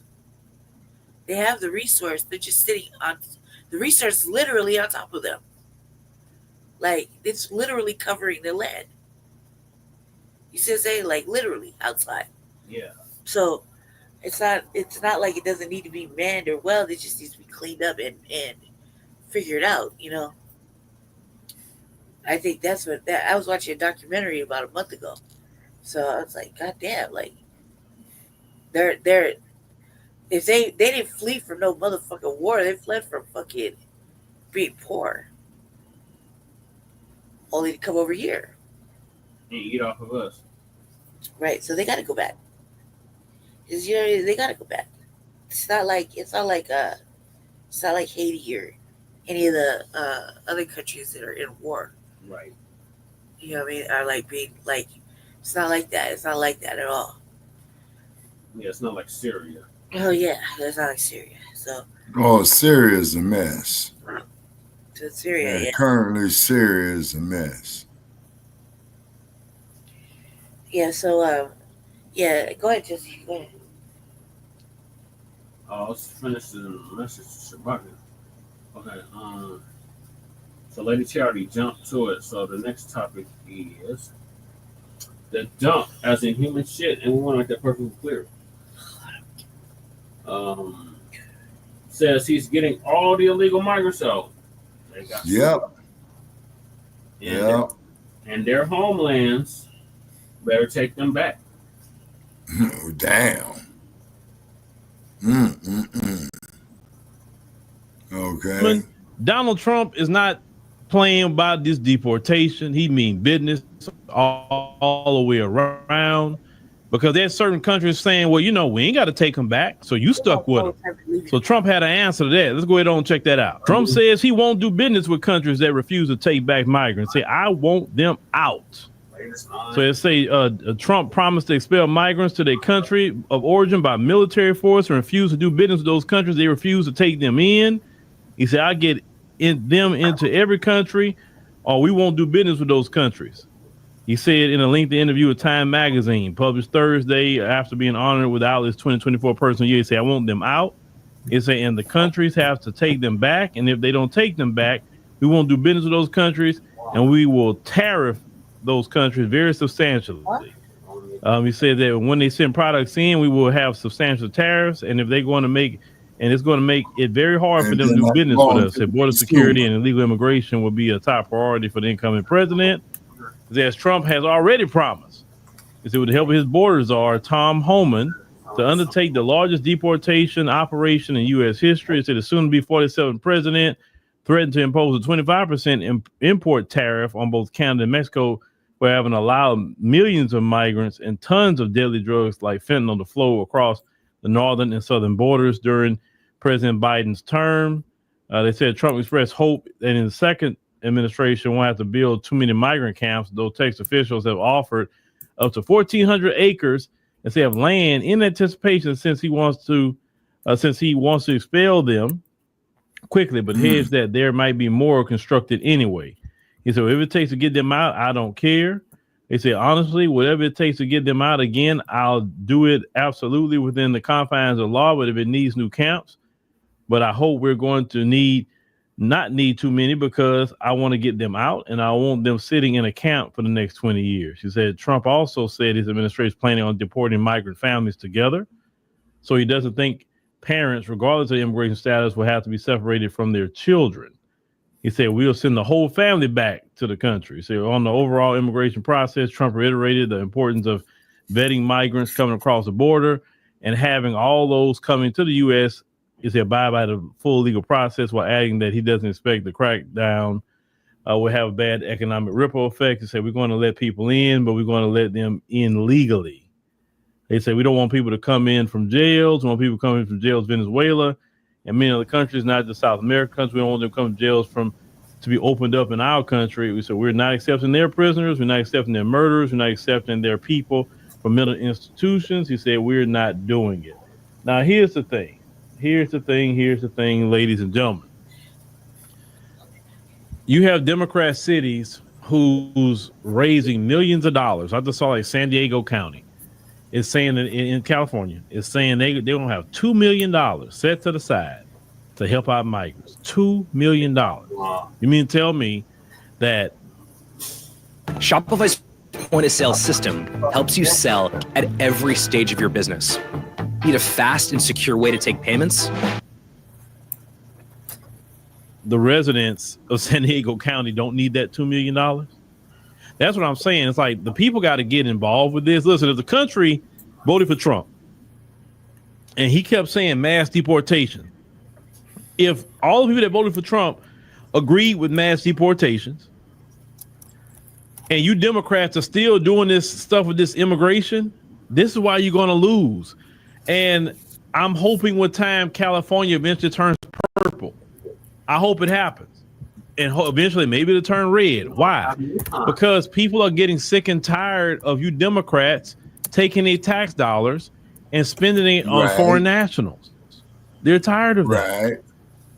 We have roads, bridges that haven't even been worked on yet, and you're taking tax dollars away. Now you say, well, that's the federal government. No, if you got extra money to spend on migrants, then you got money to be helping out people in this country. You got the homeless population.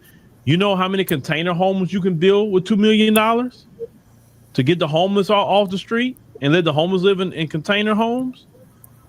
I'm just saying, like, it's so many things you could do with $2 million. All these Democrat cities run around here talking about, you know, the state of California, we're gonna have a legal fund to fight Trump. Why?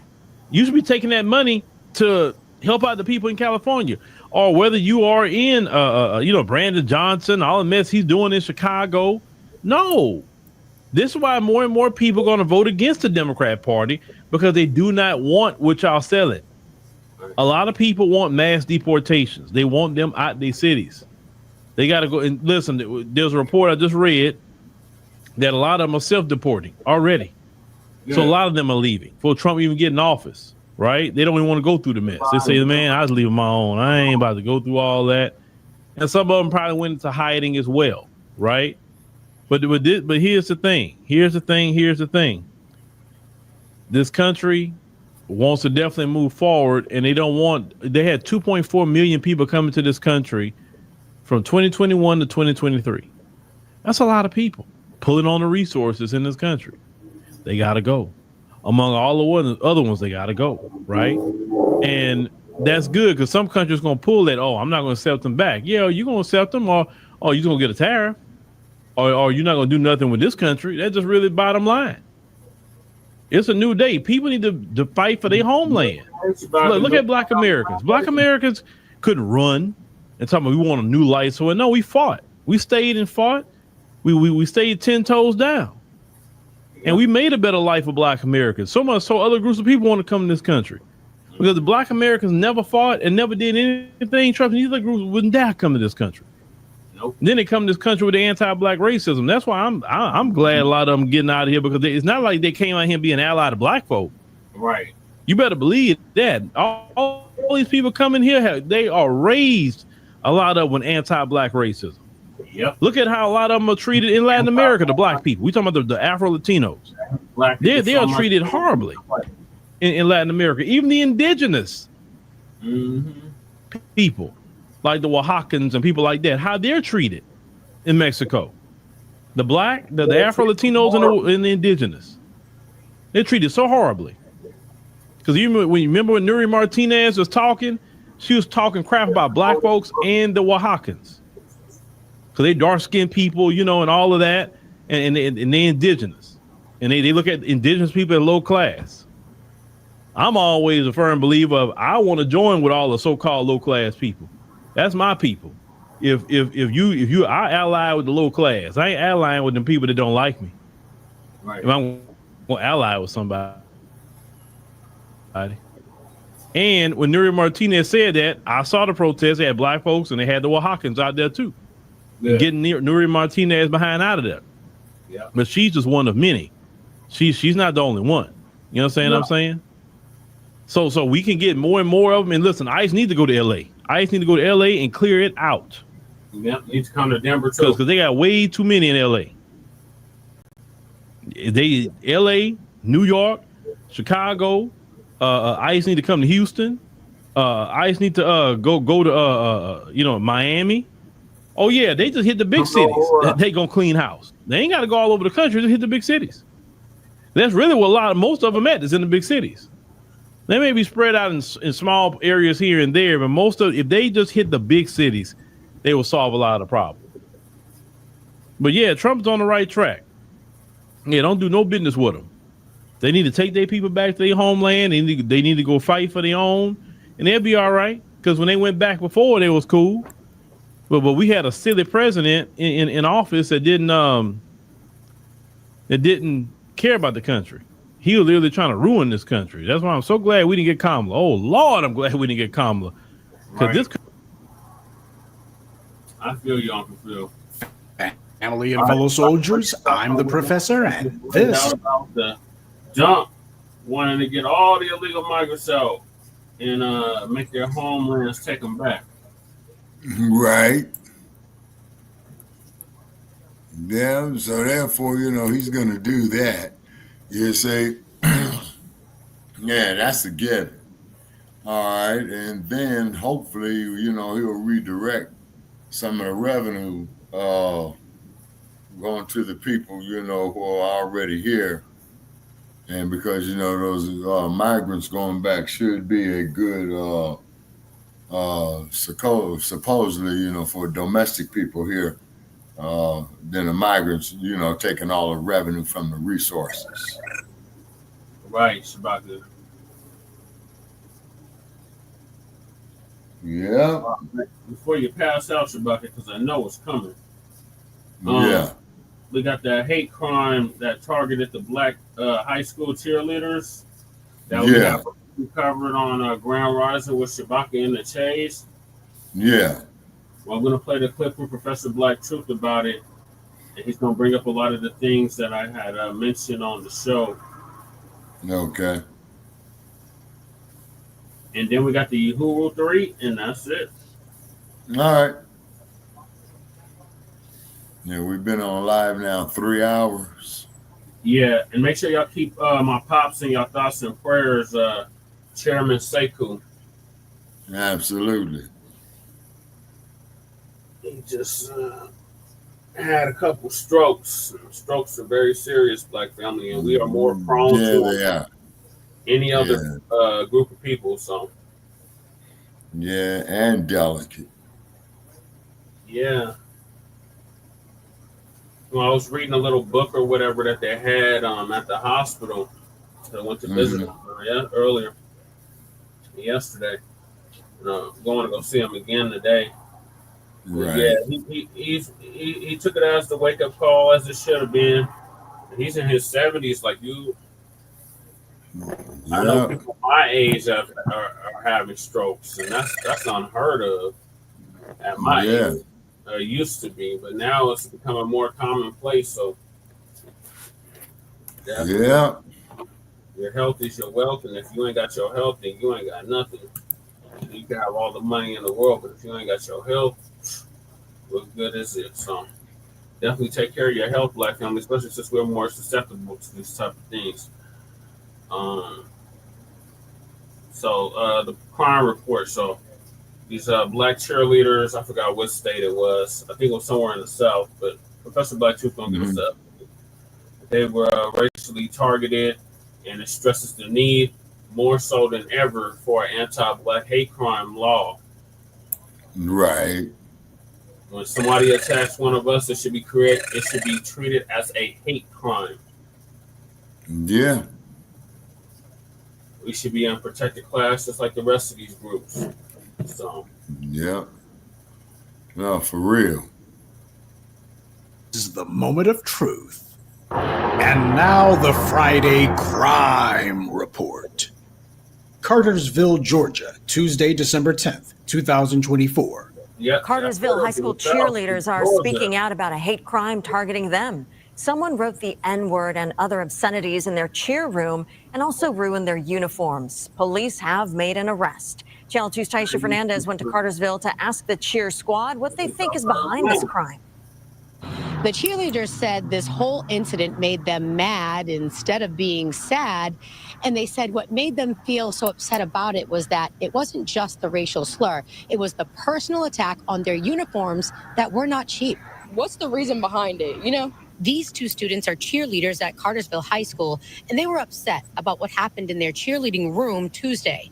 Someone spray painted the N-word on their refrigerator and ruined their uniforms by pouring mustard and coffee creamer on them. We already have like a negative image on us just because we are a mostly black team. So it was just kind of like, you know, it made everybody mad. Even we have 15 black girls and one white girl that made her mad too. Police ended up arresting a minor for it, but the cheer coach didn't like the way the situation was handled. Cheerleaders had to look at this again when they got to school the next morning. A spokesperson for Cartersville City Schools says miscommunication was the problem because administrators began their investigation immediately. They said, quote, the joint investigation with Cartersville police concluded within 24 hours on early afternoon Wednesday with the arrest of a juvenile. Cartersville City Schools does not tolerate any actions that make our students and staff feel unsafe. She went on to say they couldn't clean up this mess because it was an active crime scene. These girls hope that student gets more than just suspension. You know, when something like this happens, we get a whole lot of people who decide that they want to talk about their thoughts and feelings. When something of this nature occurs, that's not the time for thoughts and feelings. That's people who want to make it all about themselves. Now, we can be disgusted by this incident, but don't you dare act surprised. I'm a Gen Xer, and that's significant to this because mine is the first generation born after the Civil Rights Movement, the first generation born after the alleged end of job discrimination, after the alleged end of voting discrimination, after the alleged end of housing discrimination, but most importantly, after the alleged end of segregated schools. In fact, that last point was one that had to be touted since the 1950s with Brown versus Board of Education, but that was a decade before the Civil Rights and Voting Rights Acts of the 1960s. And yet, how much progress was there when it came to equal education in that 10-year period, or in the 70 years since? As a Gen Xer, I grew up watching TV shows and movies like everyone else, mostly TV shows that depicted children of all colors getting an education in a multiracial setting. And I also watched as millennials were being spoon-fed the same propaganda. Everything from Saved by the Bell to Power Rangers to after school and Saturday morning cartoons. Everywhere you look, the white media was pushing that imagery. The TV shows and movies and the white media's so-called news is nothing more than propaganda whose purpose is to bestow innocence on this racist society by claiming, see, we've changed. We're not racist anymore. Why, look at this TV show with all these different races of kids and this TV show and this news show. But their phony claims of black representation is merely for show. The illusion of multiracial schools is the number one way the U.S. has tried to push the lie that it's changed its tune since the 1960s. Because, of course, what better yardstick would you measure the improvement of a society by than its children? And you would be right to actually use that measurement, because while in black homes we had been taught to be colorblind and judge people by their character and not their color, we noticed soon enough that wasn't what was being taught in the homes of our classmates. They were being taught exactly the opposite. And as for the teachers and principals at these schools, in their sick minds, Jim Crow never went away. And forget about separate but equal. To them, it was separate and unequal. And these are the individuals who black children were being taught, or rather not taught by. Even as a Gen Xer, it quickly became apparent that no matter what we were shown on TV, no matter the allegedly multiracial classrooms we were in that the government said were apparently colorblind now, our classmates' parents hadn't changed their minds one bit about their attitudes regarding race. And it was these parents who were the main ones saying they wanted to homeschool their kids all of a sudden, even though most of these parents barely passed school themselves. But mainly, if possible, they wanted to get their kids out of public schools and into private schools. And of course, the government was bending over backwards to make sure that they funded it, but only for white neighborhoods. And it wasn't so much about getting a higher quality education as it was that, just like Joe Biden said in the 1970s, they considered it an insult to their racial status that their children should be in the same schools as black children at all. And we saw that attitude manifest itself in their children. There had already been a number of school shootings that had taken place in the 1980s and into the 90s, but at the end of that decade, America had its first grade school massacre, Columbine. It wasn't a mass shooting where one person was killed and 10 injured. It was a mass killing. I feel like I have to point that out because the white media loves to conflate the two as if they both mean the same thing, but they don't. Now, what doesn't get reported about the atrocity at Columbine was that Klebold and Harris were also on a white supremacist rampage that day. In fact, their associations and affinity for white nationalist culture is something that never gets mentioned except by the black media. They listen to that kind of Nazi rock crap that white supremacists are into, among other things. Klebold and Harris were part of a clique of bizarre oddballs at Columbine who became known as the Trenchcoat Mafia due to the fact that they wore their trench coats year-round, even in class. But that wasn't the only odd attire they wore. They also wore military berets, combat boots, red shoelaces, and Confederate flag patches. Gee, sounds just like Dylan Roof, another young mass murderer now, doesn't it? And the trench coat mafia's red shoelaces are important to note because that's what white supremacists like to wear, red shoelaces to symbolize that they had shed blood for the cause. The area of Colorado that Klebold and Harris lived in had very few black people, and their high school had practically none at all. Yet during their mass murder spree, Klebold and Harris singled out the only black student they could find, a young man named Isaiah Scholes. According to witnesses, one of the gunmen screamed, "There's that little nigger SOB right there," just before they gunned him down. Now, that wording clearly indicates that not only were they looking for black students to kill, but that they had been looking for Isaiah Shoals in particular. As it turns out, Isaiah Shoals and his siblings, who also attended Columbine, had had previous run-ins with the Trenchcoat Mafia. Isaiah's father recounted that several months earlier, one of the Trenchcoat Mafia had picked a fight with Isaiah. Now, Isaiah was only 4'11" and 120 pounds, but he had made the school's football, wrestling, and weightlifting teams. According to Isaiah's father, his son and this member of the Trenchcoat Mafia came to blows. And given that these reprobates were still angry about it several months later, I think it's safe to say who won that fight. But Isaiah's sister reported having been racially harassed by some girl thought to have been dating one of the Trenchcoat Mafia members. So this is why on the day of the massacre, they spoke with clear recognition when they saw Isaiah Shoals, because they couldn't beat him in a fight, and as we know, white supremacists hate to take an L. This is the part of the Columbine massacre that the white media doesn't tell you about. But the Yep. In that neighborhood that it sits in, it's racist as hell. Racist as hell. Yeah, I went through there the first time I went to Colorado, and I felt the vibe that I figured it was racist as hell. Mm-hmm. Your senses were not off, Shabaka. That shit is racist as hell. I used to work out there, and them mugs, like I showed y'all that article about me. That was just one of many incidents I had in that city, that sundown town known as Littleton. Damn.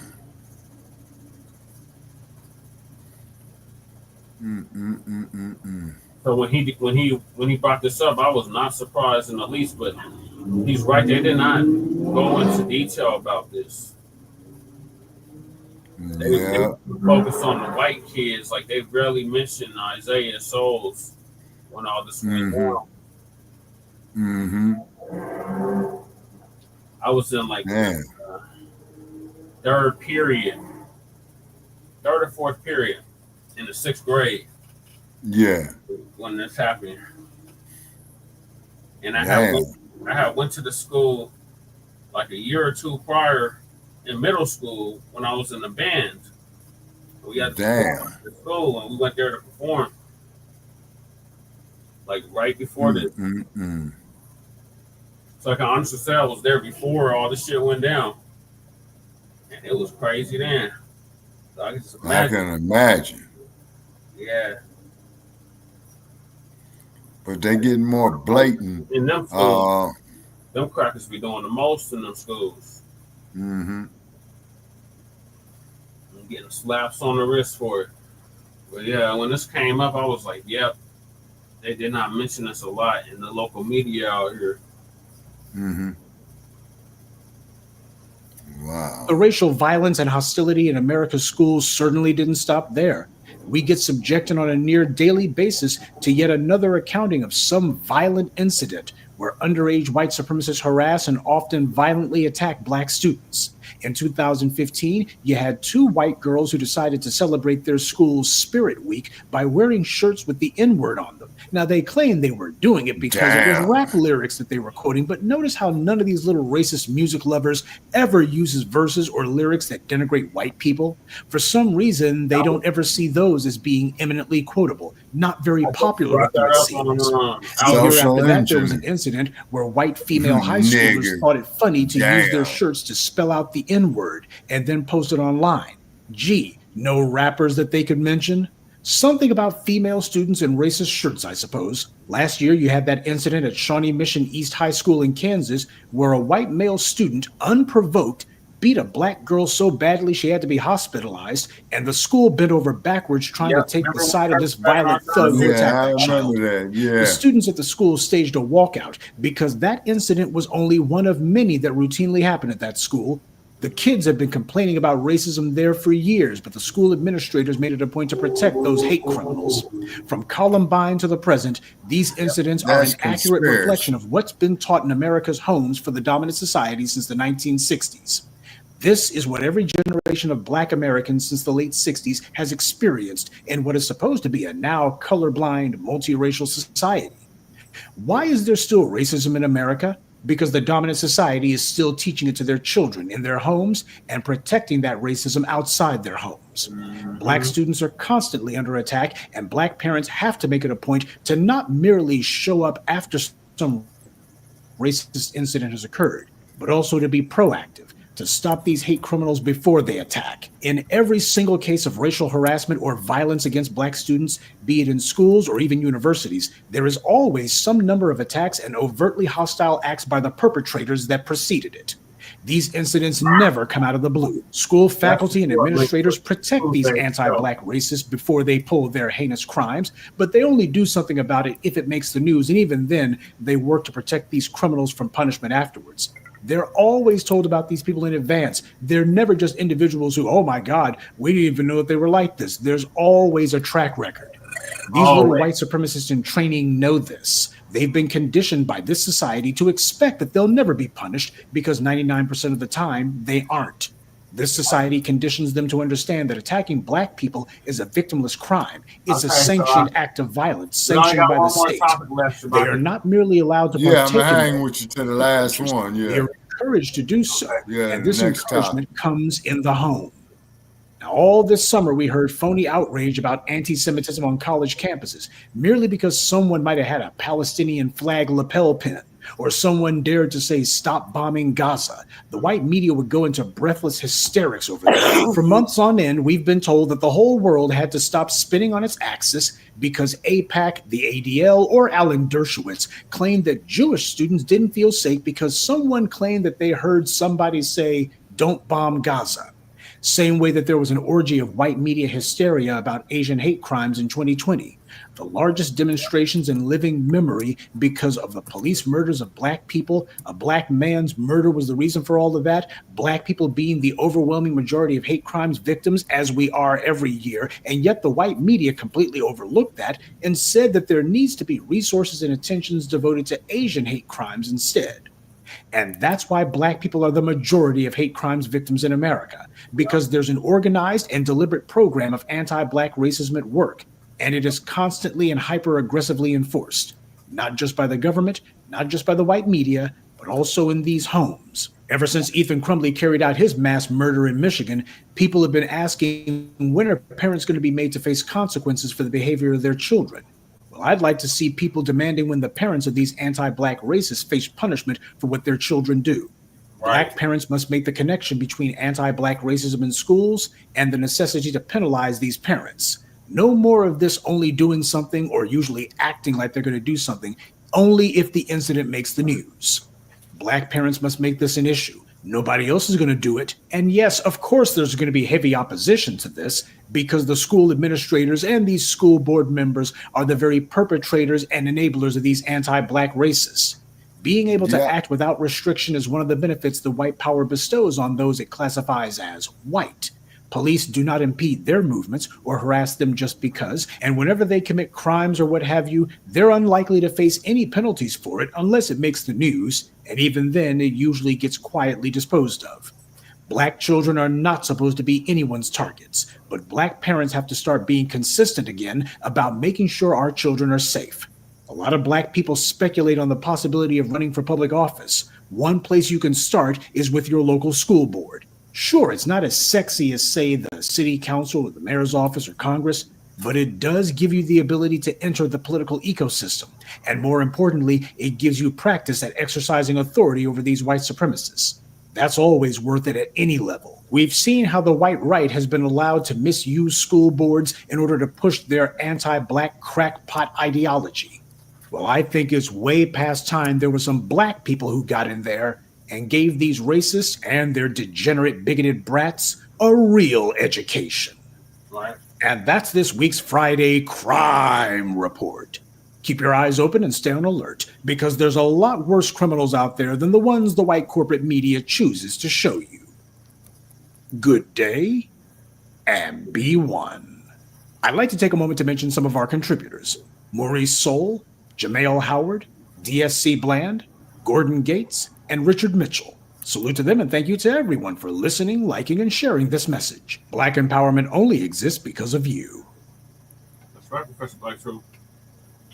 Yeah, he's right about that. All right, Shabaka, what are your thoughts on this? Yeah, he's right about that, man. You know, these type of they got this mindset in place, man. You know, look at the recent events in New York. You know, with Daniel Penny and stuff like that. Yeah, It's the infrastructure. It's in the ethos. It's in the ethos. It's in a what? Always saying. Yeah. That's the perfect term. It is in the ethos of this society currently. You see what I mean? Keeping us ignorant, and they out here flagrantly and blatantly killing us now, and assaulting us and things of this nature right here. You know what I mean? Yeah. So not only do we got that problem, but then of course the self-destruction that we do within the Black community. Like I said, you know, the Black community needs an implosion immediately because see, these folks is coming, and that's for real. Mm-hmm. Yes, sir. What's the next topic? Lady Tay is still here. Lady Tay, what are your thoughts on this? Well, I was thinking about joining the school board once, you know, way back when, but I don't know. Like, I think that I think that that's a good start too, because they like in our city, the school, Denver Public Schools has a big ass budget. Yeah. And you really don't know where the fuck their money goes. No, then they need to be audited. Yeah, they do. Oh, did you do that? Yes. It's the little things, cause yeah, sorry about that. I think that I think that it's right. I think that it's right on time. I don't know. I might look into it. Depends on where, you know, a lot of this has to do with where you move and what you can contribute. And I'm not really like a lot of things in my area are kind of easy to get on. It's whether or not white supremacy is going to let you on is the big thing. I think that it's crazy. I think that we should do it. We should get on any way we can get on if we're on code and we stay on code. That gives us leeway to pull other FBA on. You know what I mean? To get them on code. It's just each one teach one. You know what I mean? And get them off the Democratic plantation and onto being on code. I think that right there is probably where it's at. That's gonna be the vibe for the next little bit. You know. Yeah. The school board race is nonpartisan. I don't believe so. I don't know. I think everything's a lie. I don't think anything's like nonpartisan. It's always an agenda. So I don't believe when they say they're nonpartisan, because then if that was the case, you wouldn't have so many Democrats running things. Yeah. Especially in Denver. Yeah. It's all Democrats. Aurora is more Republicans than Democrats now. Oh, my heart fills with joy. It hurts. And the seat just opened up because old boy stepped down. Where? In the school board? No. City council. Who? Aurora. The one that's named began with a Z. Oh, I gotta look. I'm still in my bag. And then I didn't know they had another seat open up. Yeah, that's the one I was telling you Jonathan McMillan is vying for. Oh my God. All right, so we're down to the last topic of the night. Well, first I got to get this out. So, yeah, we definitely got to get an anti-hate crime law. Yeah, and anti-black hate crime bill. Well, not just a bill, a law. Yeah. Well, what I mean by the bill, you know, to start the lawmaking process. Yeah, just a bill sitting on Capitol Hill. Yeah, just sitting there. And then, of course, too, with these current new congressional members you're going to have sworn in with the dump, you see what I mean? Yeah, so that's even going to make it of a more steeper incline uphill economically and politically for us. Well, we've been dealing with adversity for 400 plus years, Shabaki. Yeah. Yeah. That's for damn sure. So yeah, definitely we need to demand that from any politician not seeking your vote. Yep. And continue to stress that and beat the drum on it. Yeah. 100. Yep. But we got to build up our black infrastructures to get revenue. Because all these damn politicians are for sale. You can't have none of that if all the jobs that we had that have been outsourced overseas. Yeah, that's true too. And the internet and apps and all that old stuff too. Johnny got pardoned. Oh, that's who I said.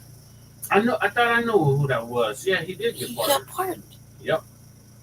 Damn. Remember, Shabaka, I was telling you that Biden had pardoned a black person I knew? Yeah. That's who. I thought that name sound familiar. Yeah. What name is that? Johnny Earl Williams. Johnny, yeah. Johnny Earl. Yep. It's classic because it. Old country ass. Definitely FBA. Definitely FBA. Mm-hmm. And got a full pardon by the. Did he get a full pardon by the president?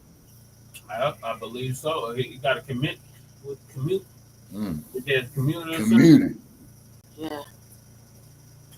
Okay. Good going. Yeah, that's Johnny from Urban Security. And do all the security for all the black events. All the black events, yeah. Yep. That's the only security I want. Security shit. Right. And it's always so nice, man. They're always so nice. Like when I see him, I get all excited. I'm like, oh my god. Yeah, he kind of looks like Snoop, Shabaka. Is that right? Yeah. But he's older. He's almost 60. Yeah. Damn, man, Snoop is getting up there because Snoop is younger than me, but yeah, Snoop is the same as my mom's about him. Yeah, because Snoop has been around 30, 40 years now, about 30 years. Yeah, 30. A little over 30, yeah. Yeah, because I remember he came on the scene 91, 92. Yeah, with that deep and then he started blowing up, 87 getting well known. 95, 96, you know what I'm saying? Yeah, he's talking about the Dogfather. Yeah, and then he linked up with No Limit. Yeah, and then Tupac was coming up doing his thing with the Outlaws. Tupac got assassinated. That's when Tupac got assassinated, was in 96. Yep. All right. We changed after 96. Yeah, it sure did. Okay, so what's our last topic? The Uhuru 3. Yeah. So all right. The guy that's who my I had favorite. a chance to meet him back in 2000. All right. Jared O'Malley, yeah. Jared O'Malley is good. He has the most adorable little face. How can you look at him and think he's lying about anything? Right. Like he's 83. He looks like my best friend's father. He has this little adorable little face. This news is funded by viewers. He's just looking at him. He's like, he's lying. Who look at Jared O'Malley and say he's lying? Right. So I'm like the audacity. So ain't he good, man? Ain't he good, man? It's gonna give us the update on Uhuru 3. Yeah. Saying he's facing 5 years in prison for a conspiracy. Not my father. Yeah. Yeah, claim that he was working with Russia, or rather, the organization was. That's where that Russian bot shit. That got the camps raided, the officers raided. Yeah. In St. Petersburg and St. Louis. Down. That's the one that gave us the business when it came time for Trump. And Jesse showed it. Yeah. And then I showed it again because I just had to. Yeah. Just had to. I'm like so Just look at him. He's so serious, you know. And he always got me and my brother like to talk about his fits all the time. He always has the cleanest motherfucking Huxtables on, or a kente clothing on. Yeah. His little hat and everything. My brother's like, that hat is clean. Yeah. I was like, how can you look at Chairman O'Malley and call him a liar about anything? Right. Like, you just look at his face and you tell sincerity is like just emanating from him. He's so sincere. He's telling the truth. I'm like, called him a liar, I'll slap you in the mouth. Right. Not my father, damn it. Right. Go ahead. Oh, you know what? Real quick about this. I got something to show on the RBA, excuse me, and they were talking about Amy Goodwin can't do the news by herself anymore. They're like, we need to get out there and help her. Yeah, she's not a spring chicken either. Yep. She been giving the news over 40 years, Shabaya. Yep. Yeah, she's been there a while. Yeah. Thank you. Please support our work at democracynow.org/give. This is Democracy Now!, democracynow.org. I'm Amy Goodman. We end today's show looking at another potential political prisoner, this time here in the United States. Omali Yeshitela, the longtime chair of the African People's Socialist Party, leader of the Uhuru movement. In September, a federal jury in Florida found him and 3 others guilty of conspiring with an agent of the Russian government to, quote, sow discord and interfere in U.S. elections. But the jury acquitted the 4 on the most serious charge of acting as agents of a foreign government. Prosecutors had accused them of working on behalf of Russia in a multi-year foreign malign influence campaign here. Omali Yeshitela and his co-defendants, Penny Hess and Jesse Neville, have become known as the Uhuru 3. They'll be sentenced next Monday, face up to 5 years in prison. A 4th person, Gazi Kodzo of the Black Hammer Party, has already been sentenced to 5 years probation. Yeshitela's lawyers had argued the government was targeting the African People's Socialist Party over its longtime criticism of U.S. policy at home and abroad. Omali Yeshitela is 83 years old. He joined me this week from Tampa ahead of Monday's sentencing. I asked him his response to the verdict and what he was charged with and acquitted of. We were charged, as you mentioned earlier, with being Russian agents, and something that they determined, that is the United States government, that began in 2014 or on or about 2014. Where's that hat? And extended up Looks until like out July, of the West. 29, 2022, according to them. So after 50 years or so, more, 60 years in my instance of working for the liberation of African people, the U.S. government determined that that since 2014, I became an employee, an agent under the direction and control of a foreign government, namely Russia. And then they charged me also, the 3 of us, Penny Hess, Jesse Neville, and I, with being, with conspiracy to work for a foreign government without registering with the Department of Justice, which was an extraordinary charge. And so after a week-long trial or so, the jury examine things that came from more than 2.5 million books in equivalency, 13 terabytes of information that they stole from our devices. A jury determined that we were not Russian agents, and which meant, of course, that they agreed that the only thing we'd ever done is work for the liberation of African people, on the one hand. On the other hand, they convicted us of conspiracy to do something that never happened. And the Russian agent charge carried with it a 10-year prison sentence. And the conspiracy charge carries us, the conviction carries the possibility of a 5-year prison sentence and $250,000 fine. So on December 16th, we'll be going to Tampa, Florida, and we want everybody to come with us to face sentencing for, as they said, conspiring to do something that never happened. You've long been known as an anti-war activist from Vietnam, Iraq, Afghanistan. In this case, they said that your activism against the U.S. being involved with Ukraine and Russia's invasion of Ukraine was working on behalf of Russia. Can you respond? Yeah, it's a ridiculous assumption. The fact is, our party has, against every notorious war that the United States government has been involved in. We concluded a long time ago the inability of the United States to engage in a just war. And we were opposed to what they were doing in Vietnam. The United States did in Vietnam. We were opposed to the aggression against Cuba, the aggression against peoples all around the world. And this notion that somehow the Russians had to tell us to be opposed to what's happening in Ukraine is ridiculous for a number of reasons.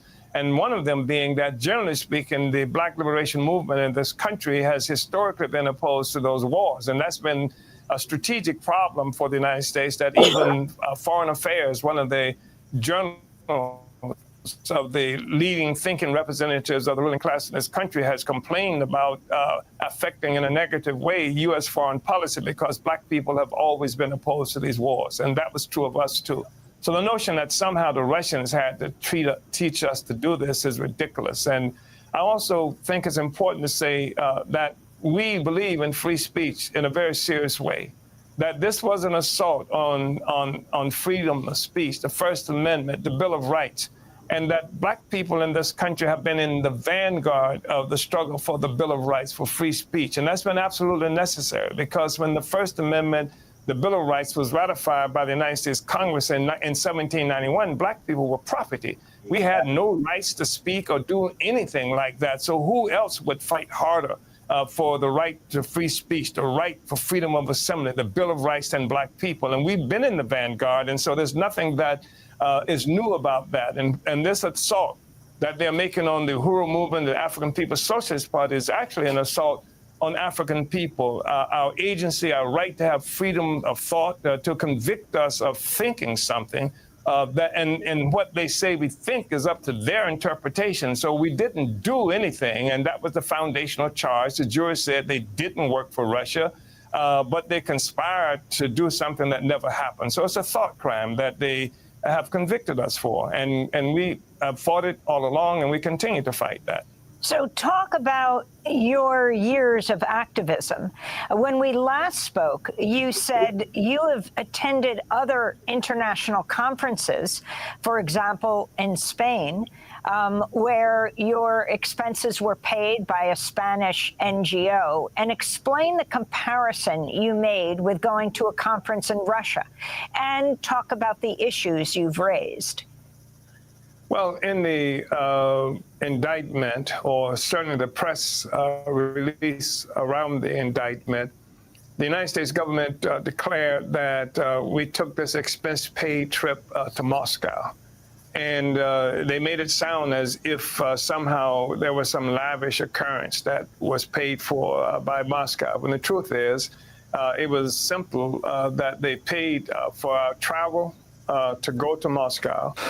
They paid for housing while we were in Moscow. And when I say they, I'm talking about a non-governmental organization in Moscow, paid for that, and to attend conferences, international conferences, one of which had to do with a situation of nations of people who were struggling for liberation, for self-determination.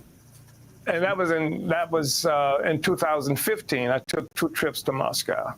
And then, they overlooked the fact that I went to Spain in 2017, a non-governmental organization. They paid our transportation. They paid for 3 of us to come. They paid a hefty honorarium for my being there.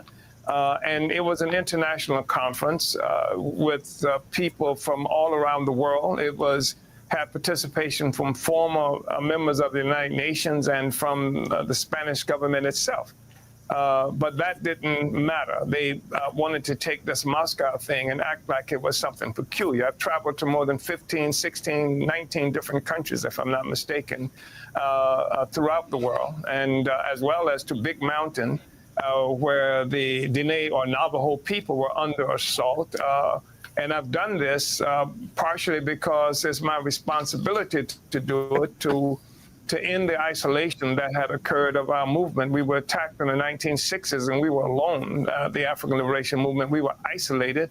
And I wanted to make sure that didn't happen again. I wanted to win as many people around the world to recognize what our struggle is all about and to have friends for our movement. And so that's part of what this was about.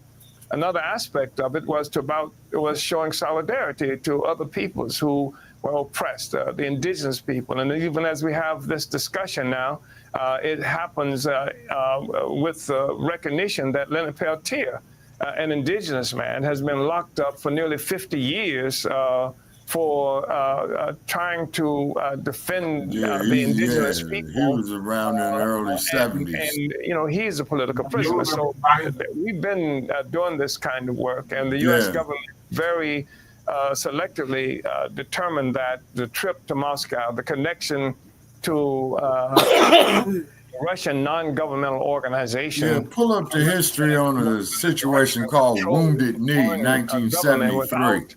Notifying the United States government, Department of Justice, that I was doing Attorney General, that I was working for a foreign agent, which is a ridiculous claim. Omali, talk about how the African People's Socialist Organization got started, how the African People's Socialist Party, the Uhuru movement, got started. Well, yeah, the Uhuru movement and the African People's Socialist Party, we stem from the whole struggle for civil rights in the United States. I myself had been active working for voter education and registration. In the 1960s, I traveled throughout the state of Florida doing that. And I joined the Student Nonviolent Coordinating Committee, SNCC.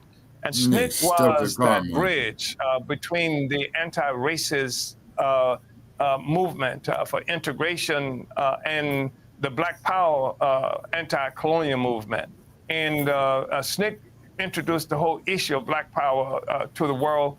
And I was a member of SNCC. And SNCC came under vicious assault, partially because of the Black Power demand.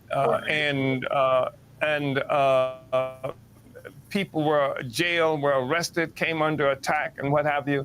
You may remember at the time Stokely Carmichael, as he was known, married Miriam Makeba, who was an extraordinary, internationally known artist. Democracy Now! Is funded by viewers like you.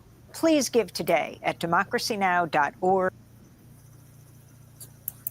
Shabaka. Sir. Kwame Ture was Sekou's mentor. Is that right? Yeah. Yeah, I saw Kwame Ture speak in 1973. Wow. Okay, Yeah, now, I'm typing some. Yeah, okay. Yeah, because I'm putting it, in the chat room, saying something about it. Yeah, Dennis Peltier, he was involved in a Wounded Knee conflict in the Dakotas around 1973 that I recall. And let me see. Okay, 1973. Okay. All right. I believe it was in the fall.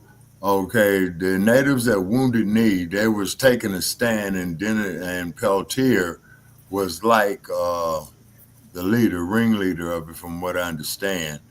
And that, he had some truce with him. And I think the conflict lasted like about 30 days. Okay. Yep, so armed. Eventually, huh? They was armed. They was locked and loaded. Oh, yes, sir. They're fighting terrorism since 1492, like their shirt says, So this was part of the conflict with that. Okay. Now I'm trying to remember. I do believe that the Black Panther Party did support Dennis Peltier in his position. Yes, they had allied with the American Indian movement. Yeah, or AIM as it was called. Yeah, AIM. And then so it was the standoff, if I recall, that the indigenous people had with the FBI, if memory serves me correct, it was about 30 days. Hold on, let me pull it up. Wounded Knee. Wounded Knee, 19. Okay. You do? Yeah. Yeah, Wounded Knee occupation. Okay. And the Wounded Knee occupation, also known as Second Wounded Knee, began February 27th, 1973, right, when approximately 200 Oglala Lakota, sometimes referred to as Oglala Sioux followers.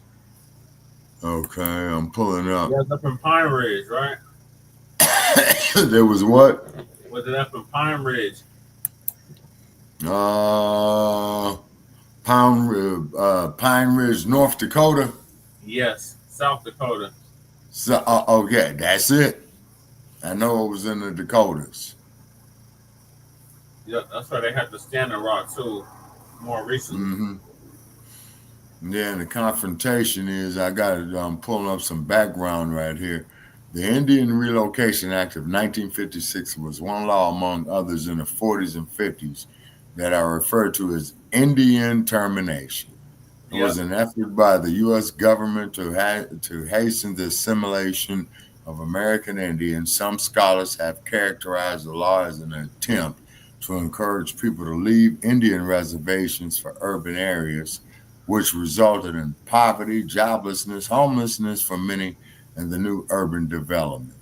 By 1968, the American Indian Movement, AIM, was founded in urban Minneapolis, Minnesota, and other activist groups were established in cities after termination.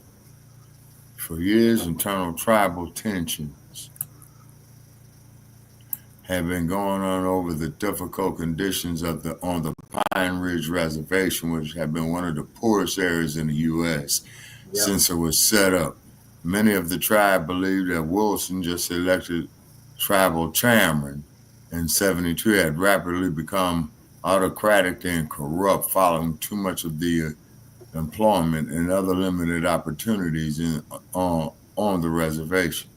They believe that Wilson favored his family and friends and patronage awards of the limited number of jobs and benefits. Some criticism addressed the mixed race ancestry of Wilson and his favorites and suggested they worked too closely with the BIA, Bureau of Indian Affairs.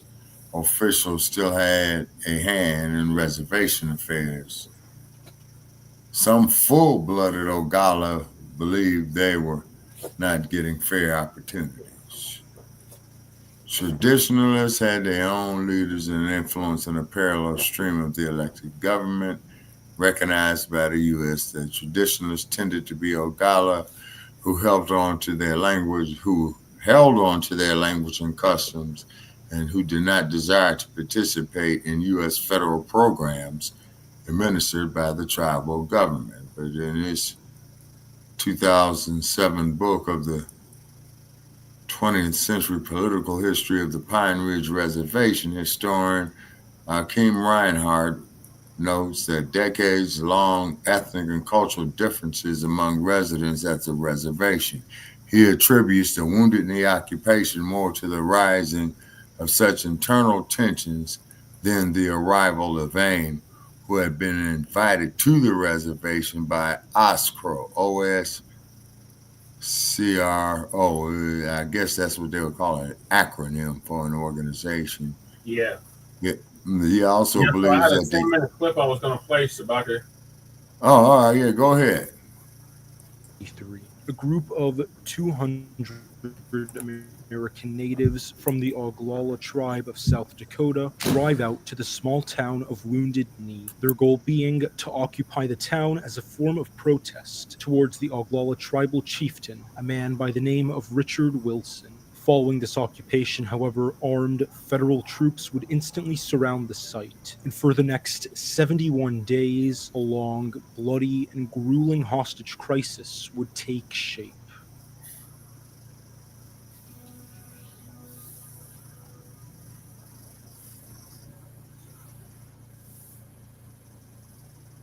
The year is 1968. A group of Indians who'd served time in prison with each other would come together to form the American Indian Movement after they felt their grievances regarding the Indian Relocation Act of 1956 had been ignored by the U.S. government. The act led to the relocation of thousands of natives to major urban centers, opening new economic opportunities for them and leading to a new wave of assimilation. The American Indian Movement would form as a result of the increasingly popular pan-Indian ideology following this period of time. Around 600 miles away on the Pine Ridge Reservation in South Dakota, intertribal relations have been rising at an increasing rate. Following the election of Richard Wilson as tribal chairman, Wilson was seen as a corrupt figure with a powerful chokehold over the tribe's employment opportunities and an unfair control of the reservation's land. Aside from leasing it out and selling it for low rates, depleting the population's overall income, he also had a Bureau of Indian Affairs funded armed militia that he allegedly used to stamp out political opposition. Between Wilson's mixed-race background and work alongside the BIA, the militant nature of the AIM, and the Oglala traditionalist movement, something terrible was brewing at Pine Ridge. The traditionalists on the Oglala reservation were in direct opposition to the elected tribal government, which they saw as an extension of the federal government versus genuine native leadership. They hated the influence the Bureau had on their people. The AIM, meanwhile, was causing widespread chaos across the United States. The first attack took place outside of a courthouse in Custer, Montana, where a group of 200 Indians marched with the AIM to protest the killing of Wesley Madison, who was found dead in a bar on the border of the reservation. The court had charged his assailant with second-degree manslaughter, but they wanted the charges raised. After a brief clash with the police, however, the AIM would set fire to the nearby Chamber of Commerce, smash up police cars, and vandalize the courthouse. In November of 69, a group of natives would march on Alcatraz prison and occupy it, staying on the island for 2 whole years. A few years later, a march on Washington would lead to a 6-day-long standoff between the AIM and federal authorities after they'd occupied the offices of the BIA. Back on Pine Ridge, the reservation's council had made an attempt to impeach Wilson in 1972. However, the prosecution and the presiding officials delayed the trial and refused to move forwards with it, leading to Wilson retaining his chokehold over the tribe. Both Wilson and the U.S. government could feel something coming, and he would go into protection after the trial. At Harbor Freight, we rigorously test and refine our tools. Look no further than Harbor Freight.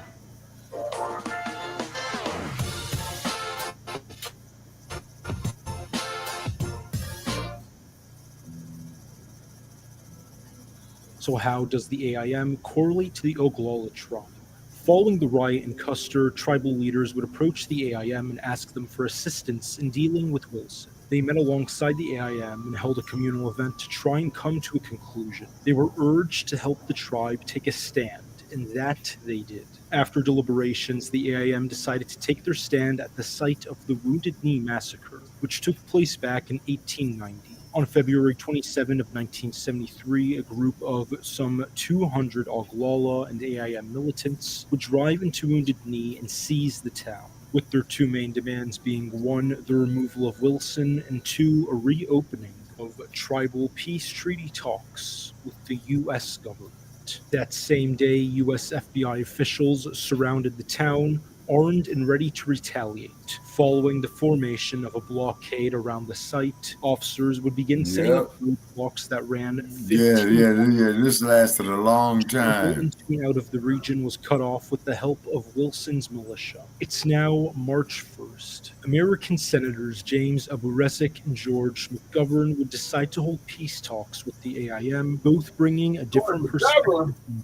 While Aburezek had sympathy for them, George McGovern used to be the governor of Montana. The government would send down He's the guy that Richard Nixon beat in 1972 by a landslide. The siege of Wounded Knee. However, Warner also had sympathy for the Indians and decided to change the FBI's shoot to kill order to shoot to wound. Later, this was changed to a no-shoot order. It's now March 8. The occupation between the Oglala Nation and the U.S. federal government has been raging for 10 days now. The government decides to lift the roadblocks and travel restrictions, leading to many activists joining the insurrectionists at the site. That same day, the leaders behind the occupation would declare their site an independent nation, opening their door to citizenship and demanding they meet with then Secretary of State William Rogers. A delegation of tribal and militant leaders would fly out to New York to try and become a recognized state under the United Nations. Of course, they didn't receive sovereign statehood, but they did publicize their cause internationally.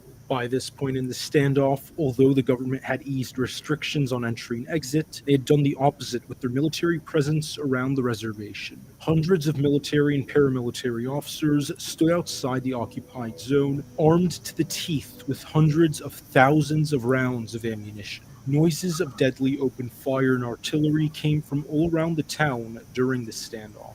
Then, the head of the Land and Natural Resources Division, Kent Fritzl, would get involved.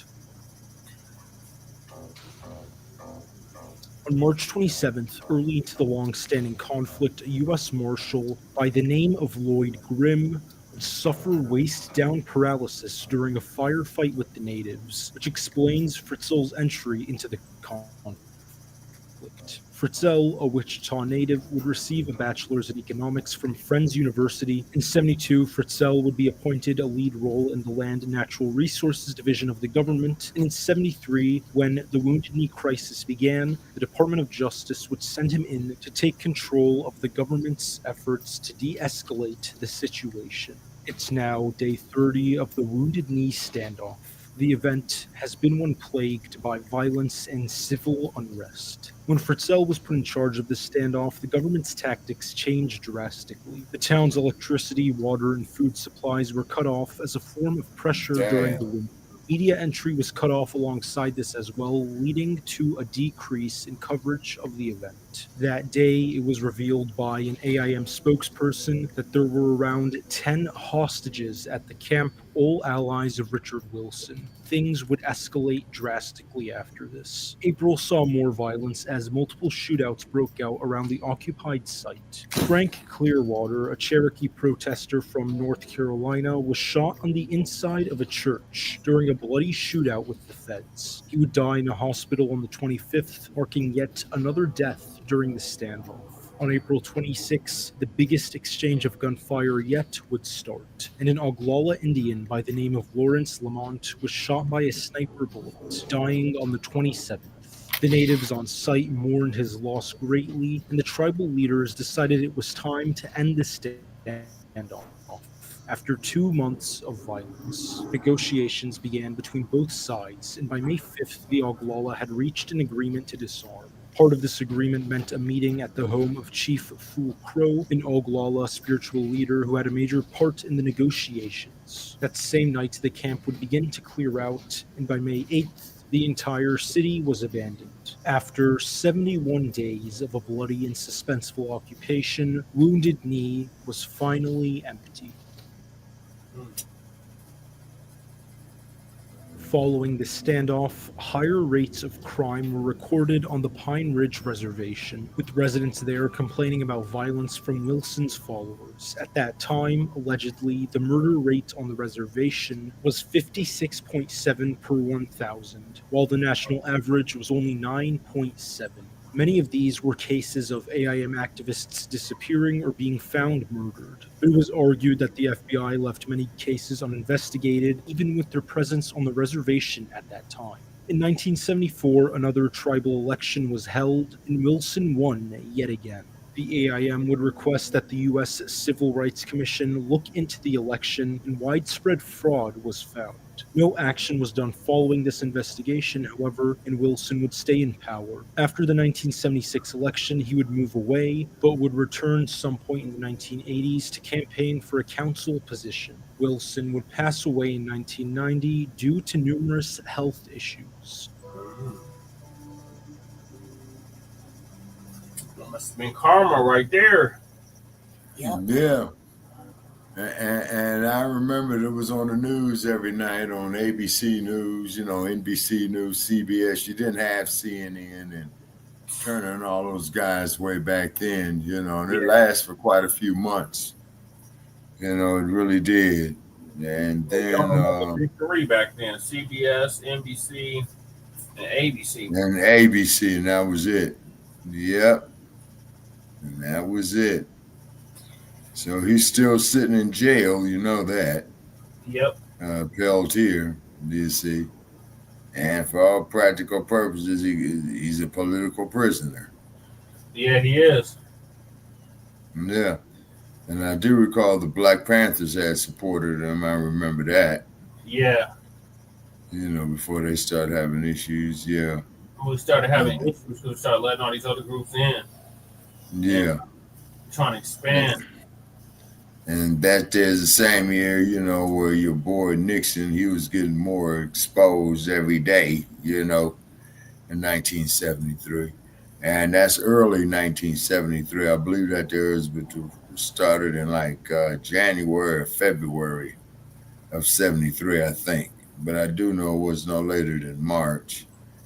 And then in September, that's when the gas prices started going up, And then that's when Nixon made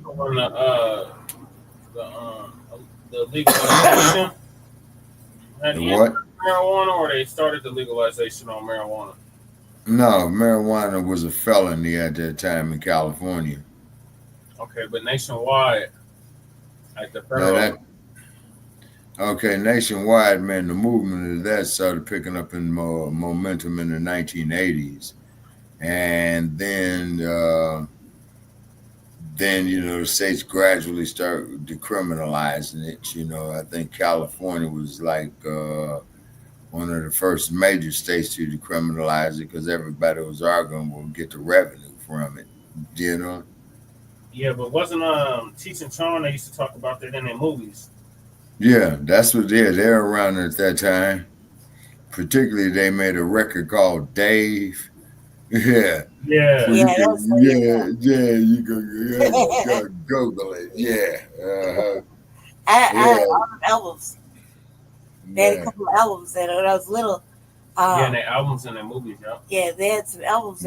My parents had albums downstairs in our basement, and me and my brother would like to go listen to the Cheech Chong albums. The albums were funny as hell. And I was like, I had a favorite song. It's called Basketball Jones. Yeah. Right? Yeah. And I sing that song till brakes fell off. My brother like sing that damn song. It was my favorite song. Still to this day is my favorite song. Yeah. Oh my God. I like albums. I like that sound you hear when you first put the needle down. Okay, so I pulled it up. Yeah. Inferring. So a bipartisan Schaefer commission was appointed by President Nixon and determined that personal use of marijuana should be decriminalized. Nixon did not accept the recommendation. Interesting. 73, individual state decriminalization of marijuana began and continued throughout the years to come. Yep. And then, the states gradually started decriminalizing it. And then you had, basically a lot of states broke it down from a felony to a misdemeanor. I remember that. Yeah, well, in 1970, they got classified as Schedule 1. Yeah, that means you was doing felony time right there. Yeah, the Controlled Substance Act of 1970. Yeah. And then I remember everybody was arguing, well, it's not no controlled substance, it's a plant, which they're right about. Right. You see what I mean? Yeah. And you had a lot of propaganda against it too, particularly when they made a movie called Reefer Madness, like around. Yeah, Reefer Madness. Yeah. Saying, it's a plot, and all this is gonna fuck people up and all this old kind of shit, you know what I mean? And yeah, it was crazy. Yeah. And that movie Reefer Madness, man, they made in the 1930s. That was damn near 100 years ago. Yep. And why they call it madness? Well, I think what it is man, is that it was taking people out of being bullshitted by the state, and it was supposed to allow free of thought, you know? Yeah. And creativity, you know what I mean? And then, you know, huh? There was another reason to it too. Yeah. They were scared the white girls was gonna mess with the brothers. Yeah, no, it's not. Well, it's not a question of them being scared of the white girls messing with the brothers. They were already doing that. Yeah, but that's why they call it madness. Yeah, kind of like how they did with jazz. They said it was jackass music. Yeah, and then of course too, in early Hollywood, you know, around the 30s, you had some of the stars, you know, who would fuck with it, you know. And I ain't gonna say no names. And then, but it was harsh penalties for it. You know what I mean? Yeah. So they had a gradual decriminalization of it, you know, right, and what have you. You see, and then one state said decriminalize it, then the other states start following suit. Then you know you had a movement for the decriminalization. Yep. And then the states gradually, you know, are starting to decriminalize it. Because what they're doing is that they're looking at the revenue that they're making off of it. You see? Right. I think it's like 37 states have decriminalized it. No, okay. You see, then you have some who might have light prosecutions on it, you know?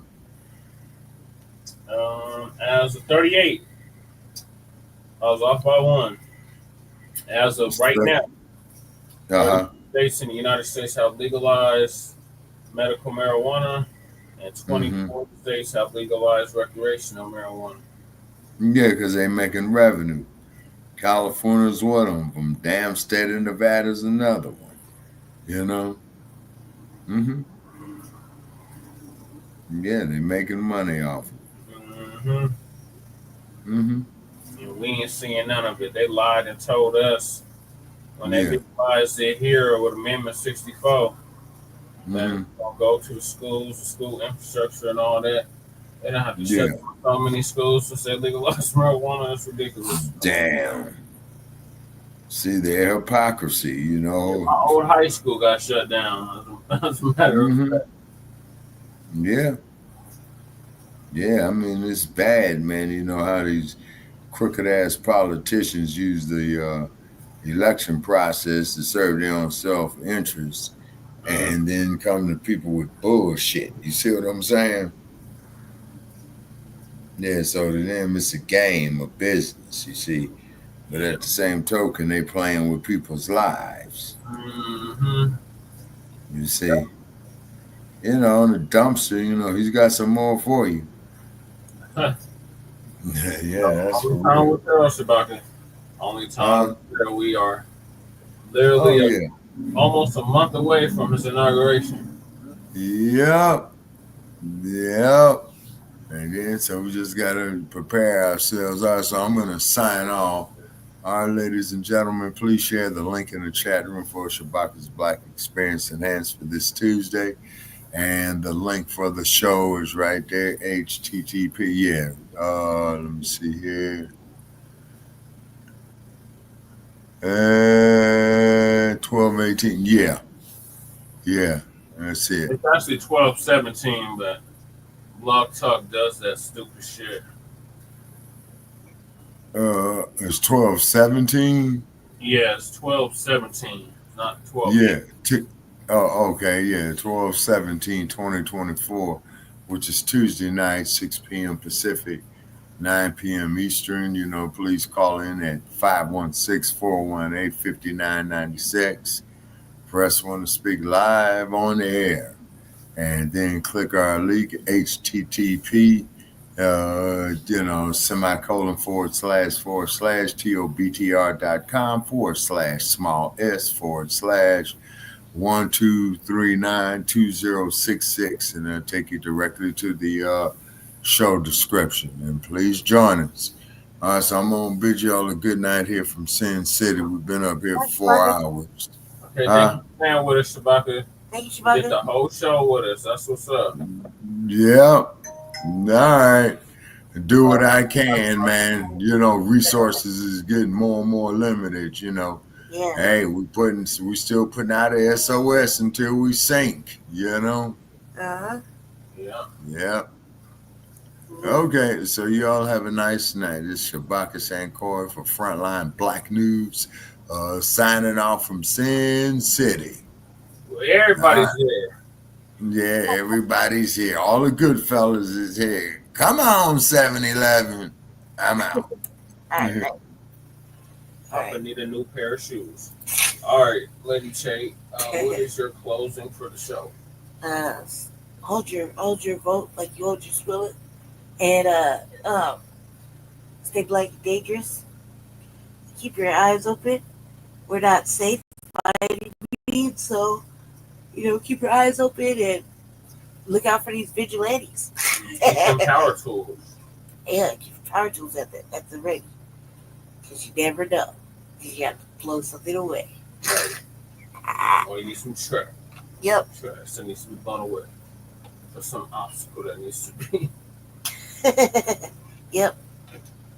Keep that leaf blower at the ready. Yep. And always carry your steel. Power tools. There's no telling. Yeah.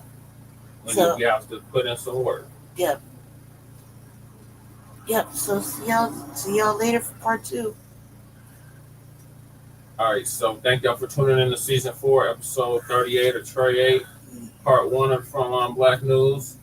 We'll see y'all again tomorrow or later on today for part 2. In the meantime, make sure y'all like and subscribe to all of our platforms, Frontline Black News on YouTube and Facebook, The Revolutionary Agenda on YouTube and Facebook, and Shabaka's Black Experience Enhanced. Join us this coming Tuesday for a brand new episode. Again, at 7 p.m. Mountain Standard Time, and the call-in number is 516-418-5996.